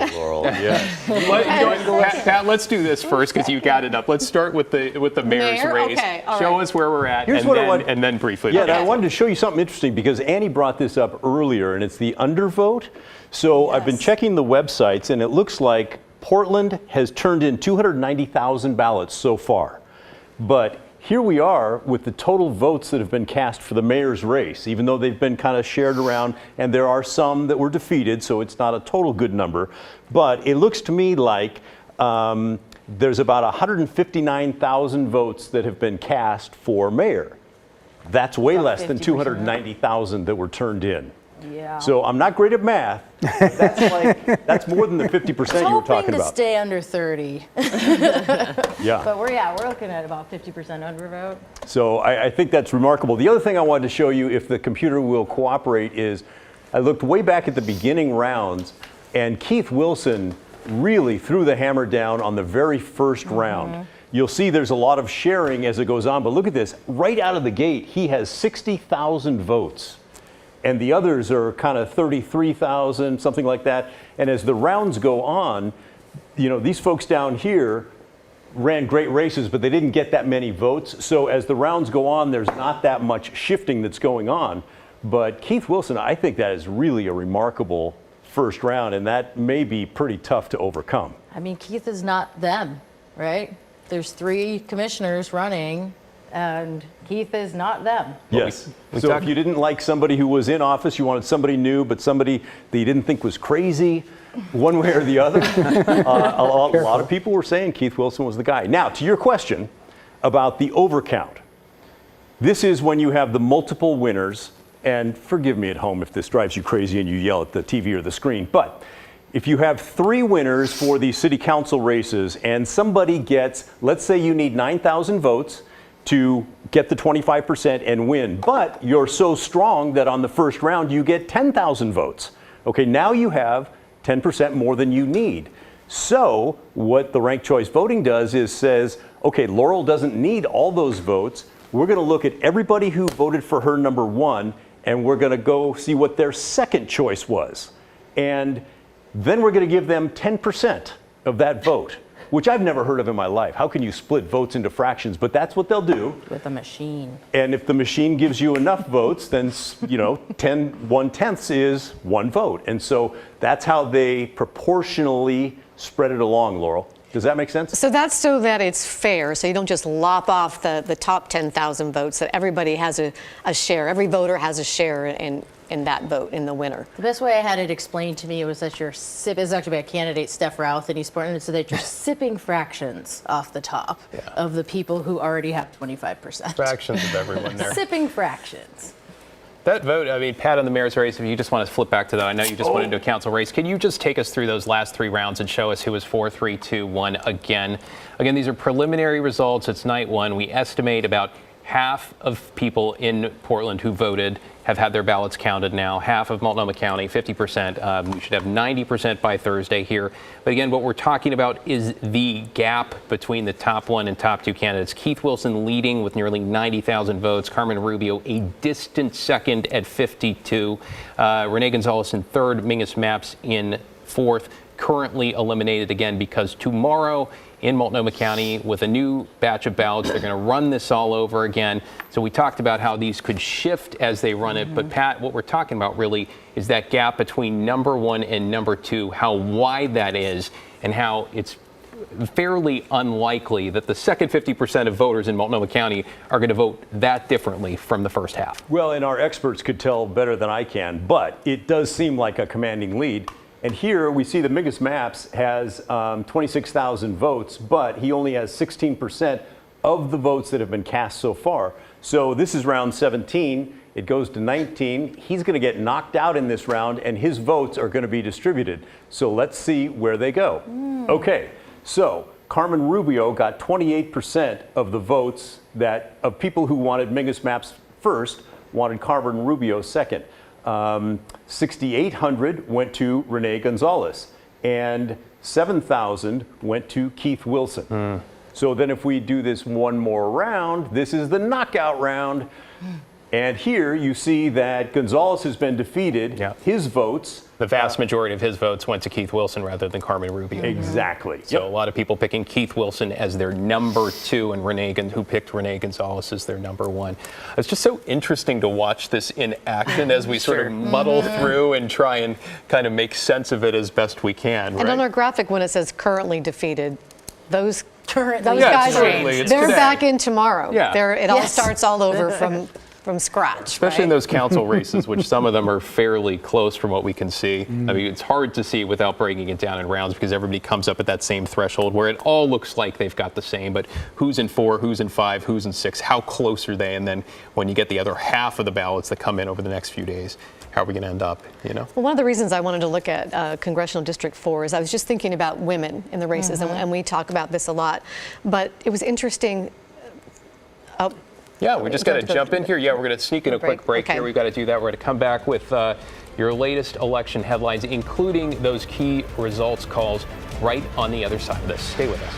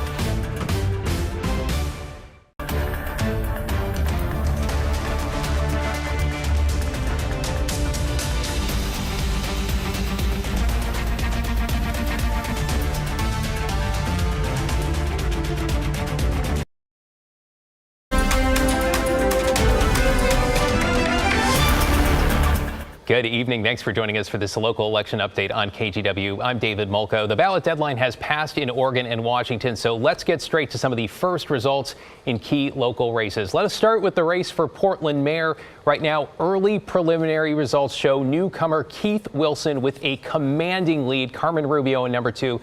The next tabulation there will not be until 6 p.m. tomorrow. About 50% of ballots outstanding.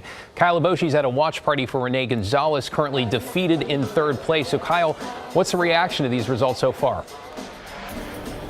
Well, just a few minutes ago, Renee Gonzalez spoke to his supporters, suggesting they need patience, like many other candidates we've heard from today, who indicate there obviously will be no clear winner tonight, and we may not have final results for several days because of the new ranked choice voting system. Also, the large number of candidates up for the mayoral position. In fact, 19 in all, including sitting city commissioners Carmen Rubio, Renee Gonzalez, who is here at Kells in downtown Portland, and Mingus Mabs. Keith Wilson, we spoke with him earlier today, obviously very optimistic with the early numbers. Kyle Eboshi downtown for us. Thanks so much. Hey, Portland voters also selecting a brand new city council with 3 council members in 4 new districts, a total of 12. Blair Best is live at a District 1 watch party in Southeast Portland on Southeast 82nd. Blair, what is happening where you are? So, David, the vibe definitely shifted once those preliminary results dropped about 45 minutes ago. Again, this is one of the more complicated races on the ballot. As you mentioned there, 98 candidates running across 4 districts in Portland for 12 city council seats. 3 of those seats will be filled by people right here in East Portland. Take a look. You can probably hear the music behind me. Some of the candidates are dancing. Polls right now are showing that Candace Avalos is leading. She's a climate change activist. Also leading is Loretta Smith, a former elected official, small business owner. And the third is Jamie Dunphy. He has a long history of working in public policy. And one thing I want to point out is just the support among these candidates. They're all here supporting each other. You can really feel the friendship, not something you often see in politics. David?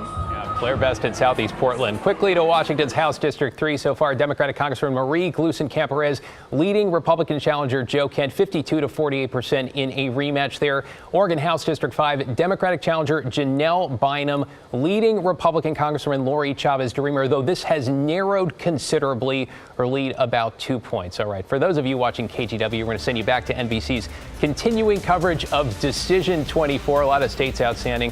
Join our political panel, a team of reporters covering local results, streaming both on KGW.com and on KGW Plus. Right now, you can watch at the same time. It's free on Roku, Apple TV, and Fire TV. Plus, full results tonight on KGW News at 11.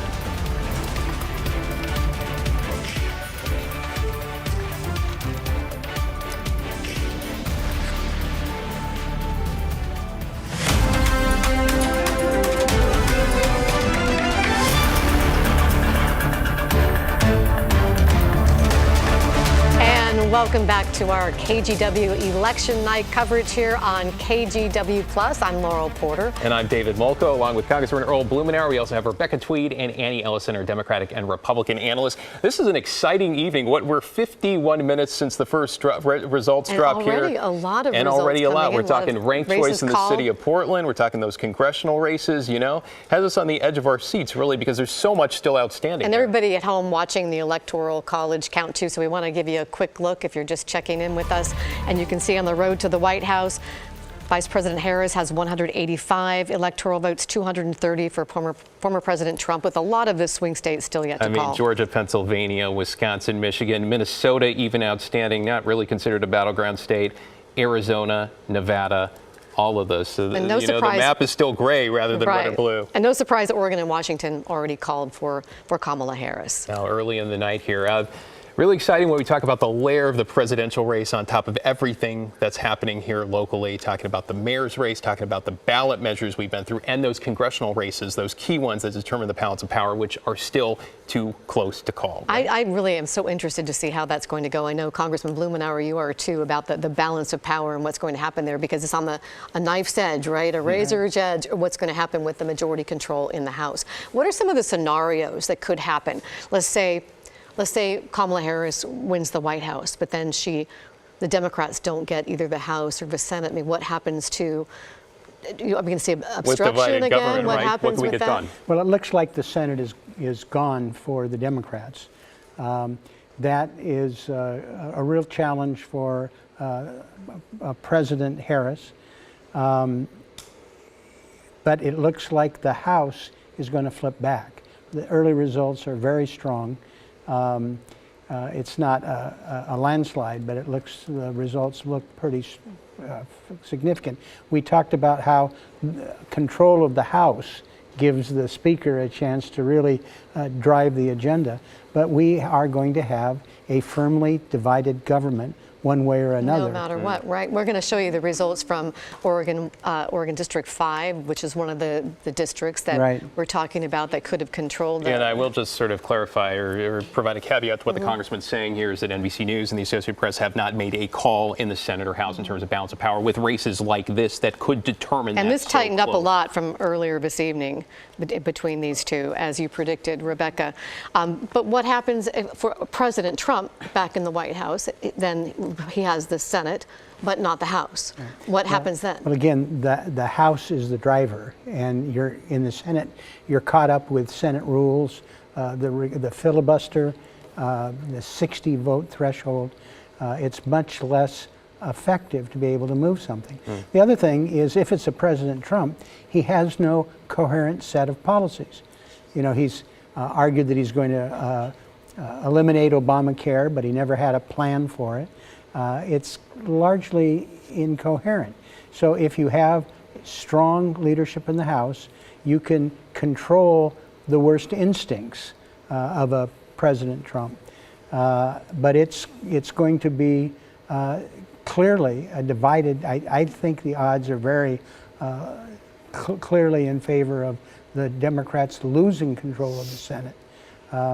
And so that's going to that dynamic with the House is going to be all the more important. What happens when in the House as a congressman, you've had to work through this dysfunction in Congress?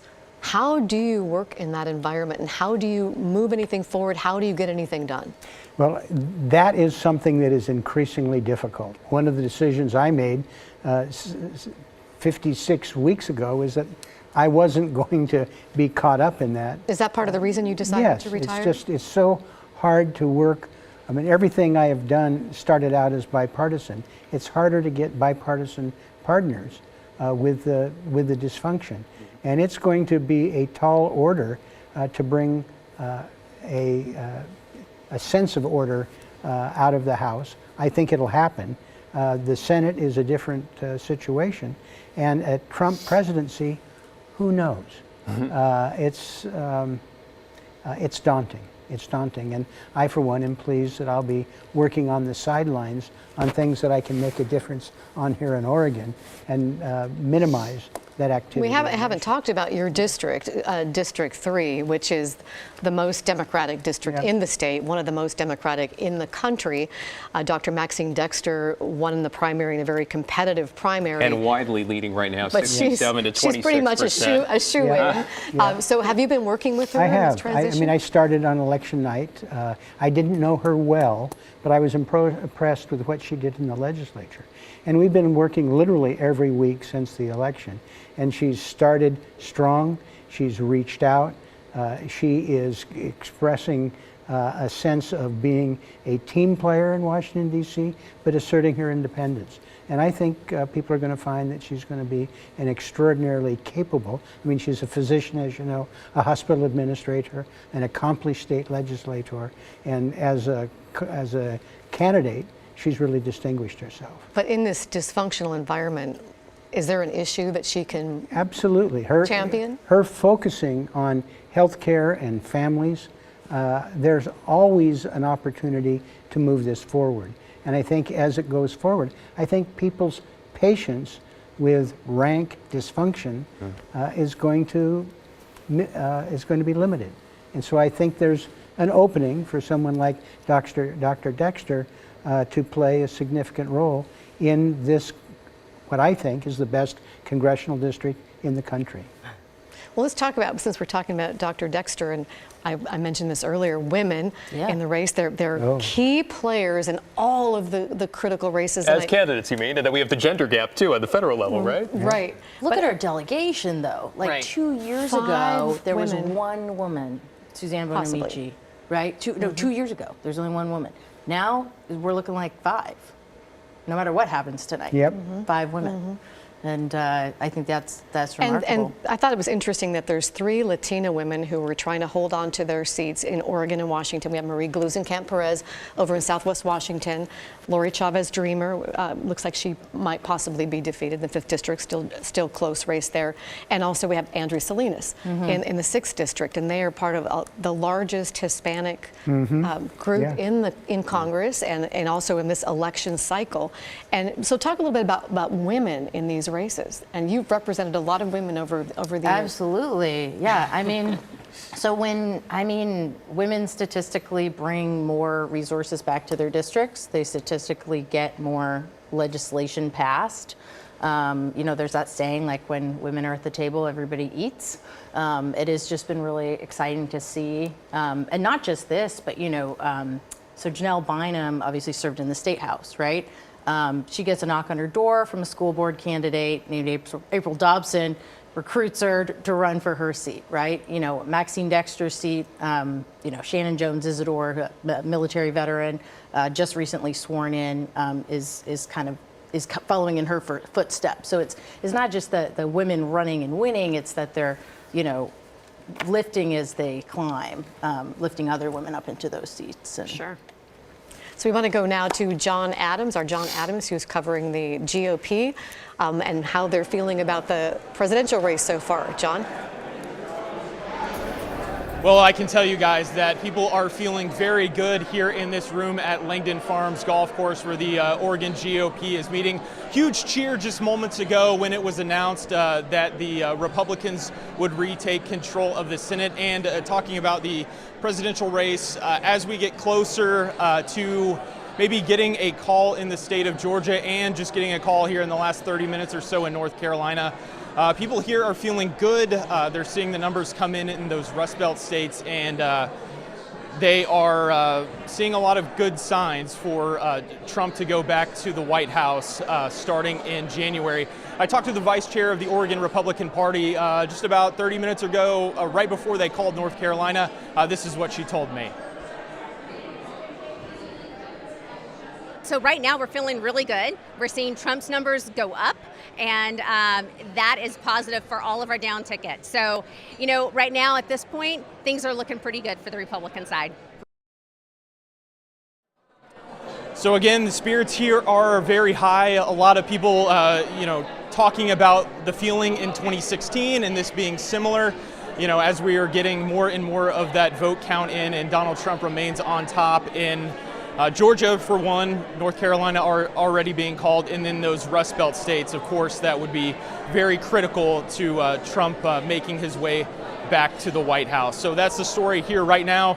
A lot of optimism from the Oregon GOP who are tuning in to the presidential race. Back to you. Yeah, John Adams at local Republican headquarters in Aurora, actually just across the border from Erin County and Clackamas County there. Just to put a qualifier a little bit about what John was talking about, you can obviously, they probably have different media outlets up and they're watching them. NBC calling, projecting right now that Republicans have 49 Senate seats, flipping seats in Ohio and West Virginia, according to NBC News projections. NBC News has not called the Senate for the GOP at this point, just saying they are favorites to capture the majority. The battles for the House, as we see in those key battleground races here, Washington 3, Oregon 5, which we likely could be talking about for days to come as in the election cycle. Still up in the air, too close to call. Again, in the presidential race, Georgia, Wisconsin, Minnesota, Michigan, Pennsylvania, too close to call. Arizona, Nevada, too early to call. Do we want to go through some of those city council races again? I'd love to look, if we could run through the mayors and the city council races, we'll remind everybody where we're kind of at. That is not going to change tonight. It's just the first batch of votes. We're going to get the second batch tomorrow. This is roughly 50% of total ballots cast in Multnomah County. So these are not the winners. These are the current leaders. We'll start with the mayor's race here.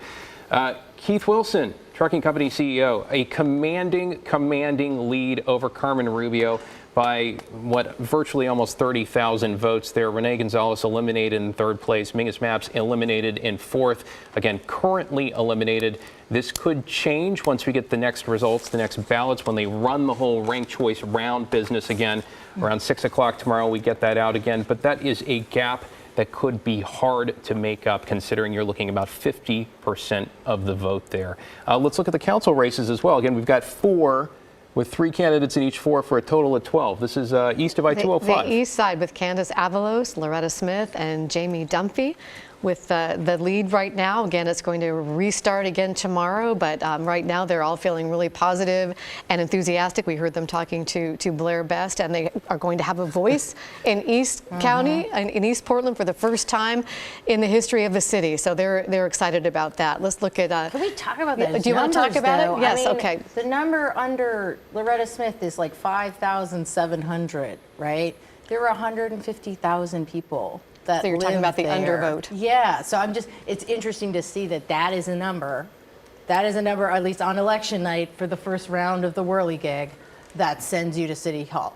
That's a really interesting point. And I think we're votes. going to have to crunch in the spreadsheets and the math tonight and tomorrow and see where that lies, and if that and is a including all the drop-off. fractional people that It could jumped off be, from I mean, someone else, full right? transparency, it could be a reporting issue, it could be a way the data was entered. We can tell you that these are the 3 leading candidates, so we encourage you not to look too close at the percentages or numbers here, And but they're just the that ballots these are the 3 as leading. of Monday night. That were As of counted, Monday right. night, but again, about half of the vote counted right here. So will the other half change this dynamic? It's hard to know without looking at candidates 4, 5, 6, seeing where they're Do going. later voters more likely to fill out the ranked choice? Or break one way or the other, right? Yeah. In the mayor's race, for example. I think we've got 3 more to go through. Through District 2, this is North Portland. We've got Tiffany Koyama Lane, Angelito Murillo, and former councilor here, Make it a Steve comeback. Novick Yes. as well, making a comeback. Those are the top 3, again, currently leading in District 3. District 2, did we hit that one yet? Got to go back to that. District 4, this is largely the west side of Portland. Olivia Clark, Mitch Green, Eric Zimmerman there. The 3 candidates currently leading in District 4. Again, these faces could change over the next 24 or 48 hours. We did. We're going to go back to District 2. That's where Dan Ryan was one of the top 3 finishers, at least tonight. Go ahead. Alana Purtle-Guinea, is that how, am I pronouncing that right? And Samir Kanal are the top 3 right now. We'll find out if that holds for tomorrow.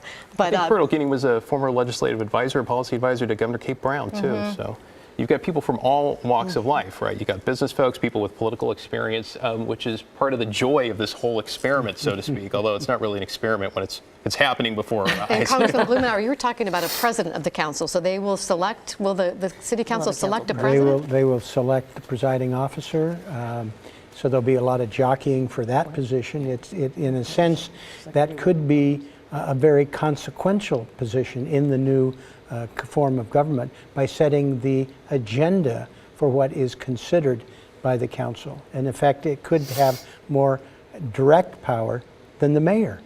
So this is, we talked about this being a work in progress, and it's going to be fascinating how the new personalities will define these working relationships as we move forward. We talk about uncharted territory. This is all brand new. And they get to hire and fire the super bureaucrat who will run the city. We call it the city manager. Right. Be more powerful than the mayor manager. Well, it's interesting, though, because if the lead holds, the commanding lead for Keith Wilson, though, you have somebody who hasn't been in politics, who has bold ideas, arguably some might say too bold, or a plan that doesn't, capture all the elements of how tough homelessness is as an issue. Somebody who hasn't been in a political position before, trying to navigate their way with 12 people who are in those positions for the first time as well. So it's going to be something we're going to be talking about for months and years, right? We should mention, actually, because we didn't do this, just quickly, District 3 and 4, those candidates, because they're breaking it up in the cycle, they'll only serve 2-year terms. District 1 and 2 will be 4 years, the other 2 will be 2 years, and then we'll be sitting back here again. Do this again. Yeah, but at least it's going to be half the seats. Yes. So maybe half the candidates. Maybe we won't have 30 in District 3 and 4 again. But Let's talk about all the money that's been spent. I heard like $1 billion in the presidential campaign was spent on television advertising. Everybody at home here locally, wall to wall advertising, mostly the congressional 2 races, right? races, 5 in Oregon and 3 in Southwest Washington. But the expenditures in our community have been relatively low. I was going to ask you about that, about city council. The historic patterns of expenditures are. Oh, that's interesting. What do you think that is? Well, part of it is that you had limitations The expectation was it was going to be public financed. We ran out of money on that. It's hard at the city level. At the city level, yes. And people got a late start, and it was hard for them to be able to, given the constraints, to make the case, and they didn't have access to large contributions that have been characteristic of city council races in the past. So this is, I think, a decidedly lower scale of expenditures. Yeah, I would actually agree with that. And I would say, campaigns, when you're planning what you need to do to reach your voters, your audience, you're talking about time versus resources. You're always balancing that. The more time you have, typically the fewer resources you need. And by that, I mean just financially, right? When you come in short or things get more intense or there's less time, you need more resources. I have rarely outspent an opponent that I have beat. We're almost always outspent. The ballot measures are a different example, but every campaign, I don't know how my candidates did in the November election. What's your success rate again? 93%? 93%, and we are almost always outspent because you need to use the resources to have better communication. When I watch all the TV and all the text messages, I told all my candidates we're not doing TV and we're not doing text messages because that's going to make you stand out. Right now, nobody knows anybody. Like, which black and white ad and which red lettering are we using? And I know that campaign finance and money comes into play. It has to. I mean, it takes money to run campaigns, but it's not always going to tell you exactly who's going to win. Usually it does, but we just saw that with Measure 117. Candidate donations are down, party donations are down. Money's harder to raise when regular people don't have money to give as much. You're asking for $5 instead of $50. It seems like I'm going to jump in really quick here, Laurel, because I understand we have some breaking news here. We just want to take a look at Washington 3 again with Marie Gluesenkamp-Perez and Joe Kent, the rematch. Again, Marie Gluesenkamp-Perez, current representative Democrat, in the lead there by about 4% over Joe Kent, again, early on election night. Clark County, by the way, doesn't report results again until tomorrow. But the breaking news I mentioned is actually at Clark County Elections Office in Vancouver. That's where Devin Haskins is. And I understand there's a long line of sorts of people either inside or outside who are having some sort of issues with their ballots. I mean, the drop box has been closed for about an hour. So, Devin, what's going on? What do we know? Yeah, so we got a long line of people here waiting to get in the Clark County Elections Office right now to register to vote or to vote. Either they didn't get their ballot or there was an issue with their ballots that they need to correct here, and so they've been in line. Talked to people just to my right here. Been in line since about 6:30. The farther back you go, people have been in line for about an hour and 15 minutes at the end of the line there. So, I mean, a lot of people in line waiting. We're just going to keep walking down this line to show you how long this line is for the. Can I grab you really quick? This is great. I'm with KGW. This is. You don't want to be on TV? Do you want to be on TV? I'm with KGW.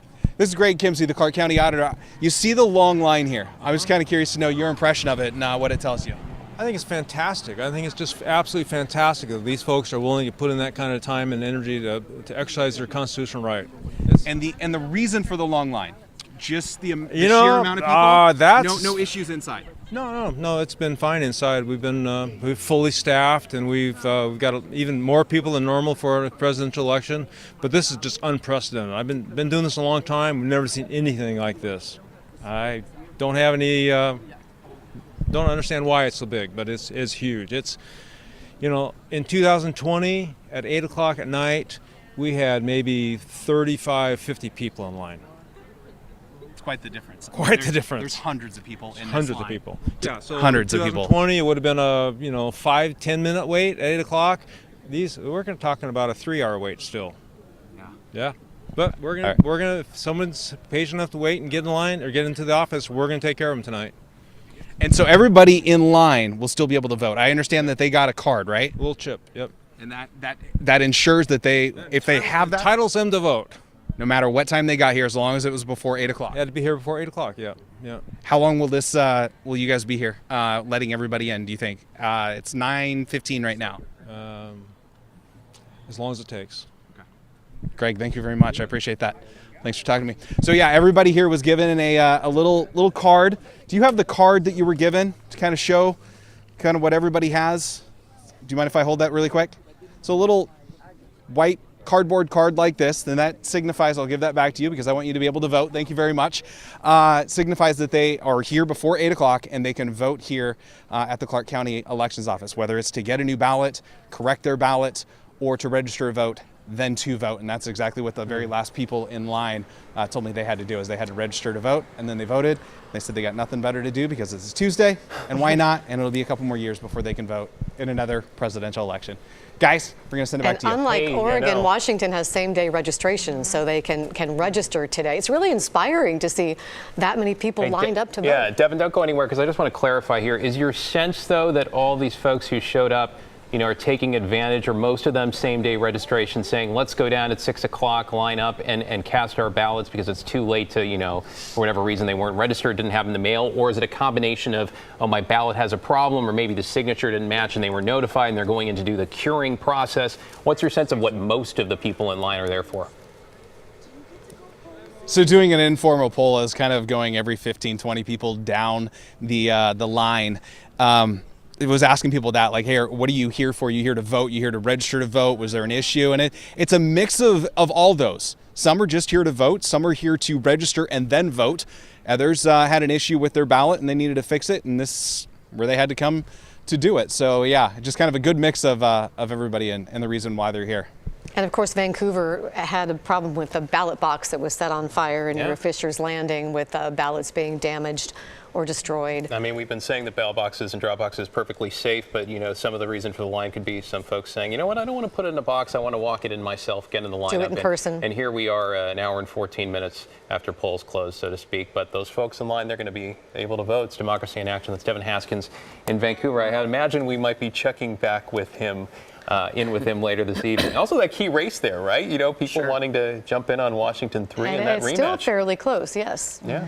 I wanted to talk to Rebecca because you and I have talked about this, and we've talked about how there's a lot of optimism tonight about City Council, but you have decided that as of tomorrow, you're retiring from running political campaigns. I am. And because of the toxic nature of the political environment.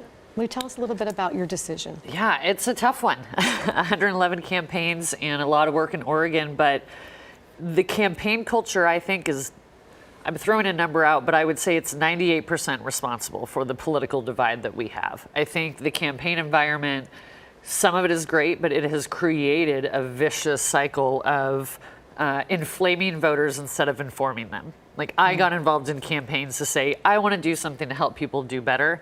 And it doesn't feel like our campaign culture is that way anymore. And Congressman Blumenauer was talking about it, the divide in Washington. I mean, he served the country and state for decades and says that's enough. And 2 decades in, I just look at it and I don't think it's a space anymore where campaigns are helping improve what we're doing. It seems like it's only making it more difficult.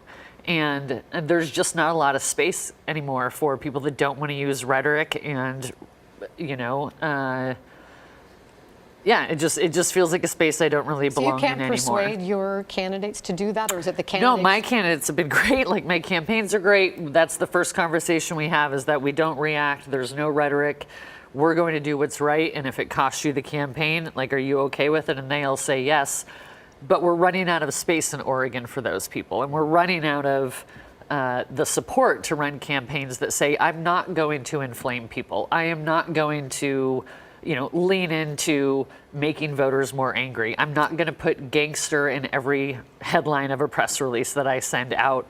We've started treating it much more like a game than an actual real life situation. And I feel like, I've been correcting myself and trying to say people and not voters. Like, voters is sort of just regularly off my tongue. Yep. But exhaustion and division are not part of a thriving democracy. And I got into campaigns to, they fell into my lap. They were an expression of what should I do as an adult that cares. And I literally went to coffee in Oregon once and ended up running campaigns for 18 years. But that space is it's too hard now. Well, we appreciate you sharing how that's evolved for you over the years and decades. Is there something, though, even though you're stepping away from that, Rebecca, is there something that gives you optimism, maybe I don't know if hope's the right word, that we can get past that, together, whether that's locally in our political campaigns or locally as people with results, in finding common ground. Absolutely. And I think I think there can be consensus built, but the campaigns have to be willing to build that environment and culture in a long game, right? And we play a 2-year game or a 4-year game, and it's just to get elected. It takes time to help build that trust back with voters. And while I run campaigns often for Republicans, but not always, I have nonpartisan or Democrats that are in nonpartisan races, we get questions from constituents to say, why aren't you yelling more about this? Why aren't you attacking the governor? Why aren't you doing this? And it's like, well, because Todd Nash is running for Senate in District 29, and this is what he's focused on. Like, we're not angry. He's not running because he's angry. So I think that's there. I just think there needs to be a longer vision for how people want to treat the environment that we're in. And to be honest, people in my position, like, it's an honor. Like, it is a privilege to have people call and ask you to run their campaigns. And I feel like the campaign culture needs to get back to that. It should be a place of How do we do integrity that? and You respect. share a laptop with a Democrat? You stop. Yeah, like, we're great friends. I'll We share a laptop disagree. with you Yeah, next we'll week. share right now. I just want to touch it that much. We need to stop rewarding bad behavior, right? We need to stop primarying candidates just to try to win. We need to stop with not all the negative advertising, but make it informative or make it a discussion with people. We need to stop the partisan discussions. When I was the political director for the Oregon House Republicans in 2010, we won 7 races that got us to a 30-30. Only one of those seats was 0.02% Republican. And we elected him because we talked about issues. We didn't talk about the party. We just did what it was to have a conversation. That was a really successful. Yeah, 2011 was the best session we ever had. And slowly, one extreme over here and one extreme over here, and people panicked. I do think, if you want where my optimism is I think people have become more and more involved than ever. And that's what we want. We want voters. We want interesting election reform like what we're getting. We want ballot measures. So I think that's positive. I just think the campaign culture, consultants, managers, media, all of it need to stop and say, it's not about 7 seconds, it's about 7 years. Yeah. It's about a long-term relationship. And like I said, I love the work I do. I love the strategy, but there's not a space for people that don't want to play dirty. Sometimes, but I've done 111 of those. And until I see the next one, I think I just don't want to be associated with that. Kenny, what do you think from your perspective? Because you run campaigns from the Democratic side. Yeah. Like, what is I mean, look, if you get a poll back and it says, if you want to beat Lori Chavez-DeRemer, you need to tell people how she's voted on abortion. That's what you do, right? And so those ads that you've been seeing for weeks and weeks, if you watch this channel, it's like that is what moved voters. Like that is what moved voters. Often it is a negative, but if you look at, I mean, on the more local we get. The more positive, like those 2 candidates for city council that we were talking about, how cool is that? They're running against each other. They shared a Halloween costume. They're besties. They're like probably both going to City Hall. And so I do think that there is, in these new ways that we're voting, there's ways to run positive campaigns. Absolutely. I think if you don't introduce yourself, and tell voters who you are, if you just want to do negative, that's not going to work. I feel like that's what we saw in the county commission races. Yeah. I mean, there's absolutely a place to draw distinctions, right? But I feel like contrast and differences. It's like I've explained to people before. If you want to tell me that if you want to tell me that blondes are better than redheads, you're not going to convince me by telling me all the things that are wrong with redheads, right? You're going to convince me about this. And that's just the philosophy I have, because again, we have a responsibility in the campaign world. We're communicating every day with mothers, fathers, grandparents, young kids, new voters, old voters, Republicans, Democrats, or whatever. We're responsible for how they react to what information we give them. And I've seen over and over and over again donate $5 to fight the criminals at City Hall. And it's not an approach that I want to take. Well, even I think it played out in the mayor's race, right? Yeah. Like if there was a kind of fight the criminals candidate, it doesn't look like he's going to be the mayor. Well, and that's just an example, but I feel like there's a lot of hyperbole, there's a lot of rhetoric, and everybody's trying to get the next response. We've seen that, sort of in President Trump, right? And that's what was so appealing to him, was this very different, non-traditional, brought up through the White House type of candidate, and some people like that and some people don't. But what's happened is that has become an energy that everybody responds to now. Again, I'm not saying this is the Trump era. I'm not saying that there should. I know, and it's Republican not by healthy for me either. Like, I don't lean into that, We right? appreciate you being as transparent as possible and sharing that with us too. Yeah. Thank you for that.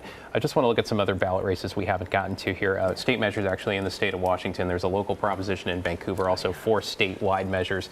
When we bring those up, this is 2066. This is the most complicated kind of the bunch. It strikes part of a new state law that requires combination utilities to assess the costs and benefits of replacing natural gas pipelines with electric alternatives, also projects. So they're in favor of that, striking part of that state law, 51 to 48. That's still close, though. That's 2066. What else have we got going on? That was the only one that our sister station King found that would pass. Yeah, Washington Initiative 2109 repeals the state capital gains tax. That has been called as a no, 63 to 38.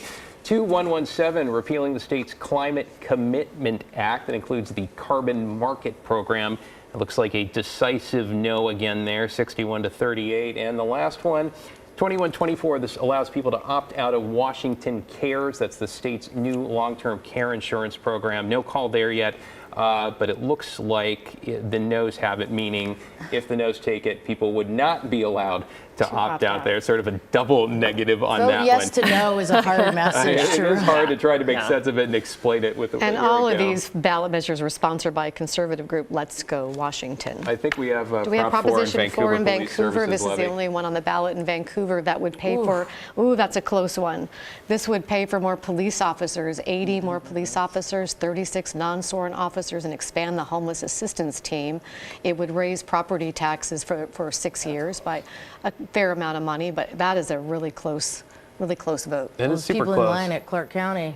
Yeah, people are in line there in Vancouver, right? But the thing about this, and if we can sort of take it, I don't know, it's not really full, it's sort of full circle from your moment again, Rebecca, when we talk about the ballot box fires and the arsonist who, dropped something and we think 3, or authorities say, and they're all connected, or we talk about what's happening outside the Clark County Elections Office tonight. It's only 2.5 hours in. It's already been a long night here. It's the sense of how things work and how people come together and the faith people have in the system, right? The fact that everybody was on top of it when those arsons happened. They had a new drop box dropped in. They were out with the message saying your vote will be safe. We'll find you if yours was burned. And tonight the auditor out there calm saying, yeah, you're in line. We've given you cards. We'll handle it. As long as it takes. As long as it takes. And I find, optimism in that the system as it works and that elections are safe and fair and the way we conduct ourselves on a night like this. They were scooping ashes and finding a name and calling the person. And in Oregon, I actually truly love our election system. I think we have some of the most transparent campaign finance laws. Our Secretary of State, I've been down there and watched the 15 ways they, verify signatures. I think Oregon is one of the best election systems in the country. But again, as a Republican in Oregon, that's not fun to say right now because Republicans have been talking about the mistakes that were made at the state level, and that goes hand in hand, right? When Republicans do something wrong, Democrats figure out a way to blow it up and talk about it. When Democrats do something wrong, You're Republicans talking about blow what it happened up. at the DMV. Yeah, and I'm just reiterating that, I think Oregon has a great elections, system in general. I think that's optimistic too. Word of what we saw with those people in line that was going to take hours. And the response from the elections official is that we'll stay here as long as it takes. That basic infrastructure that we rely on. And some of these people were subjected to some of the most heinous personal attacks, which we saw in 2020. And these people, despite the You mean the elections officials? The election officials. The challenges they face, the long hours, the negative blowback, and they stepped up and they have preserved the integrity of the election system. And it's something that I think too few people appreciate. These are They're the true heroes, heroes. I think, in terms of protecting our democracy. We're talking about running campaigns. You've been involved in a lot of campaigns every 2 years, thinking about the candidates, the incumbents, the challengers. What is it like to have to run for Congress every 2 years? It's a gift. I mean, it really is, having an opportunity to be able to present yourself to the public where people are the most engaged, and a chance to be able to step up and represent your community. I mean, I'm not going to miss being on airplanes 14 hours a week, but the public really has high expectations, and I have any number of extraordinary experiences. And as I'm leaving, I'm getting all sorts of responses from folks that have worked with me over the course of 54 years. It's really been gratifying, but it is not unlike what we were talking about here. It's time for me to move on. I feel comfortable with that, and I look forward to ushering in a new phase of activities here in Portland. Is there something that gives you optimism, though, at this stage? And when we talk about, Rebecca reflecting on how toxic some of this has turned, and you reflecting on the national versus what you see locally here with people coming together in Portland, what gives you optimism? Well, I mean, in terms of wrapping up a whole host of issues, I mean, I had 20 exit memos that I wrote about things that I cared about. And these are issues that, in the main, brought people together rather than divide them. I had a big ceremony in Washington and in New York this weekend. People are responding in very positive ways on things that matter in terms of international water and sanitation, bike partisanship. I mean, these are things that it's hard to describe how good it feels to have that experience with people, and I'm finding it as I'm wrapping up. People are sharing stories that mattered to them, and that is something that I find very gratifying, and I hope the people that are just elected have a chance to share that experience. Speaking of people just elected, you write a letter every election to the new congressional representatives. What's in your letter this time? Well, actually, I just finished today the latest version. It's something that for 14 years I've hand-delivered to each new member of Congress with things that I wish people had told me and my family when I first came back. Practical examples. Always have healthy food on your desk so you're not tempted to the treats? The reception food and alcohol. Trying to give practical examples of how to survive. Make sure the new member writes into their calendar the important things for family and make that a priority. These are things you would think would be simple, but they get lost in the press of the business. So I'm going to deliver my last memo to each new member with this advice. And in fact, I may actually send it to every member of Congress, suggesting they might think about it, because we don't make it easy for people to serve in these demanding situations. And I sincerely believe it doesn't have to be this hard. When is your last day in Congress? 2nd of January. And what's it going to be like for you to leave the halls of Congress on that day? I started the wrap-up 58 weeks ago, and I wrote these exit memos. I've got people to pick up responsibility on issues that I've dealt with. We've tied a bow on it. I feel very comfortable moving on. I don't know what we're going to be into in the lame duck session, and I hope the feelings can settle down and move forward. But I'm at peace with my decision, and I will look till the end of my days, trying to advance things that bring people together rather than divide them. There's space for that. Well, we appreciate your service, Congressman. I just want to go through, as we're talking about election night, of course, no call in the presidential race, no call when it comes to balance of power, Senate or House, at least not from NBC or the Associated Press. But let's look at the congressional races, including your successor here, if we can run through them all. House District 5, Janelle Bynum here, barely in the lead over Lori Chavez-DeRemer, incumbent Republican there at 1.6%. Was just checking to see if Clackamas County had reported at 9:30. Doesn't look like those numbers have come in just yet, so we could see that tighten or change here in the next few minutes. I think we have Oregon's 6th as well. This is a rematch. And this is a call for incumbent Congresswoman Andrea Salinas in a rematch again over Mike Erickson as well for the 6th. If we could take a look at 1 to 4 as well. Not quite as unpredictable, I think, Laurel, but still exciting to see what's happening there. Oh, yes. Congresswoman Bonamici in Congress District 1 in Oregon. Decisive win there. And Cliff Bentz, no surprise there in that Republican district on the east side of the state. And there's your district, Congressman. Maxine Dexter, 68% to Joanna Harbor's 26.6%. And finally, the 4th district, still too early. All right, producer's talking to me. What are we looking at? Okay, let's jump over to Clackamas County because we have a race call. I think this is coming from the Oregonian or the Associated Press, folks.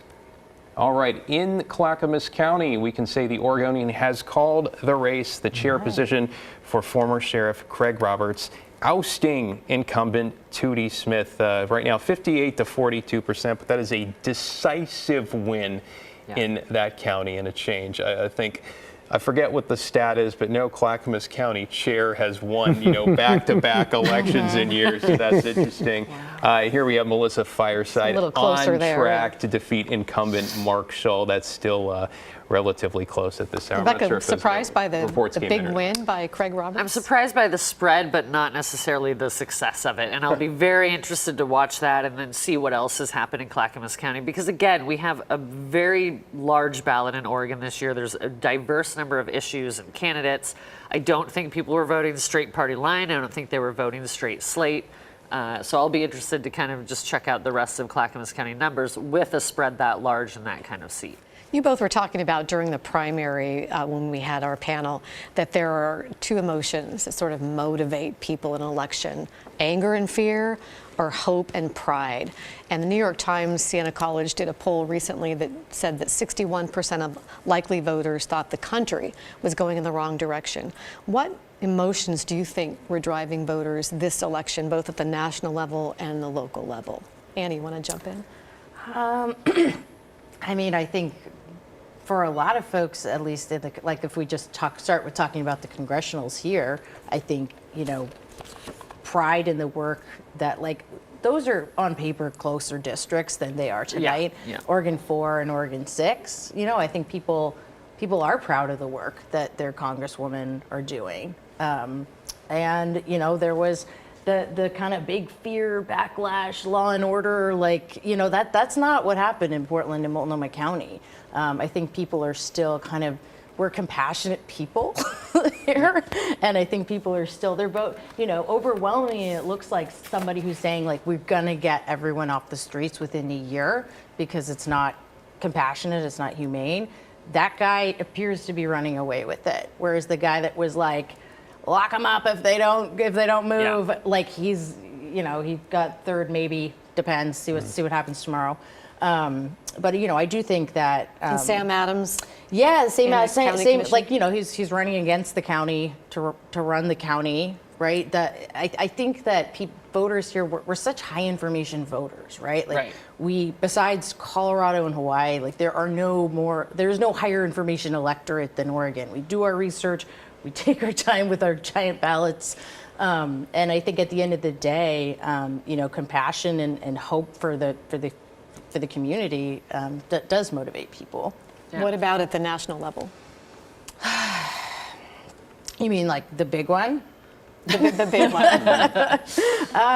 Well, here in Oregon, I mean, either anger at the big bad orange man or excitement for him. Hey, speaking of the national level, we have a couple key race calls we want to make. On the electoral map here, NBC News projecting Donald Trump will take Georgia and 16 electoral votes. 246 now to Kamala Harris's 189. Again, Trump taking Georgia, the Peach State. I want to caution Wisconsin, Minnesota, Michigan, Pennsylvania, all still too close to call. Arizona, Nevada on that list as well. There is a lot outstanding on the map tonight. And in the balance of power, the Associated Press calling the U.S. Senate for the Republicans, saying they have won a majority there. Control of the U.S. Senate, according to the Associated Press, flipping from Democrats to Republicans. So we still don't know the House. We still don't know. It's coming in trickles, drips, and drabs. And one of the reasons we don't know is because there are so many close races. And our races haven't been called here. Right here in the Northwest. Woo. So, Rebecca, back to my question about the emotions driving the electorate. What do you think? I mean, nobody's going to like this answer, but I think it's a mix of both, right? And I think it depends on which party you're in and which state you're in, and at least as far as the national level goes. I do think that campaigns, again, part of why I'm trying to separate and will be removing myself from running candidate campaigns is, at least in Oregon, fear is what a lot of people try to lean into, the anger and fear part that I have seen. It's not that that's how people lead or that's all how campaigns go, but that's where you're trying to get voters energized in certain areas. Others, it's compassion, and those are the campaigns I like to run. These are the priorities. This is what we care about. This is how we're going to focus on getting things done. We have to remember also that it's not just campaigns, but it's where the world is going. And there's a big difference between what happened in 2016, 2018, 2020 was a huge year for everybody. We have to meet people where they are. And there's not just one blanket answer for it. I would guarantee that you go one or two counties, east of here, what drives them is going to be different than one or two counties south of here. And representatives at the state level or council level or whichever it should be should accurately reflect or try to help their voters move towards either of those, right? Move away from the anger and towards the compassion side. I don't think that means you don't inform them of what's going on. I mean, we have problems, right? I mean, the city of Portland has issues. I'm thankful that they have such an enormous slate of candidates who are running, that they are getting along. Maybe it is a new chapter for the people that live a mile outside of Portland and have worked here to say, okay, I'll take it. Let's see what we can do with it. Because what we don't love as voters or people in this situation is the 7-second tagline, the thing that gets you to do the vote, and then nothing happens, right? There's no accountability. Everybody just moves on and we hope people forget about it until the next cycle where we bring it up and hold it against you, right? Or until the next cycle where you try to pretend that that wasn't part of your role. So, long answer, it really just depends. But I hope that we are trying to help voters and help people and help communities make decisions based on compassion. And that doesn't mean they shouldn't be upset, but it should mean we're giving them something to look forward to. Not a constant stream of text messages and emails about how bad everything is. I don't think any of us need to be reminded of that. I don't think it needs to be leverage that's used against us. And I see campaigns, both parties, all parties. We can leave out Portland City Council because I don't have time to follow 100 candidates. I'm sure they haven't done it. But they're using that stress as leverage to win or to raise money. And I just don't think that's a healthy environment for any of us. So yeah, I mean, that's the fun strategy of it, is like, what do you talk to voters about, which issues, and how do you help them get to a place where they're making the right decision? And it really does vary. I wonder what it's going to take, and maybe as we talk about this, we could look at the Attorney General's race, but what is it going to take for a Republican in the state of Oregon to win a statewide office? Because Democrats hold all the levers of power. Yep. And the legislature, and correct me if I'm wrong, it doesn't look like they're getting a supermajority in the House. I was just going to ask you that. I was just going to ask And I you. should say on those state races, so Treasurer, Secretary of State, correct me if I'm wrong, Control Room, but I don't think we have calls from the Oregonian or AP in any of those key state races at this point, though. So it's been since Dennis Richardson won Secretary of State in 2016. Before that, I think it was Jack Roberts, maybe in 1994. We just don't see a lot of Republicans win statewide office in Oregon. What's it going to take, do you think, for that to change? Well, one, it's going to take better campaign strategy across the board. And I don't mean candidate Lathrop. I mean how Republicans in Oregon are perceived and how they are running campaigns. And I know I'm one of them, and I'm not being hard on my colleagues. I'm just, if you're in Oregon, you can't run a campaign to get Republicans elected in Democratic areas by negatively talking about Democrats. That's not the information that we want. We're trying to say it should not be partisan, but often it becomes partisan, right? You see Democrats get thrown up, or you see Republicans, and again, it goes both sides. I just happen to be the the Republican at the table. But I think we have to, again, have a long-term plan that lets people know that there's an individual who's running. It's not necessarily that they're a Republican or a Democrat, because I know that that matters, but also the issues need to be things that we all care about. And when you live in a state that's largely blue or largely purple or has a lot of moderate Republicans, you have to meet those voters on the issues that they are. And I think we have a lot of great candidates. Will Lathrop is an incredible candidate. Attorney General is a scary title. Most people don't know what it is. We live in a blue state, and when people are, they've got a lot going on. They're not really sure. They haven't had time to look into it. Annie and I have said it, they go home. They go home. And by that, I mean to their party. They go to a comfort zone. To y'all's credit, he is probably the best statewide candidate you've recruited in.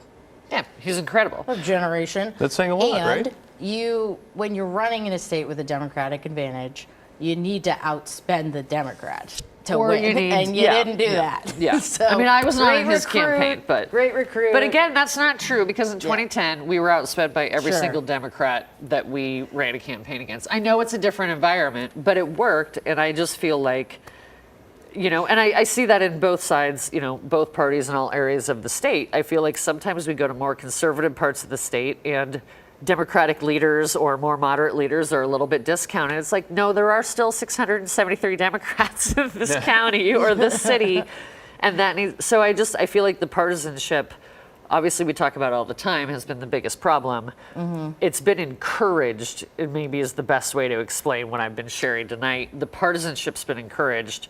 That's not going to work for conservatives or Republicans in Oregon right now. It doesn't matter that Trump's on the top of the ballot. He's not going to win in Oregon. So how do you have a different conversation? Would it make a difference, do you think, if Oregon had Washington's top two, where last election and this primary, the Republicans and Democrats are all on the same ballot, and the top two moved on to the general election. Would that make a difference, do you think? Possibly, but any election experiment and voting experiment is going to take a few rounds before it balances out, right? Mm-hmm. I mean, I support the concept of open primary, but that would be difficult in Oregon for a Republican to fully come out the next year ahead, probably, right? I mean, it would take a couple of years before we could get the electorate to respond to something and vote the right way.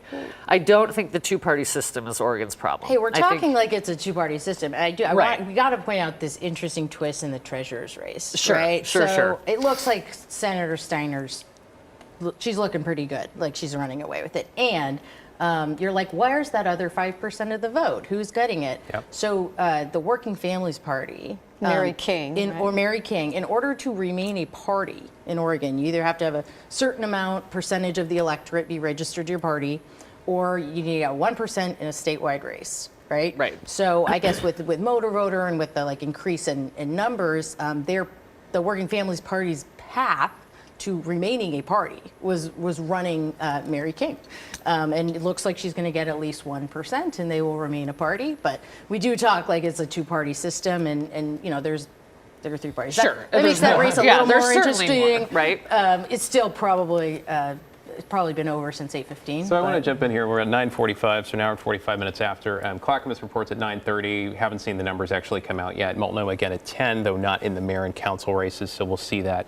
But as we get to this point in the evening, let's put the national sort of side, the presidential race, on hold with so much outstanding there. But I'm just curious to kind of get all of your thoughts here. We have, an outsider who's never held elected office with a commanding lead in the Portland mayor's race. We have the current Clackamas County chair being ousted by the deputy sheriff, Craig Roberts, in Clackamas County, a Democrat there. We have congressional races, Oregon 5, Washington 3, that are not surprisingly too close to call there. A little bit of ranked choice voting math in action.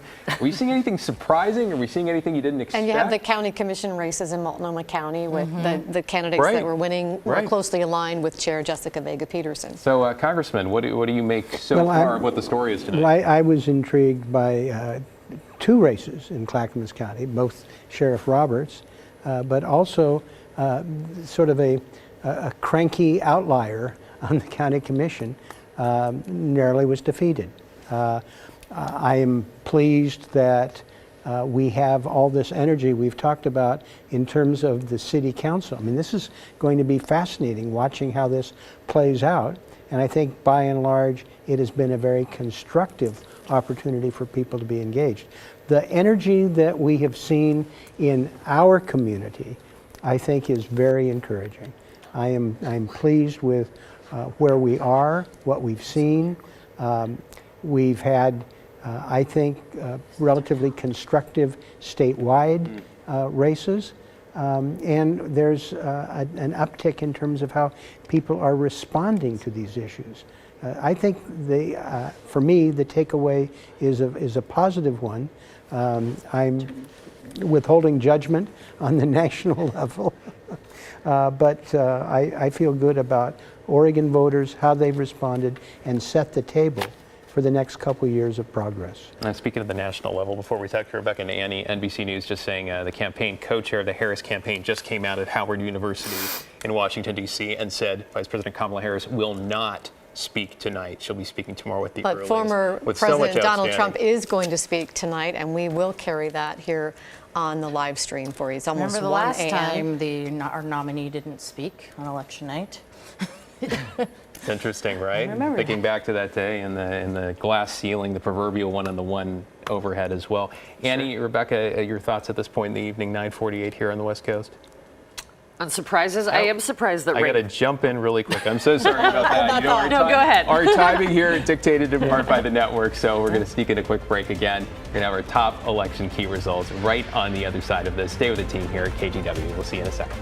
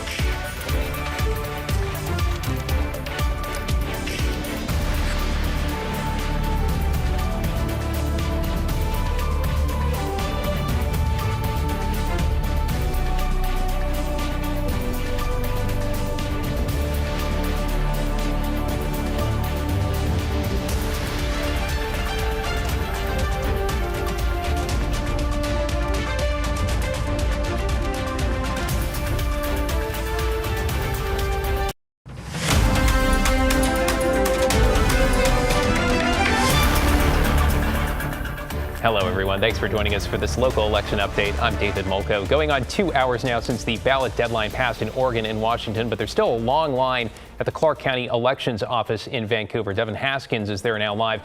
Devin, what's going on? Yeah, David, that line has actually significantly shrunk since the last time I spoke to you. It is now just basically around. So from here's the front door, and then you go down to the end of the building and back. And that's kind of where the line is right now. Everybody that was here before 8 o'clock. Some people waiting in line for hours, 3-4 hours, just to get in there and to cast their vote in this election. We've seen people here to register and then vote, here to fix a ballot that either they said had an issue with it or they didn't get one in the mail in time to do this. So everybody here in line to vote here at the Clark County Elections Office. And we've also seen Washington District 3 congressional candidate Joe Kent here as well, shaking hands with some of these people standing in line. We'll send it back to you, David. Yeah, democracy in action on the streets of Vancouver. Thanks, Devin Haskins. Hey, we'll tell you about a very close House race in District 3 in Southwest Washington. Democratic incumbent Marie Gluesenkamp-Perez leading Republican challenger Joe Kent by about 4 points. This is in the first day returns. Clark County does not report again until tomorrow. Evan is at the Gluesenkamp-Perez watch party in Vancouver. Evan, what's the mood like tonight? Yeah, David, Democrats here are optimistic about these early results. Marie Gluesenkamp-Perez with about a 12,000 vote lead from the early results reporting. She spoke just a few minutes ago and thanked everyone, but was hugging and saying hi to everyone. Lots of cheers, so they feel very good about this. In some key counties, Clark, Lewis, Cowlitz that I've been tracking, she's performing slightly better than she did 2 years ago, which is part of the reason for that optimism. And she said it's because she focused on local issues, and it's proof that there's a different strategy than hyper-partisanship moving forward. So something to walk, still too close to call. Yeah, we'll see if it takes till Saturday as it did in 2022. Thanks, Evan. Quickly, the other closely watched congressional race in Oregon House District 5. Democratic challenger Janelle Bynum leading Republican Congresswoman Lori Chavez-DeRemer by just under 2 points. A couple ballot measures to note in Oregon. Measure 117, that would establish ranked choice voting statewide on its way to defeat the no leading 60-40 there. Measure 118, that's the measure to raise corporate minimum taxes, give eligible taxpayers a $1,600 rebate. The Oregon rebate, voters soundly rejecting that measure by nearly 60 points. All right, for those of you watching KGW, we'll send you back to NBC's continuing coverage of Decision 24, or you can join our political panel at the same time, streaming right now on KGW.com and KGW Plus. Your complete results tonight on KGW News at 11.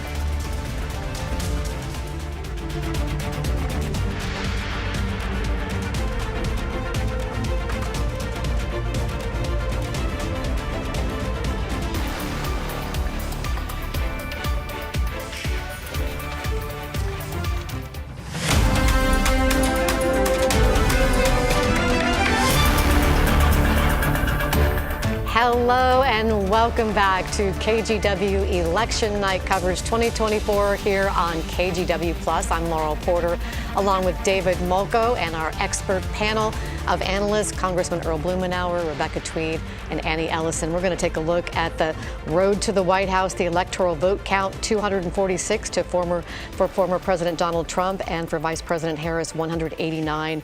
Harris's path to victory has narrowed with Trump winning Georgia and North Carolina, but there are still some undecided states and the battleground states still to go. We're understanding that Vice President Harris will not speak tonight as we approach about 1 a.m. on the East Coast. She'll talk tomorrow, but we're going to show you a live shot from Donald Trump's headquarters in West Palm Beach, where the former president is expected to speak this evening. We should mention too close to call right now, according to NBC News projections, Wisconsin, Michigan, Pennsylvania, the blue wall states, also Minnesota too close to call, Arizona, Nevada.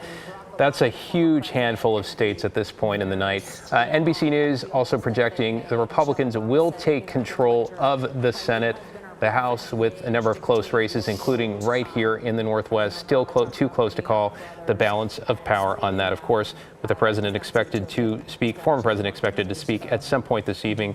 We'll try to take that live when it comes up. Back here with the panel, though, as we continue to walk through some of the local races. Rebecca, before we had to sort of do an elections update there, I asked you what the story of the night is for you so far, seeing the mixture of results, right? An outsider who's never held political office leading in the Portland's mayor race, a commanding lead. The chair in Clackamas County being ousted, Tootie Smith, by Craig Roberts. And then these races that are still too close to call. What do you make of it? You know, my biggest surprise of the night is Measure 117. I mean, ranked choice voting is your feel-good Oregon, like your vote counts. I mean, League of Women Voters is like on my refrigerator just because I don't have anywhere else to put that mail right now. So I'm really surprised at that gap. The other races so far, I'm not surprised at where they are. I do think the spread between former Sheriff Roberts and Commissioner Smith is broader than we thought, but we've also seen these narrow a little bit. You know, I'm really not surprised. My takeaway actually, well, and one thing we've been trying to figure out is turnout seems significantly lower. Like we're still 20% lower than we were in 2020. And as someone who's just, you know, talked for 20 minutes about how interesting voters are, I want to know why that happens, right? Like people, yeah, right? Rebecca, Thank you. It was a test, all right? Yeah.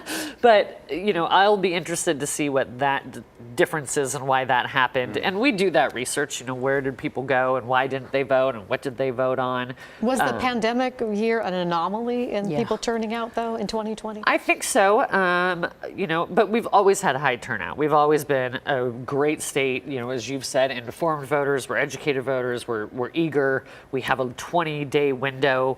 I think some of it truly is voter fatigue and voter exhaustion, and it is voter in this time, you know, just with how much was going on, how much was on the ballot, how much people have in their regular lives. I think we forget that we're the only people who say ranked choice voting every day for 365 days a year. Like nobody else does till they get their ballot October 19th. What is this? Yeah, so I find it all fascinating. That's the part of my work and experience that I'll continue is doing that research. Danny, a final thought for you here? Yeah, I mean, I think where this is going is that Oregon and Southwest Washington and this region, I think are going to be some bright spots. We're looking pretty strong in those two competitive congressionals. I think we're going to provide some bright spots for the rest of the country. And Congressman, I get the sense from you, if we could give you the last word here, we're just waiting to see if former President Donald Trump will speak. If he does in the next few minutes, we'll take that. Otherwise, we'll take a break here and leave you to NBC's coverage. Your thoughts, again, on the optimism, the hope, and finding that common ground somewhere in the middle here? Well, I hope that we'll be able to follow through on it. I am encouraged that it looks like the House of Representatives will shift control, which will be a leverage point. When it looks like the Senate is going in the opposite direction. Yeah. And candidly, I would be disappointed if Donald Trump is elected again, because I think that complicates, although his platform is one of negativity. I don't know that he can pivot, but I think having a fulcrum with the House of Representatives and then seeing what happens with some key local races around the country gives a sense of what the voters would like to hear. And I hope we do a better job of giving them what they'd like to hear. We want to thank you for your 54 years of elected office service. A highlight? Is there something that just really stands out for you? No, it has been a pleasure to work with this community in a number of different levels. And the through line is that Oregonians are people who are interested in working cooperatively for change. And that, to me, has been extraordinarily, it's a gift. And I'm pleased to have played a small role in it and look forward to being a civilian. And you and I are going to be talking more about your departure and your years of service on Straight Talk in a few weeks. So. Got to get the plug in, right? Okay. Yeah. Okay. All right. It's been a fun 3 hours. Everybody really enjoyed it. Congressman, thank you. Annie Ellison, Rebecca Tweed, thanks so much. And it's so much fun. So being fun to together be back for another here election with you. night together as we foresee this the new normal of not having a call in the presidential race and a lot of key races across our region. Hey, we're going to have former President Trump's speech on KGW Plus streaming in just a few minutes if he takes the podium at the Palm Beach Convention Center there in West Palm Beach, Florida. For now, on behalf of Laurel Porter and the rest of the team here at KGW News, I'm David Molko. Complete election results tonight on KGW News at 11. We'll see you then.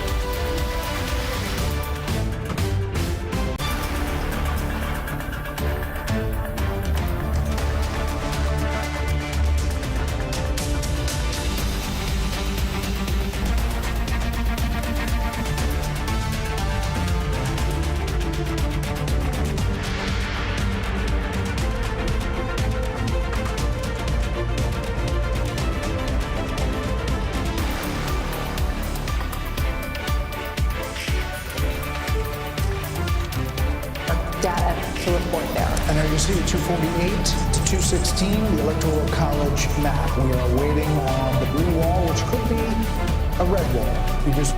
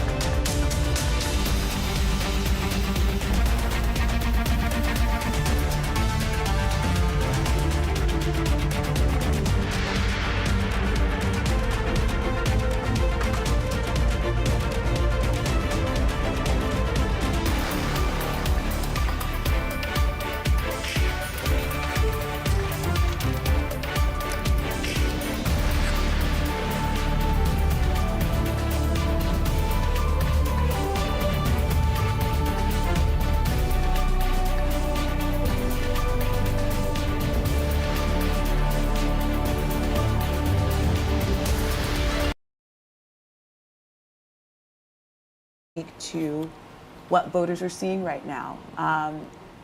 They are using their vote as of right now, nothing is called right now, to say that those that have voted right now are saying that they want to distance themselves from the Democrats and move over to the Republican side. If this race is called, then that would be the message from this campaign. But once again, that race not called. You're taking a look at the stage right there in Florida, where in just a few minutes, or maybe 30 minutes, depending on when Mr. Trump wants to get up there, we are expecting to hear him give some remarks.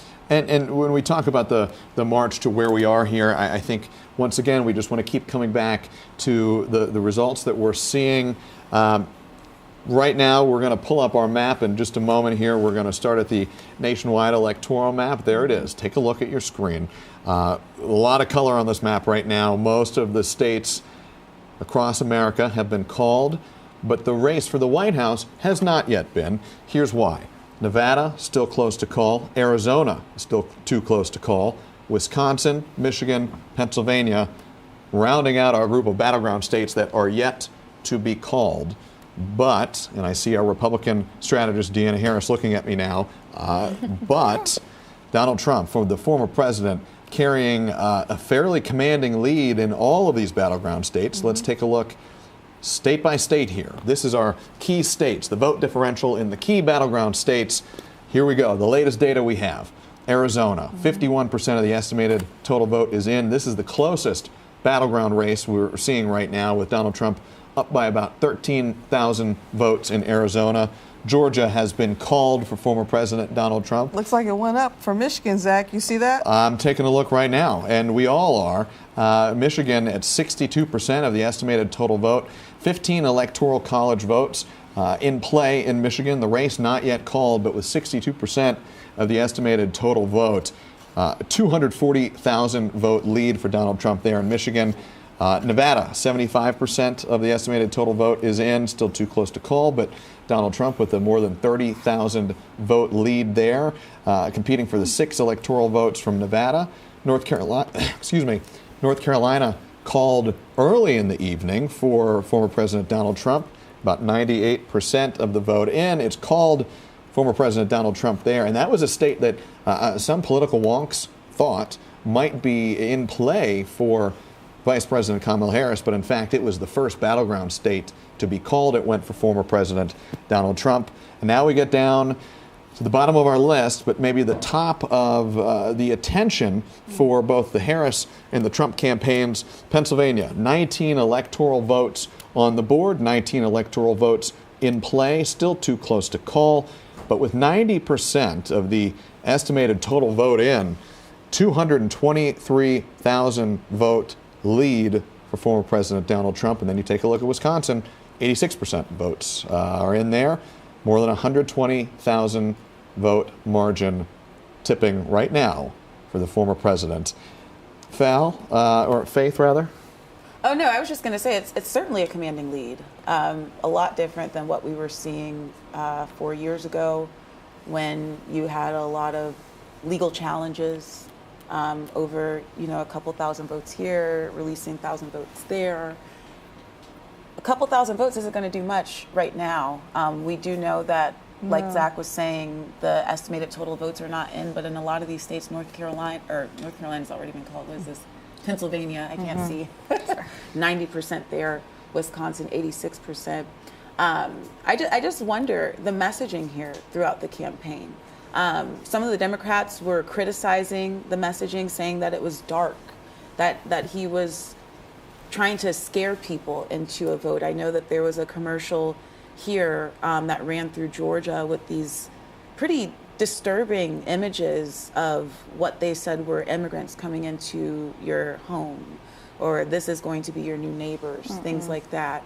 But then on the other side, some Republicans said that he is the party. I heard in a story that we did yesterday, Josh McCoon saying that the former president is the president of peace. Do you think the messaging here, clearly the messaging is working, but how do you feel about that tactic, that strategy from the Trump campaign? I think folks are used to, because I mean, again, we have had President Trump on our ballot since 2016. I think they're kind of used to that kind of messaging. This isn't really the first time that he's used those talking points. But I mean, I think folks remember that, 4 years ago, obviously we're looking at the maps. I think folks would agree that they feel like they were living a lot better 4 years ago than they were now under the Biden administration. And that was a really big note from his campaign, or a talking point. Are you better now than you were 4 years ago? Right. Yeah. I think it's a lot different when you attend the rally versus what you see and hear on the commercials on TV, right? Those messages are, night and day, honestly. Whereas when you're at the rally, he speaks of making America great for every American. No matter what the race, color, religion, creed of anyone, he wants it to be prosperous for us all. And so that is really what he pushed at these rallies, which was really important because, like we said, he was in the metro areas. He went to Gwinnett. He went to Cobb County, right? And he went to these metro areas where he chipped away at that Democrat vote with that message. And not just the Democrat vote, Zach, but also independents, people who were on the fence. I mean, you have a whole generation of first-time voters that didn't subscribe to Democrats or Republicans and could have been swayed.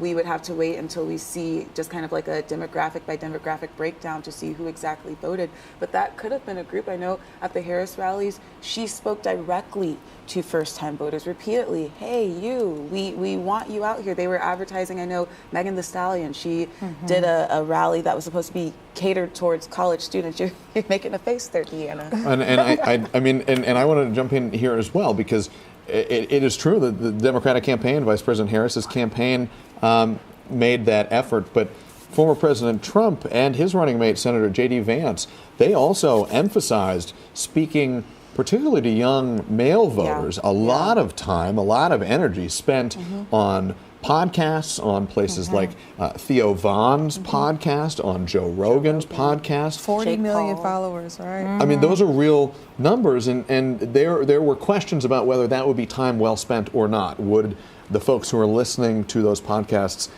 nod their heads and say, yeah, I like what this guy is saying? Or would they nod their heads and say, yeah, I like what this guy is saying, and go vote? We haven't seen the exits yet. We don't know the kind of age breakdown.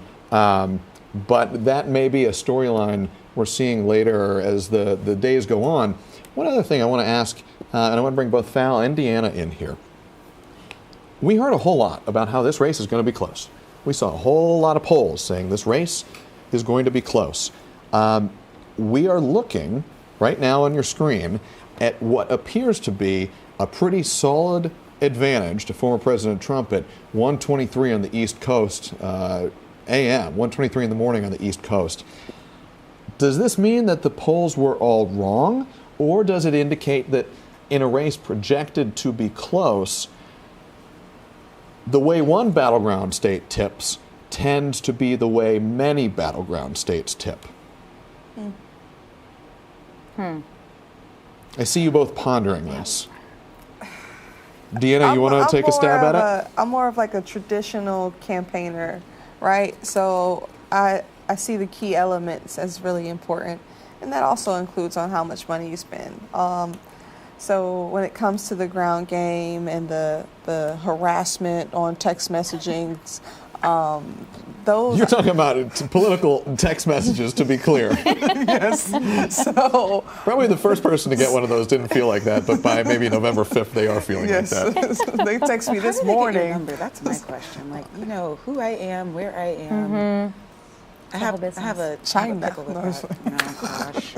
Voter databases. Sorry, Deanna, what were you saying? So I think those things really make a difference. If we even just kind of go back even further and just think about Obama's campaign and how strong he was with his grassroots, that made a huge difference in his win, and it was basically a landslide. And I think that the Republicans really pushed that energy this year. They've been knocking on doors like crazy, mailers have been crazy. It's just a strong grassroots presence have really made that difference in these key states. Yeah. I just had an Amber Rose sighting, if anybody Oh, cares. really? Of course. We also want to bring up another, back here in Georgia, a measure that was on the ballot in Gwinnett and Cobb County. The Gwinnett T-Splost, this was going to be a 1% sales tax referendum in Gwinnett County. It would have provided money for the transit system, public transportation system there, creating new bus routes, different transfer stations, things like that. The T-Splost has failed in Gwinnett County. Once again, it would have expanded bus service. The county was hopeful that they would finally convince people to pass the measure.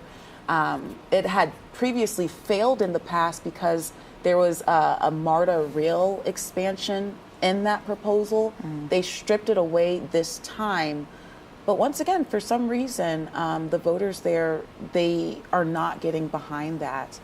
And we also believe that the same referendum in Cobb is likely going to lose as well. So that is just some more information back here in Georgia. Another big race that's called, Zach, here. Yeah, we've been talking a lot about the top of the ticket, but down ballot races also make a big difference. And you'll hear a lot of political experts say that a lot of the lawmaking that most directly impacts you happens at the state and local level. And we have a race to call here. The Associated Press has called the race in Georgia's State Senate District 48. We have it up on our map here, but we may want to stay with live pictures from West Palm. But we do want to note this. The Associated Press, there it is, has called this race in Georgia's State Senate District 48 for incumbent Republican Sean Still. Ashwin Ramaswamy, the Democratic challenger, trailing by about 7,000 votes with about 95% of the estimated total vote in. Again, Sean Still, the Republican incumbent state senator, projected by the Associated Press to move on to another term in office. We should note as well, this was really the only competitive state Senate race in the state this year. This was a bellwether race. Many hundreds of thousands of dollars were raised on each side in fundraising in this race, really blowing the roof off of what are conventional totals in fundraising for a state-level down-ballot race like this.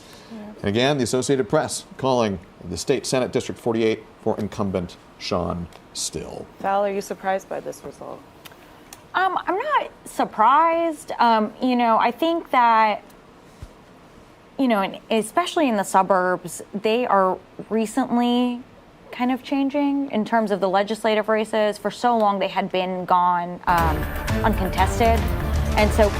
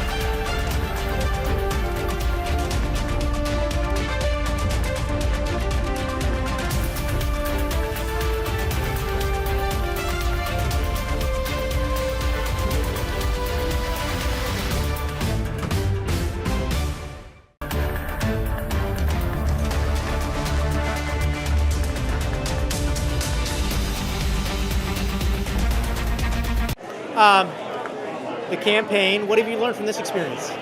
I'm absolutely confident that Portland is ready for change. From 9 months ago until today, taking some very clear messages and then really working with the city as a whole and explaining how the plan's going to work. And today, I believe Portland's ready for a change. I can feel it. I can feel it in the stores I'm going to. Sign waving on the street. It just seems like there's a groundswell of support. I think it's ready. I think the city's ready for a new chapter next year. With ranked choice voting, so many. Sure. With ranked choice voting and so many people on the ballot, right. It seems unlikely we'll have a winner tonight. Right. So what is your message for your supporters? Oh, just enjoy tonight. You know, we've spent 9 months really working hard. We have 130 volunteers. We've knocked on 22,000 doors. Win or lose, tonight is just about us celebrating as a group together because, you know, we galvanized Portland and everybody came to help. So it's just that real focus on us bringing the community together. So we don't expect the result tonight. It'll be a couple days, but this is just about our volunteers and the city coming together and just enjoying each other. And going forward, win or lose, what would your message for the greater community be? Win or lose. If I win, it's time for us to get to work. We're not, we'll wait, we'll sleep for a week, and then we're going to start putting our plan together. And January 2nd, Inauguration Day, is going to be about getting the work done. If I lose, then the message is there's no other way for us to move forward other than to care our community. I've put together a plan. I've delivered a roadmap. I'll simply, hopefully, deliver it to the new mayor and hope that they'll work with me to begin the renaissance that Portland is all ready for. Campaigns are nothing new to you, but what's this experience been like? It has been a ride, for sure. And, you know, I sort of had a very interesting first race because it was during the pandemic. Right. So this is the first race post-pandemic. And I will have to say the best part about this campaign was connecting with voters, being in the neighborhoods, being on you know, doorsteps, talking to voters in coffee shops, at farmers markets, really hearing what people care about and what they are passionate about. Yeah. With ranked choice voting and so many people on the ballot, it's really unlikely we're going to have a winner tonight. That's right. So what is your message going to be to your supporters? So my supporters, I'm like, hey, let's come watch, you know, some returns tonight. And I want to just appreciate being in community with you tonight. And there are a lot of things going on all around the city. Historic night for Portland, right? Because our government's changing. So there are a lot of similar watch parties going on. And we know that it might take a while to find out what the actual results are. So let's just celebrate this historic moment together. Win or lose, what would your message be for the community at large? My message for the community, win or lose, would be your voices matter. And even though you might not feel like it all the time, that you need leaders and you deserve leaders who will listen. You deserve leaders who will stay at the table and problem solve and meet with you despite whether you agree or not. That's what we need our leaders in the city to do, to solve our most intractable problems so that they're solvable. And I believe that we can. Yeah.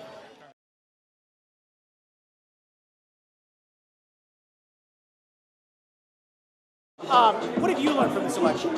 I don't think we're going to know what to learn from this election for a few more months. I think there's going to be a lot to unpack in it right now. You know, I think the city wants to be compassionate and also wants us to directly address the issues on the street. And what the status quo isn't satisfactory. So you're seeing a lot of people wanting change. So those are my takeaways right now. But I think it's going to be several months for us to really totally unpack what happened. We heard what you said from the podium, but I'll re-ask some of the same questions. We clearly will not have a winner tonight, may not have a winner tomorrow. So what is your message for supporters in light of the fact there's no clear winner here? Yeah, you know, you stay engaged in the process and you get ready for the next election. You know, I mean, this one's over with. The votes are in. It's going to take a while to count them. And with ranked choice, it's very hard to see how this is all going to play out. but there's not much any of us can do about it now. It's now in Destiny's hands. And so we get ready for whatever's next, and we wait till all the votes are in. What would be your message for the community? Oh, respect the democratic process, and stay engaged, pay attention. I think there was a lot to tackle this election. I'm a little bit worried about the District 1 numbers right now. They're really low, and we had some concern from folks in the ESL communities that they weren't understanding the ballots. We've got to really unpack that. I'm hoping that we're going to see more District 1 votes come in to make up the difference, but right now, that's too many. And so that's something we're going to have to figure out as a community, why so many in our low-income neighborhoods and our ESL community, which this form of government was supposed to fix, why we're seeing such low numbers and coming back so far. Again, hopefully they come in late, so we'll have a clearer picture. And beyond the election, though, as a city as a whole, what message would you have for the city, win or lose, going forward?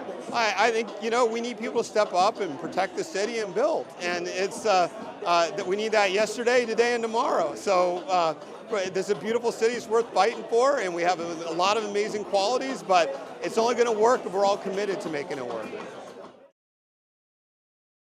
Thank you for every door knocked, every phone call made, every conversation you had with a neighbor, friend, or family member. Tonight, all that hard work has paid off, so thank you from the bottom of my heart, and this win is yours too. And I know tonight feels a little bittersweet until we wait for an answer for the presidential contest, and we're feeling a bit of mixed emotions. But I can't tell you how happy and excited I am for Oregon's future. We have a silver lining here in Oregon with Tobias Reed as our next Secretary of State, Elizabeth Steiner as our next Treasurer, Dan Rayfield as our next AG, majorities in the state legislature, and we will have Val Hoyle back with me, and we will be bringing Janelle Bynum with us. But I want to acknowledge the incredible campaign we've run. We knocked on more doors, made more phone calls, sent more text messages than ever before, twice as many as last time. I'm especially proud of our outreach efforts in rural communities and to Latino voters. It goes to show that Oregon Democrats are the party of inclusivity. We mean it when we say every vote matters, and no one, absolutely no one, gets left behind.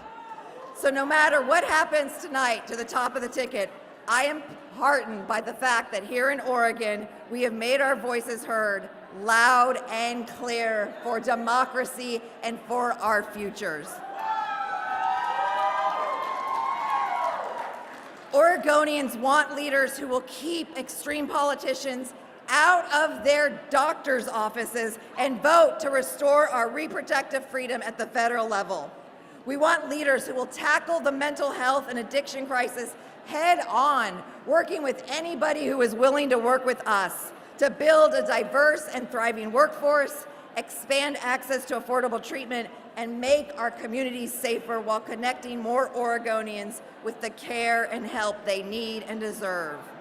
We will make life affordable again for working and middle-class families. We want leaders who are tireless when they want to bring down the cost of gas, groceries, and housing. We will protect your hard-earned benefits and bring millions of dollars of hard-earned taxpayer money back to Oregon. Tonight, the people of Oregon have spoken, and they have thankfully once again chosen me to represent them in the 6th District and be their champion. I am honored. Thank you. I am so honored and humbled to continue to serve you and your neighbors in Congress. And I want you to know I am going back to DC to fight like hell. Let's keep working. Thank you.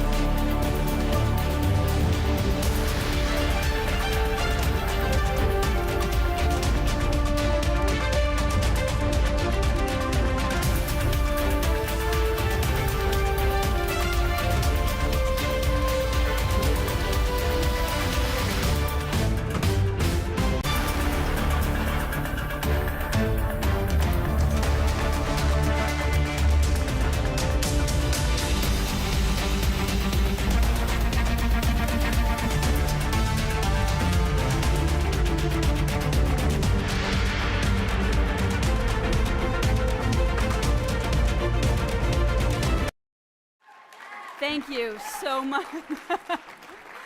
Thank you so much for being here.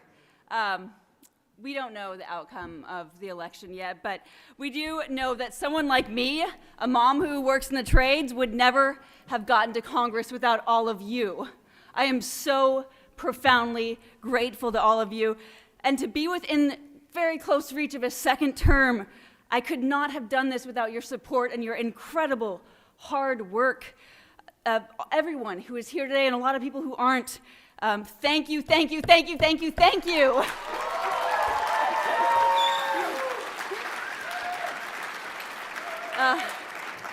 We have been through a lot this election. National partisan division and anger came home to our community when an arsonist firebombed a ballot box in Fisher's Landing. We don't know who did it, but we know who didn't do it. A patriot, someone who cares about the community, is not an arsonist. They do not burn each other's ballots. The arsonist wanted to scare us and divide us. And I'm proud to say that Southwest Washington is not a place where we allow extremism to go unchallenged.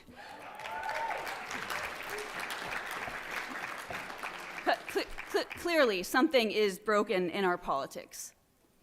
We can feel it, and it doesn't feel good.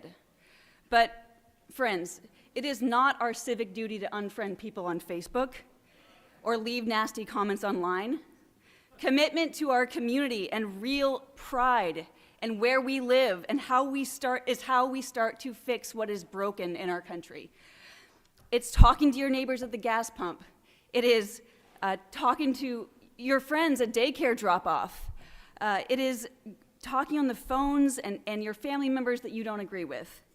A key reason that I ran for this seat in 2022 was watching a Republican primary candidate forum where somebody asked a smart question. They asked all the candidates to name just 3 lakes in Southwest Washington, and Joe Kent couldn't do it. Joe Kent couldn't do it. That kind of personal ambition and national agenda that leads someone to run to represent a community who doesn't even know it is corrosive. I'm in this race to represent us, our independent values.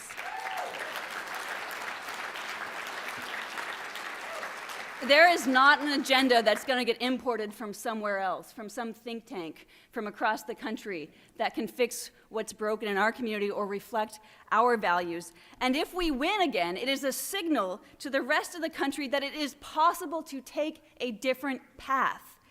Step away from the national talking points and the hype and partisanship and run a campaign based on respect for working people and the issues that directly impact us here at home.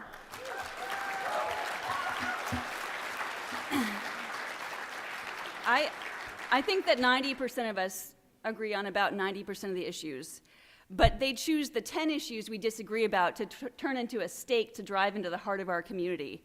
And it's not what we need. What we need is shop class in junior high. What we need, what we need are good jobs that don't require a college degree. What we need is the right to fix our own stuff and ensure that regulations don't serve as a moat protecting the big guys from family businesses like ours and my husband's and I.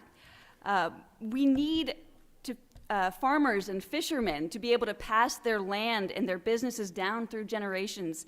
We need to ensure that women have the right to make their own healthcare decisions.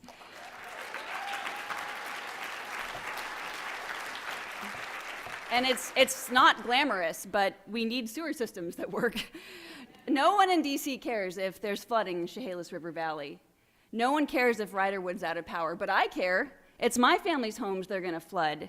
And I think that focusing on the issues like this at home is how we break the gridlock and the extremism and start to fix what is broken in our country. This is about fidelity to place and representing it because you love it. We have a long history of standing up to extremism in our community on both ends, and it's the strength of that muscle of the middle that we are once again testing in this election. Whether the middle holds is yet to be seen here. But one thing is sure, we put a hell of a lot of effort.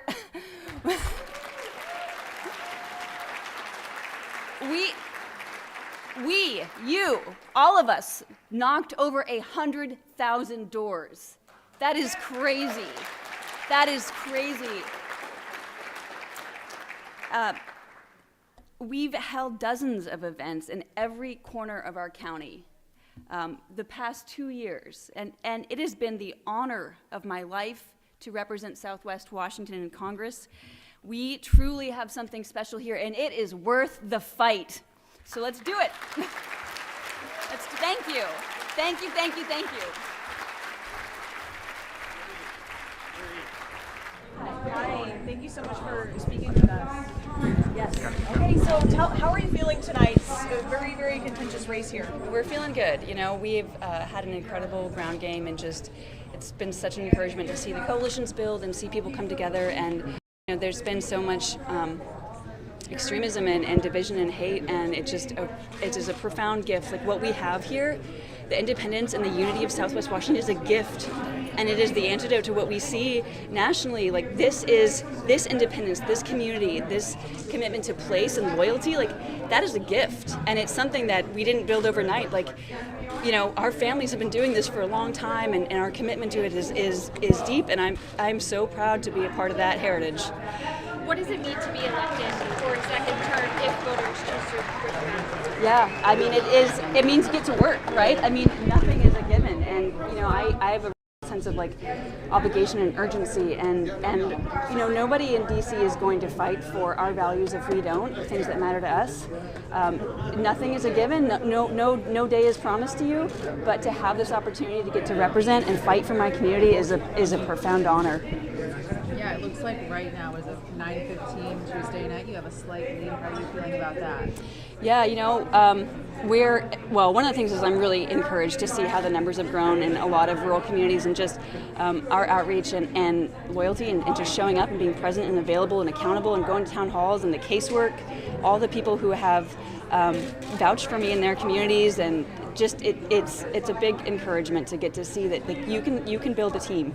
And you kind of touched on earlier today that you've done hundreds of thousands of door knocking in just the past couple of days. Yeah. It's really a big boots on the ground initiative. Why is that the way you're going with this? Well, I mean, the most important thing we can do is talk to our neighbors, talk to people at the gas station or a daycare drop-off. That is the most important thing.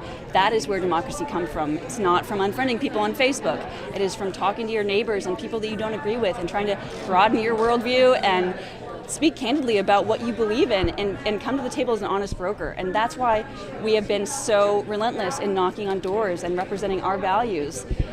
There's a lot of money that came in to like try to make this about a national race. Like this is about us, this is about our values, and kind of overcoming that noise and saying like we can chart our own course here. Bree, you mentioned just a few minutes ago that if you win this, it shows there's a different path than that hyper-partisanship. And I know in the campaigning you focus on those local issues as kind of the strategy here.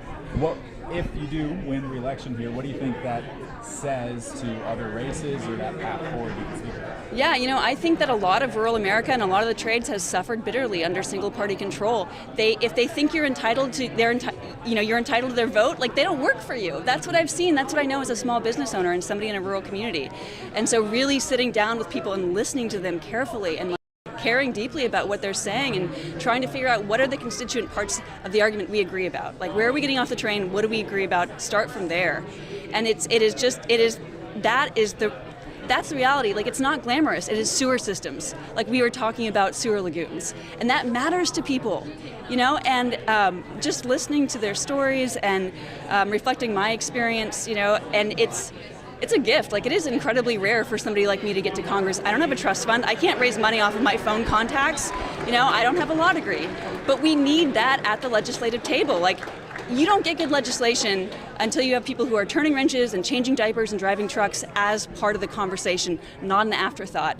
And so getting to do that work and hearing those stories and just building community has been such a gift over these past couple of years. And I, you know, really hope that we're able to keep doing that work.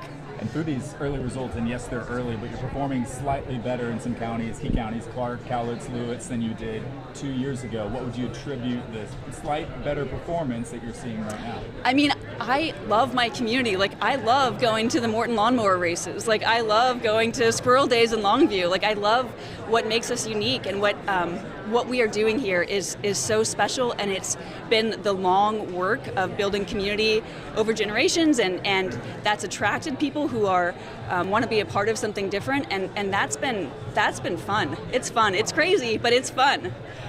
One more? Yeah, it's believed that your district tends to be Republican leaning. How do you think that you were able to, maybe people who always voted Republican, kind of come to your side with it?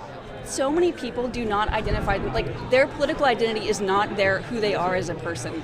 Like, you have to talk to people about who they are and what they believe in and what they're fighting for, why they get up and go to work in the morning. Like, that is how you understand what your values are. Like, the partisan agenda is broken, and it does not serve our interest here, and that is the story here. Like, that is the point of this. Like, I'm not doing it to play football for a political team. Like, I'm doing it because I know that if normal people don't show up and fight for our values and our priorities, no one's going to do that.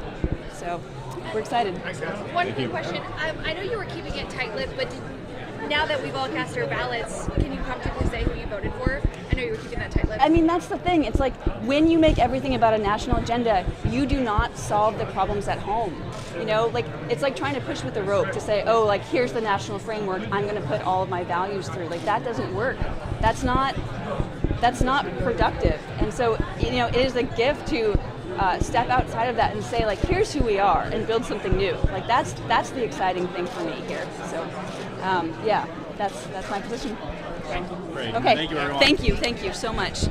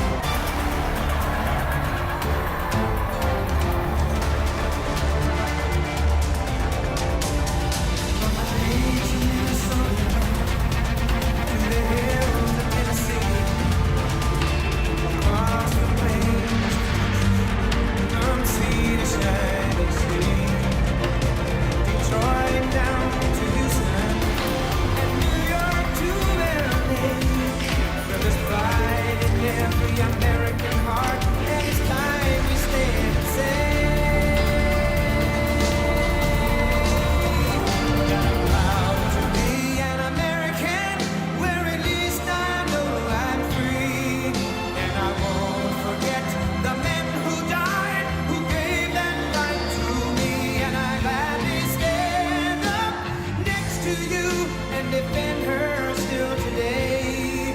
'Cause there ain't no doubt I love this land. God bless the USA.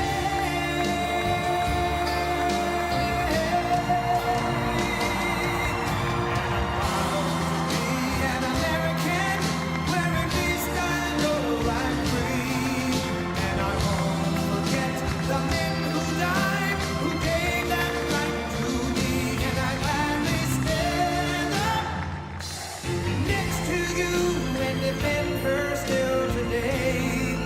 'Cause there ain't no doubt I love this land.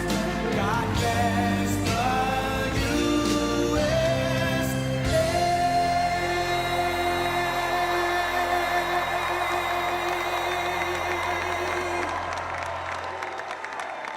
Thank you very much. Wow.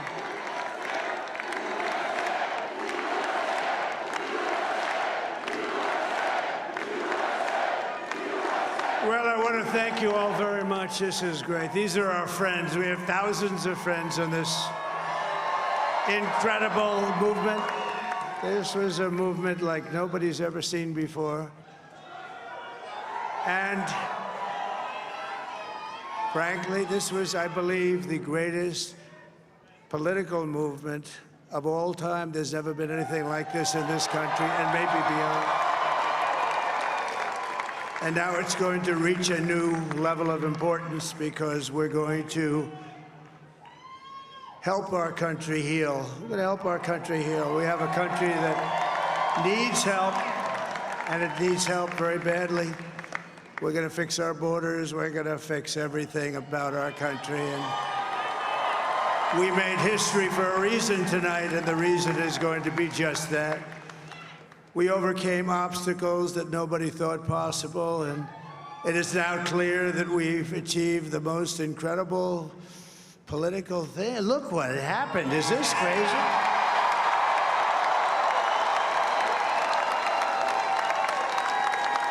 But it's a political victory that our country has never seen before, nothing like this. I want to thank the American people for the extraordinary honor of being elected your 47th president and your 45th president.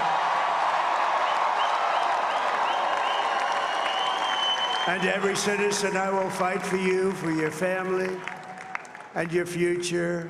Every single day, I will be fighting for you, and with every breath in my body, I will not rest until we have delivered the strong, safe, and prosperous America that our children deserve and that you deserve. This will truly be the golden age of America. That's what we have to have. This is a magnificent victory for the American people that will allow us to make America great again. And in addition to having won the battleground states of North Carolina, I love these places, Georgia, Pennsylvania, and Wisconsin, we are now winning in Michigan, Arizona, Nevada, and Alaska, which would result in us carrying at least 315 electoral votes, but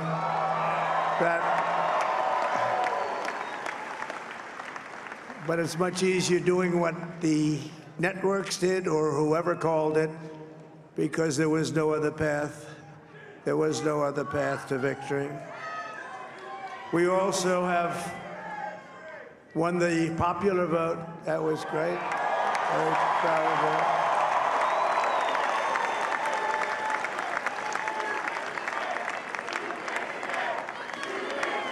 Thank you.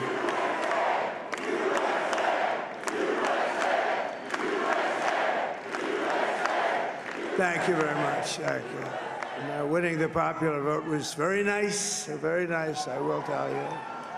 It's a great feeling of love. We have a great feeling of love in this very large room with unbelievable people standing by my side. These people have been incredible. They've made the journey with me, and we're going to make you very happy. We're going to make you very proud of your vote. I hope that you're going to be looking back someday and say that was one of the truly important moments of my life when I voted for this group of people beyond the president, this group of great people. America has given us an unprecedented and powerful mandate. We have taken back control of the Senate. Wow, that's good. And the Senate races in Montana, Nevada, Texas, Ohio, Michigan, Wisconsin, the great Commonwealth of Pennsylvania, were all won by the MAGA movement. They helped so much. And in those cases, every one of them, we worked with the senators. They were tough races, and I mean, the number of victories in the Senate was absolutely incredible. And we did tele-rallies. We did tele-rallies with each one of them. And sometimes we did 2 or 3 and it was amazing to look at all of those victories. Nobody expected that, nobody.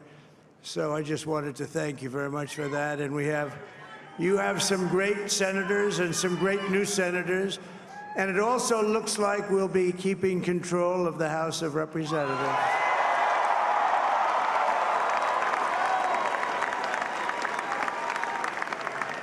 And I want to thank Mike Johnson. I think he's doing a terrific job. Terrific job. I want to also thank my beautiful wife, Melania, First Lady.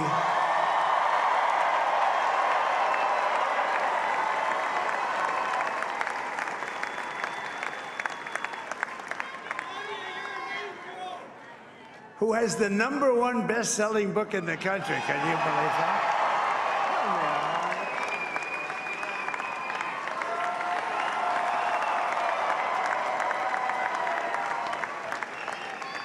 Oh, no, she's done a great job, works very hard to help people. So I just want to thank her. But I want to thank my whole family, my amazing children, and they are amazing children. Now, we all think our children are amazing. Everybody here thinks their children are amazing, but that's a good thing when you think they are. But Don, Eric, Ivanka, Tiffany, Barron, Laura, Jared, Kimberly, Michael, thank you all. What a help. What a great help.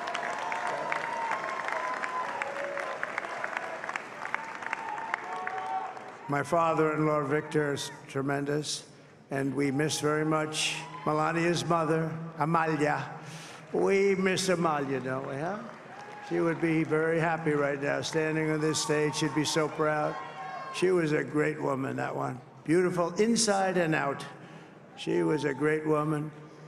I want to be the first to congratulate our great, now I can say, Vice President-elect of the United States, J.D. Vance.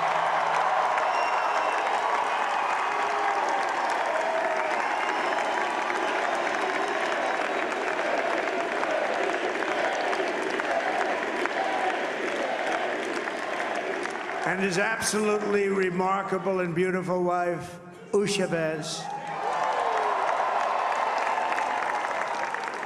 And he is a feisty guy, isn't he? You know, I've said, go into the enemy camp, and you know the enemy camp is certain networks, and a lot of people don't like to, sir, do I have to do that? He just goes, okay, which one, CNN, MSDNC?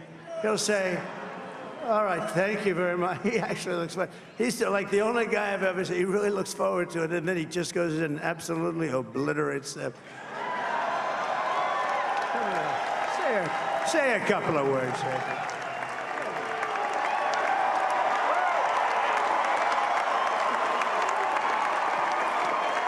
Wow.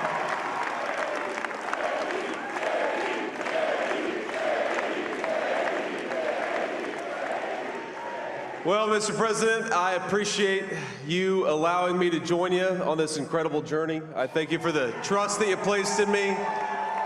And I think that we just witnessed the greatest political comeback in the history of the United States of America.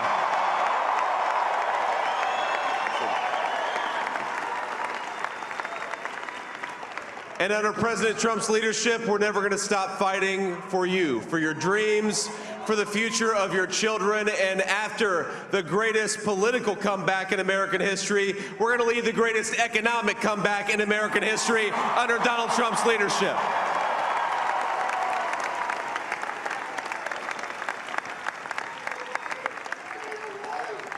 Thank you very much. He's turned out to be a good choice.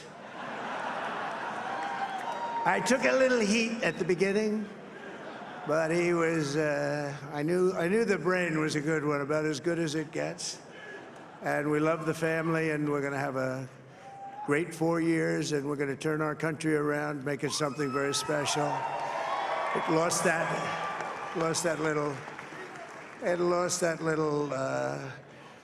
little thing called special. We have to make it so. We're going to make this so great. It's the greatest country, and potentially the greatest country in the world by far. And right now, we're going to just work very hard to get all of that back. We're going to make it the best it's ever been. We can do that. If we had to wait longer, I don't know. It was going bad, and it was going bad fast. We're going to have to seal up those borders, and we're going to have to let people come into our country. We want people to come back in, but we have to let them come back in, but they have to come in legally. They have to come in legally. Let me also express my tremendous appreciation for Susie and Chris, the job you did. Susie, come here. Come here, Susie. Chris, come here, Chris. Susie likes to stay sort of in the back, let me tell you. The Ice Maiden, we call her the Ice Maiden. Come here, Chris. Come here, Chris. Susie likes to stay in the background. She's not in the background. Come here, Susie. This wasn't expected, but I just want to thank, obviously, President Trump for this journey. It was a great one, and he's a hell of a candidate, and he's going to be a hell of a great 47th president. And this team that we had, the best team, and, of course, even my boss, Susie Wiles, the best. Thank you. Thank you, and thank you, Susie. Look at her, she's shy. I've never seen her be shy before. Susie. They're great. Everybody up here is great. Everybody up here is very special. But the Trump, who did you say? Oh, let me tell you, we have a new star. A star is born, Elon. Now he is. Now he's an amazing guy. We were sitting together tonight. You know, he spent 2 weeks in Philadelphia and different parts of Pennsylvania, campaigning. You know, he sent the rocket up 2 weeks ago, and I saw that rocket, and I saw it coming down. I saw it. It was, when it left, it was beautiful, shiny white. When it came down, it didn't look so pretty. It was going 10,000 miles an hour, and it was burning like hell. I said, what happened to your paint job? He said, we've never made a paint that could withstand that kind of heat. And, but I saw it come down and turn around. And it was, you know, it's like 22 stories tall, by the way. It looks a little smaller than that, but it's big. And it came down, and you saw all that fire burning. And I'm saying, only Elon can do this. It must be an Elon. And I tell the story. I told it last night. I had a man on the phone. I had the screen muted, no sound. I was talking to a very important man, happens to be here.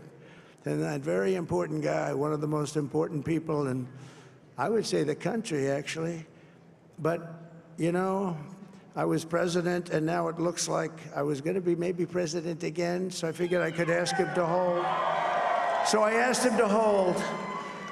And especially because you're going to be president again, they hold. So I took the phone down, and I'm looking at the screen. I'm seeing this crazy thing that's going around and coming down. It looks like it's going to crash into the gantry. And I said, oh, no. And I said, do me a favor, do you mind holding for a couple of minutes? I want to see this. I thought it was a space-age movie or something. I put the phone down. Bad part, I didn't pick it up for 45 minutes, and he was holding. But this spaceship came down, and I saw those engines firing, and it looked like it was over. It was going to smash. And then I saw the fire pour out from the left side, and it put it straight, and it came down so gently, and then it wrapped those arms around it, and it held it, and just like you hold your baby at night, your little baby. And it was a beautiful thing to see, and I called Elon. I said, Elon, was that you? He said, yes, it was. I said, who else can do that? Can Russia do it? No. Can China do it? No. Can the United States do it other than you? No. Nobody can do that. I said, that's why I love you, Elon. That's great. And you know, when we had the tragic Hurricane Helene, and it hit North Carolina, they were really devastated, the water. This was a big water, as big as we've ever seen, water hurricane. It built lakes out of nothing. Fields became lakes, and the danger was unbelievable. And the people from North Carolina came to me and they said, would it be possible, at all possible, for you to speak to Elon Musk? We need Starlink. I said, what's Starlink? It's a form of communication. So I called Elon, and I'll tell you what, he had, and it was very dangerous. People would die. They had no communication. All the wires went down. I called Elon Musk. I said, Elon, you have something called Starlink. Is that right? Yes, I do. What the hell is it? He said, it's a communication system that's very good. I said, Elon, they need it really, really badly in North Carolina. Can you get it? He had that there so fast. It was incredible. So, and it was great. It saved a lot of lives. He saved a lot of lives. But he's a character. He's a special guy. He's a super genius. We have to protect our geniuses. We don't have that many of them. We have to protect our super geniuses. I want to thank some of the guys. You know, we have up here today the U.S. Open champion. He's a fantastic golfer. He's slightly longer than me. Hits the ball a little bit longer than me. Just a little bit. Bryson DeChambeau is up here someplace. What happened to Bryson? Where is he? Bryson. Oh, he was shot. He's hitting balls. Oh, he's on the way. He's hitting balls. Bryson. Oh, look at him.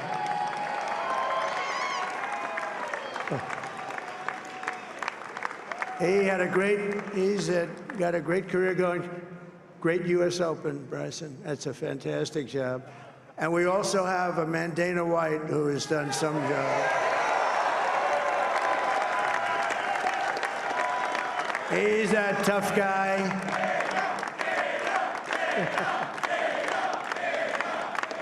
So Dana started UFC and came to me, do you mind if I use your, nobody wanted to give him Marines because they said it's a rough sport, a little rough. And I helped him out a little bit, and I went, and they said, this is the roughest sport I've ever seen, but I began to like it, and he loved it, and nobody's done a better job in sports. And you know, he's a very motivational kind of a guy, what he does. He gets these fighters, and they really go at it, and it's become one of the most successful sports enterprises anywhere at any time. It's doing so well. I'd like to ask Dana just to say a couple of words, because people love to hear from him. Dana,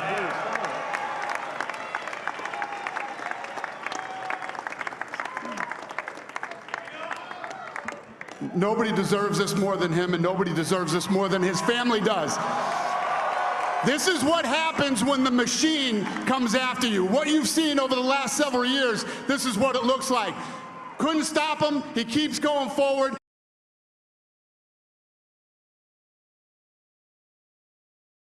Election night as Republican Donald Trump gets close to the electoral votes he needs to win. And in Portland, a history-making election as voters used ranked choice voting for the first time to choose a new mayor and city councilors. You know what? There is so much more at stake. We're also watching several local congressional races that are once again too close to call. Thanks for joining us here on KGW Plus. I'm David Molko. And I'm Christine Pitawanich. Let's begin with the top of the ticket, the big presidential race that so many people are following at this point. Hey, here's a look at the latest electoral college map. The winner needs 270 votes to become president. This is according to the Associated Press. There right now, Donald Trump at 267. Vice President Kamala Harris at 214. And NBC News projecting both Oregon and Washington will go to Harris. Harris with 55% of the vote in Oregon, and in Washington, Harris with 58% of the vote. Well, we are getting reaction tonight from Oregon Republicans and Democrats. We'll check in with Catherine Cook at Democratic Election Headquarters in downtown Portland. But first, let's bring in John Adams in Aurora, where the GOP is gathered tonight. John? Well, David, I'm outside now because the party wrapped up about an hour and 45 minutes or so. But you could tell early on in the evening things were going Republicans' way on the national level, and people inside were extremely excited because to them it felt a lot like what happened in 2016, and it seemed like throughout the entire night that Donald Trump was a few points ahead of where he was at in 2020, very similar to the electoral map that we saw back in 2016. But you saw a lot of people jovial inside the facility here at Langdon Farms Golf Course in Clackamas County. Earlier today, people huddled around the TV watching the results come in.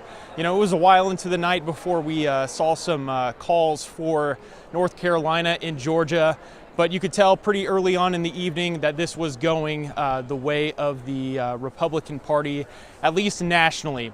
I spoke to the vice chair of the Oregon Republicans. This is what they told me about what was different in 2024 from 2020. I think this is a referendum on the bad policies that the Biden-Harris administration have really implemented across this nation that have decimated our jobs, that have decimated our economy. Well, the Oregon Republicans said they're still waiting to see some more numbers on some of our races here locally in terms of Republican candidates there. But Republicans here in the state of Oregon very happy of what has happened nationally tonight. Back to you. Yeah, John Adams reporting live from Aurora. Thank you so much for your reporting, John. Let's switch now to Catherine Cook, who's live in downtown Portland, where Oregon Democrats were gathered tonight. So give us a sense of the mood at this point, Catherine. Well, the mood here, Christine, tonight is, well, empty. Everybody has gone home, but I can tell you that the crowd was very energized this evening, and till the very end, as the crowd started to go home, the race was still too close to call, so they were optimistic, thinking, hey, you know, we wouldn't really know results until perhaps tomorrow. Certainly now, about an hour and a half later, we know more than they did earlier, and certainly it did not go the way they were hoping it would.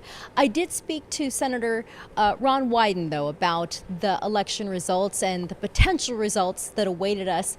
I asked him about his concerns and his hopes for how the American public would respond to whoever would win, especially given what happened on January 6th. My message is that what our country learned a few years ago is that a peaceful transition is absolutely essential to protect our wonderful system of government. Senator Wyden told me no matter what happens with the national election, he said he is excited for what awaits Oregon and is proud of how Oregon and its state and local leaders will continue to govern.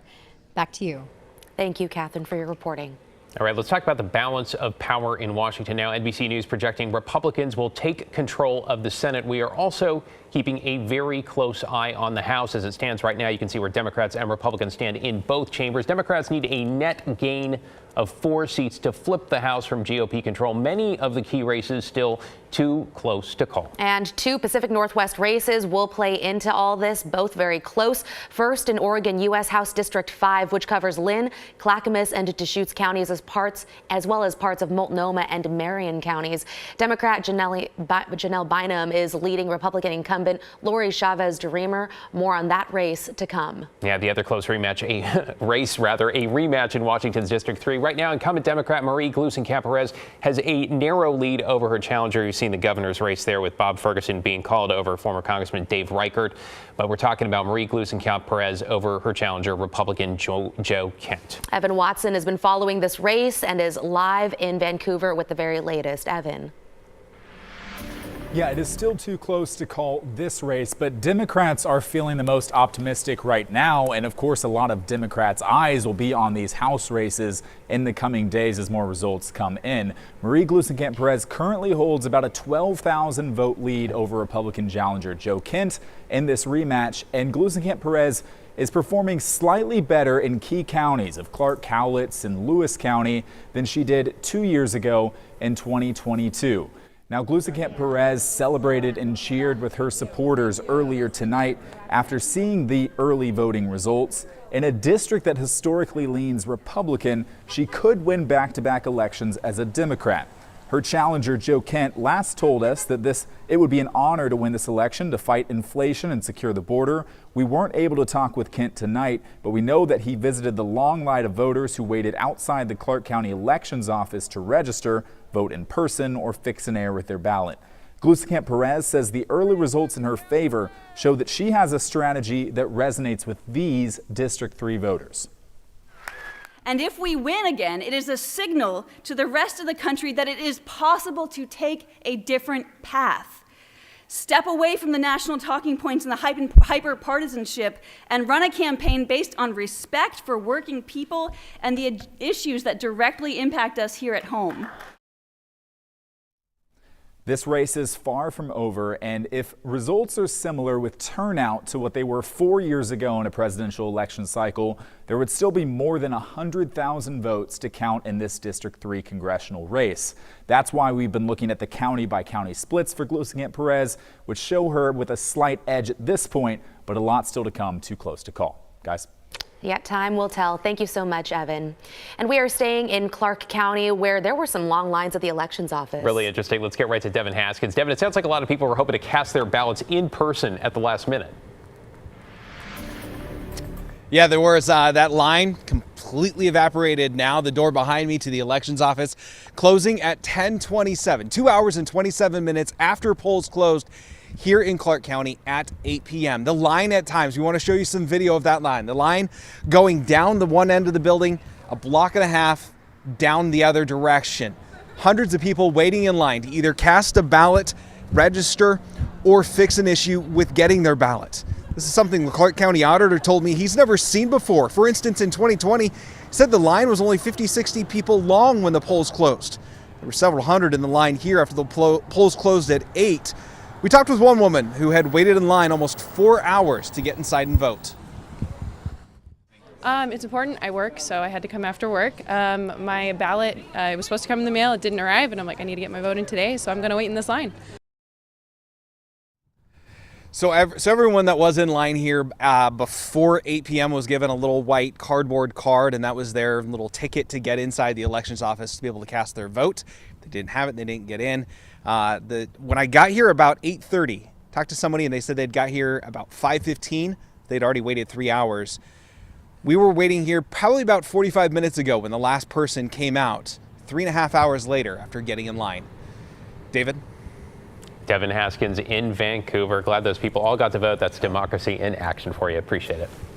And staying in Washington, the Associated Press has called the governor's race for Democrat Bob Ferguson. Current Attorney General in the lead with 56% of the vote. Their Republican challenger, former Congressman and King County Sheriff Dave Reichert, about 44%. Here is some of what Ferguson said earlier tonight. As your governor, I will center you, each and every one of you, red counties, blue counties, Republicans, Democrats, independents, you are top of my mind. I'm thinking of you, will advocate for you, will make Washington even a greater state than it is today. Thank you so much, everybody. Ferguson will succeed Jay Inslee, who chose not to seek a fourth term. All right, to the historic race for Portland mayor now, where ranked choice voting is in effect, with roughly 50% of the total ballots cast in the race now tabulated. Trunking Company CEO Keith Wilson has a commanding lead. Carmen Rubio a distant second. Renee Gonzalez currently defeated in third. Keep in mind this all could change when Multnomah County reports additional results tomorrow evening at 6 and then again on Thursday. By then, Thursday, some 90% of the ballots cast should have been counted. Our Kyle Aboshi is following this race closely. He's live from City Hall for us. Kyle, what can you tell us at this point? Well, political newcomer Keith Wilson suggests that Portland is ready for change, and voters seem to agree. Based on preliminary results, Wilson is in a strong position to become Portland's next mayor, although there's still a lot of ballots to be counted in Portland's first ever election using ranked choice voting. The trucking company's CEO joined his supporters in Northeast Portland this evening. Wilson, who pledged to end unsheltered homelessness in his first year on the job, believes the city is ready for big change. If I win, it's time for us to get to work. We're not, we'll wait, we'll sleep for a week, and then we're going to start putting our plan together. And January 2nd, Inauguration Day, is going to be about getting the work done. The outcome of this race is far from over because of ranked choice voting. City Commissioner Carmen Rubio joined her supporters tonight in Northeast Portland, and Commissioner Rene Gonzalez thanked his staff, family, and friends at a gathering in downtown Portland. Commissioner Mingus Mapps is also still in the mix. Election officials suggest it may be a day or two until we have a winner in this race and a new Portland mayor. Back to you. Yeah, we'll have to wait and see. Kyle Aboshi in downtown Portland in front of City Hall. Thank you, Kyle. We're also keeping an eye on Portland's city council race, another ranked choice vote with 12 people who will now be voted in. We'll have a look at those results coming up. And another hotly contested congressional race on this election day, U.S. House District 5 in Oregon, which covers Lynn, Clackamas, and Deschutes counties, as well as parts of Multnomah and Marion counties. Republican incumbent Lori Chavez-DeRemer trying to hold on to her seat against Democrat Janelle Bynum. The latest results has Bynum ahead of Chavez-DeRemer at this point. Bynum with 47.9%, Chavez-DeRemer just over 45%. And the last election cycle, this race was not called until Sunday. Let's bring in Alma McCarty. She's been following the race for us live in downtown Portland. Alma. David, Christine, yeah, lots of Democrats were here in what is now an empty ballroom at the Hilton in downtown Portland, and among them presumably was Janelle Bynum, who is trying to oust Republican Lori Chavez-DeRemer for her seat in the U.S. House of Representatives. However, Janelle Bynum did not take the podium here, did not take the stage, and was really not seen mingling around the crowd this evening. She had an early lead as the first results began to roll in from Multnomah to then Clackamas County, but that lead narrowed significantly as 9 p.m. drew near. Closer to 10 p.m. it stayed that way, with thousands of votes separating the candidates. Again, both Bynum and her Republican opponent knew that this race would be very close, possibly too close to call on election night. There have been millions of dollars spent and countless ads aired over the last couple of months, signifying the importance of this race, considered by many to be a toss-up. Now, Bynum gave this as a statement just before 10:30 tonight, writing in part, "We are still waiting for final results for Oregon's 5th congressional district, but it's imperative that every lawful vote is counted, and our team will continue to monitor the returns. We are confident in our path to victory." Then Representative Lori Chavez-DeRemer released a statement a few minutes after 11 o'clock tonight, saying in part, "The initial results have shown this is a close race, which we all expected. I am confident that voters appreciate my track record as the second most bipartisan member of Congress, and that will bring us across the finish line." David, Christine, back to you. If Democrats take the House, and it's a big if right now, this race could be key. Thanks, Alma. I appreciate that update.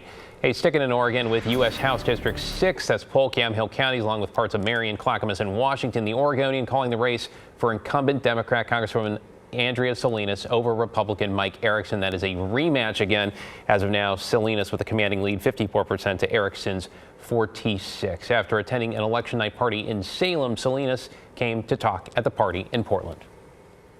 It tells me that I am bringing people along with me, that this is not me out there alone, that I'm listening to people, that I'm understanding the problems on the ground, and that I'm turning those issues into action at the federal level. This is the second time Erickson ran against Salinas. Back in 2022, he lost by 2.5 percentage points.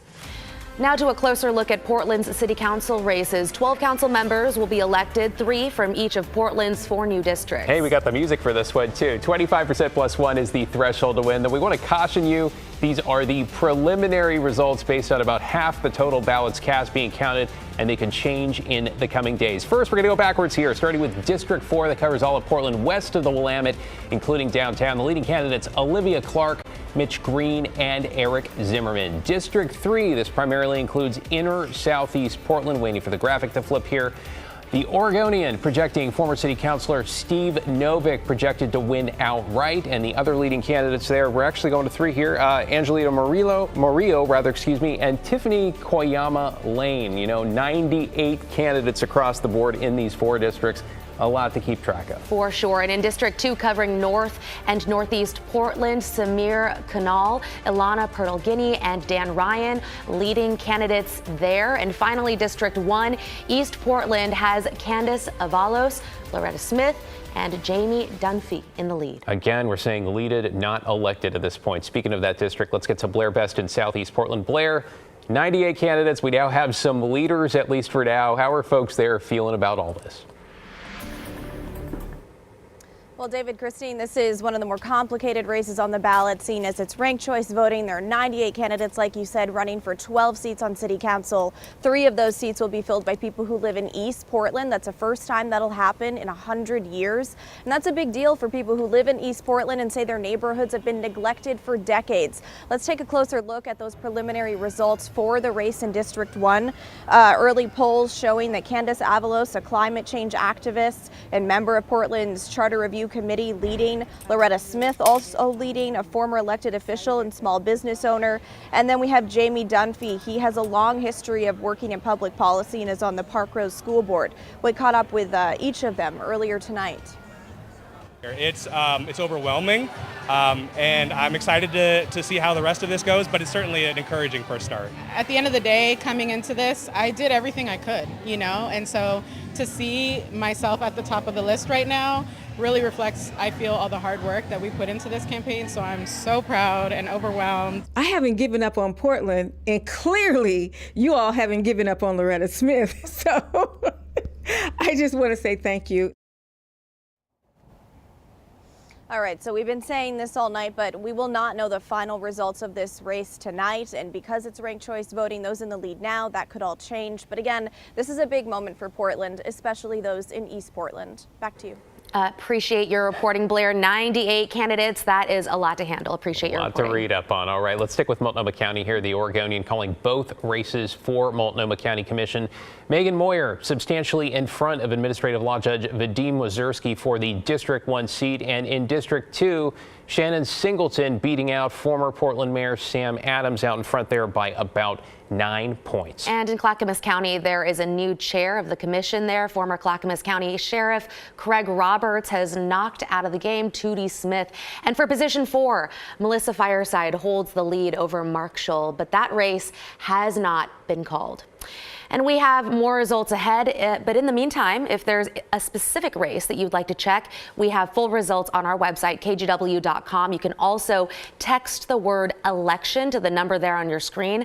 That is 503-226-5088, and we'll send you a direct link to the results page. Yeah, it's been a fast and furious election night, which means we really do need a break. Matt Zafino, let's talk about the forecast. Yeah, it's dry, which is great. Always a win when it's dry on Election Day in Oregon and Washington, right? So we've got that going for us. And we've also got fog forming out there in the valley right now, too. It is late. Of course, it's after midnight now, so no surprise that we're getting fog forming during the overnight hours.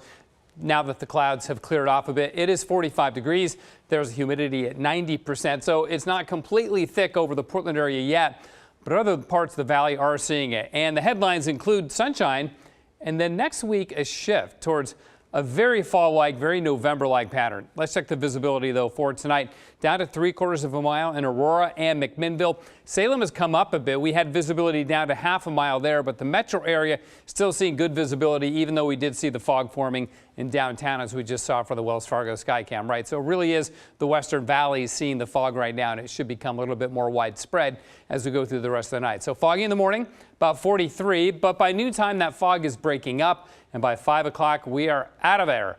with fog and get up to about 60 for a high temperature tomorrow, about 58 to 60 right in there. So you can see on the satellite imagery hardly anything in terms of clouds because the fog's not showing up. You see this massive area of high pressure that's really been developing strongly tonight. The jet stream is now going up and around and then driving northerly flow down into the northwest. But this is our weather for the next couple of days, meaning clear, right? Other than the fog we have in the morning tomorrow. After that, though, I don't think we'll be dealing with it on Thursday morning at all. In fact, the modeling now is blowing the fog out pretty quickly. This is 8 a.m. tomorrow morning. East winds begin to pick up. It's not going to be a super strong east wind event, but we will have it. And then Thursday looks spectacular. Should be clear all day. The east winds increase a little bit more. For most of Portland and Vancouver, it'll just be a breeze. If you're in and near the gorge, then you know it's going to be a strong east wind, right? But it does do us the favor of keeping fog away. Farther south, say towards Eugene or north towards Seattle, you may be dealing with fog on Thursday morning as well, but we will not. Then, as we go into Friday, the clouds come in. This is now Saturday at 10 a.m. We're still dry, but rain will arrive after that. Expect wet weather on Saturday, then again late Sunday too. Our high today was only 54, so a cool one for this time of the year. Made 60s down on the south coast, but that was the only part of the state that did that. 40s and 50s pretty much everywhere else. So it is 45 right now, the freezing level 4,700 feet. There were 6 inches of new snow in the Cascades from the last day or so. We may see, not this week, it's going to be dry for the rest of the week, but next week we may be talking about feet of snow coming to the mountains. It's going to be pretty good.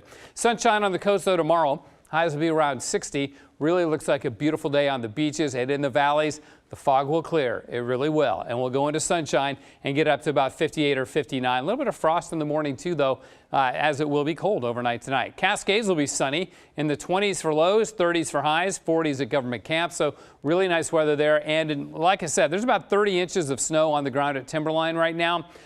Through next week, though, we may see those kind of amounts. So we'll have to wait and see exactly how it plays out, but it's looking pretty good for mountain snow next week. Central and eastern Oregon, you'll be clear down in the 20s for lows. In the gorge, east winds begin to develop tomorrow, but they'll get even stronger as we go into Thursday. And for Portland, morning fog and then sunny, get up to about 60 in the Rose City tomorrow. 59 on Friday. There's Saturday at 55 with rain developing. As we go into the weekend, I think we'll catch a break sometime around, early Saturday. But after that, it's going to start raining again, and we're going to go into a wet pattern as we go into next week. At least grateful for the sunshine now. Thank you, Matt. You bet. All right, we have a few more results to get to. Let's check in on where things stand for Oregon's statewide ballot measure. First, Measure 115 is projected to pass. It would give the Oregon legislature the authority to impeach and remove statewide elected officials. Right now, the only way to remove them is through recall elections. Almost 63% of voters say yes, 37% or so say no. Well, voters have soundly rejected Measure 117, according to the Oregonian. This would have expanded ranked choice voting to federal and state offices in Oregon. Almost 60% of voters oppose this, 40% in favor there. And ballot measure 118 is projected to fail by a pretty large margin. This one would have increased the highest corporate minimum taxes, and the revenue would have been distributed to eligible Oregonians. 21% of voters support this. 79% nearly are against it. Staggering number there. One ballot measure still too close to call. Measure 116 would create an independent commission to decide salaries for certain elected officials. Right now, you can see it looks like the yeses have it the noes have it 53% to 47% for the yeses. Again, too close to call. And let's check out a few of the statewide measures in Washington. Voters have shot down Initiative 2117, which would have repealed the state's Climate Commitment Act. So that stays in place. Well, voters also rejecting Initiative 2109 that would have repealed the state's capital gains tax. So that also stays in place. And that is all the time we have on this election night. Our Sunrise team is already here working to keep up to date on the very latest vote counts. Oh, you can keep an eye on KGW.com for updated results all night and throughout the week, right? We're in it for the long haul. We said it all night. Then tune in for more reports on KGW News at Sunrise that starts at 4:30 in the morning. And remember, you can stream KGW News anytime on your schedule right here on KGW Plus. For Christine Pitawanich, Matt Safino, Laurel Porter, and the entire KGW News team, I'm David Molko. Thanks so much for watching. We hope to see you right back here tomorrow night. Good night, everyone.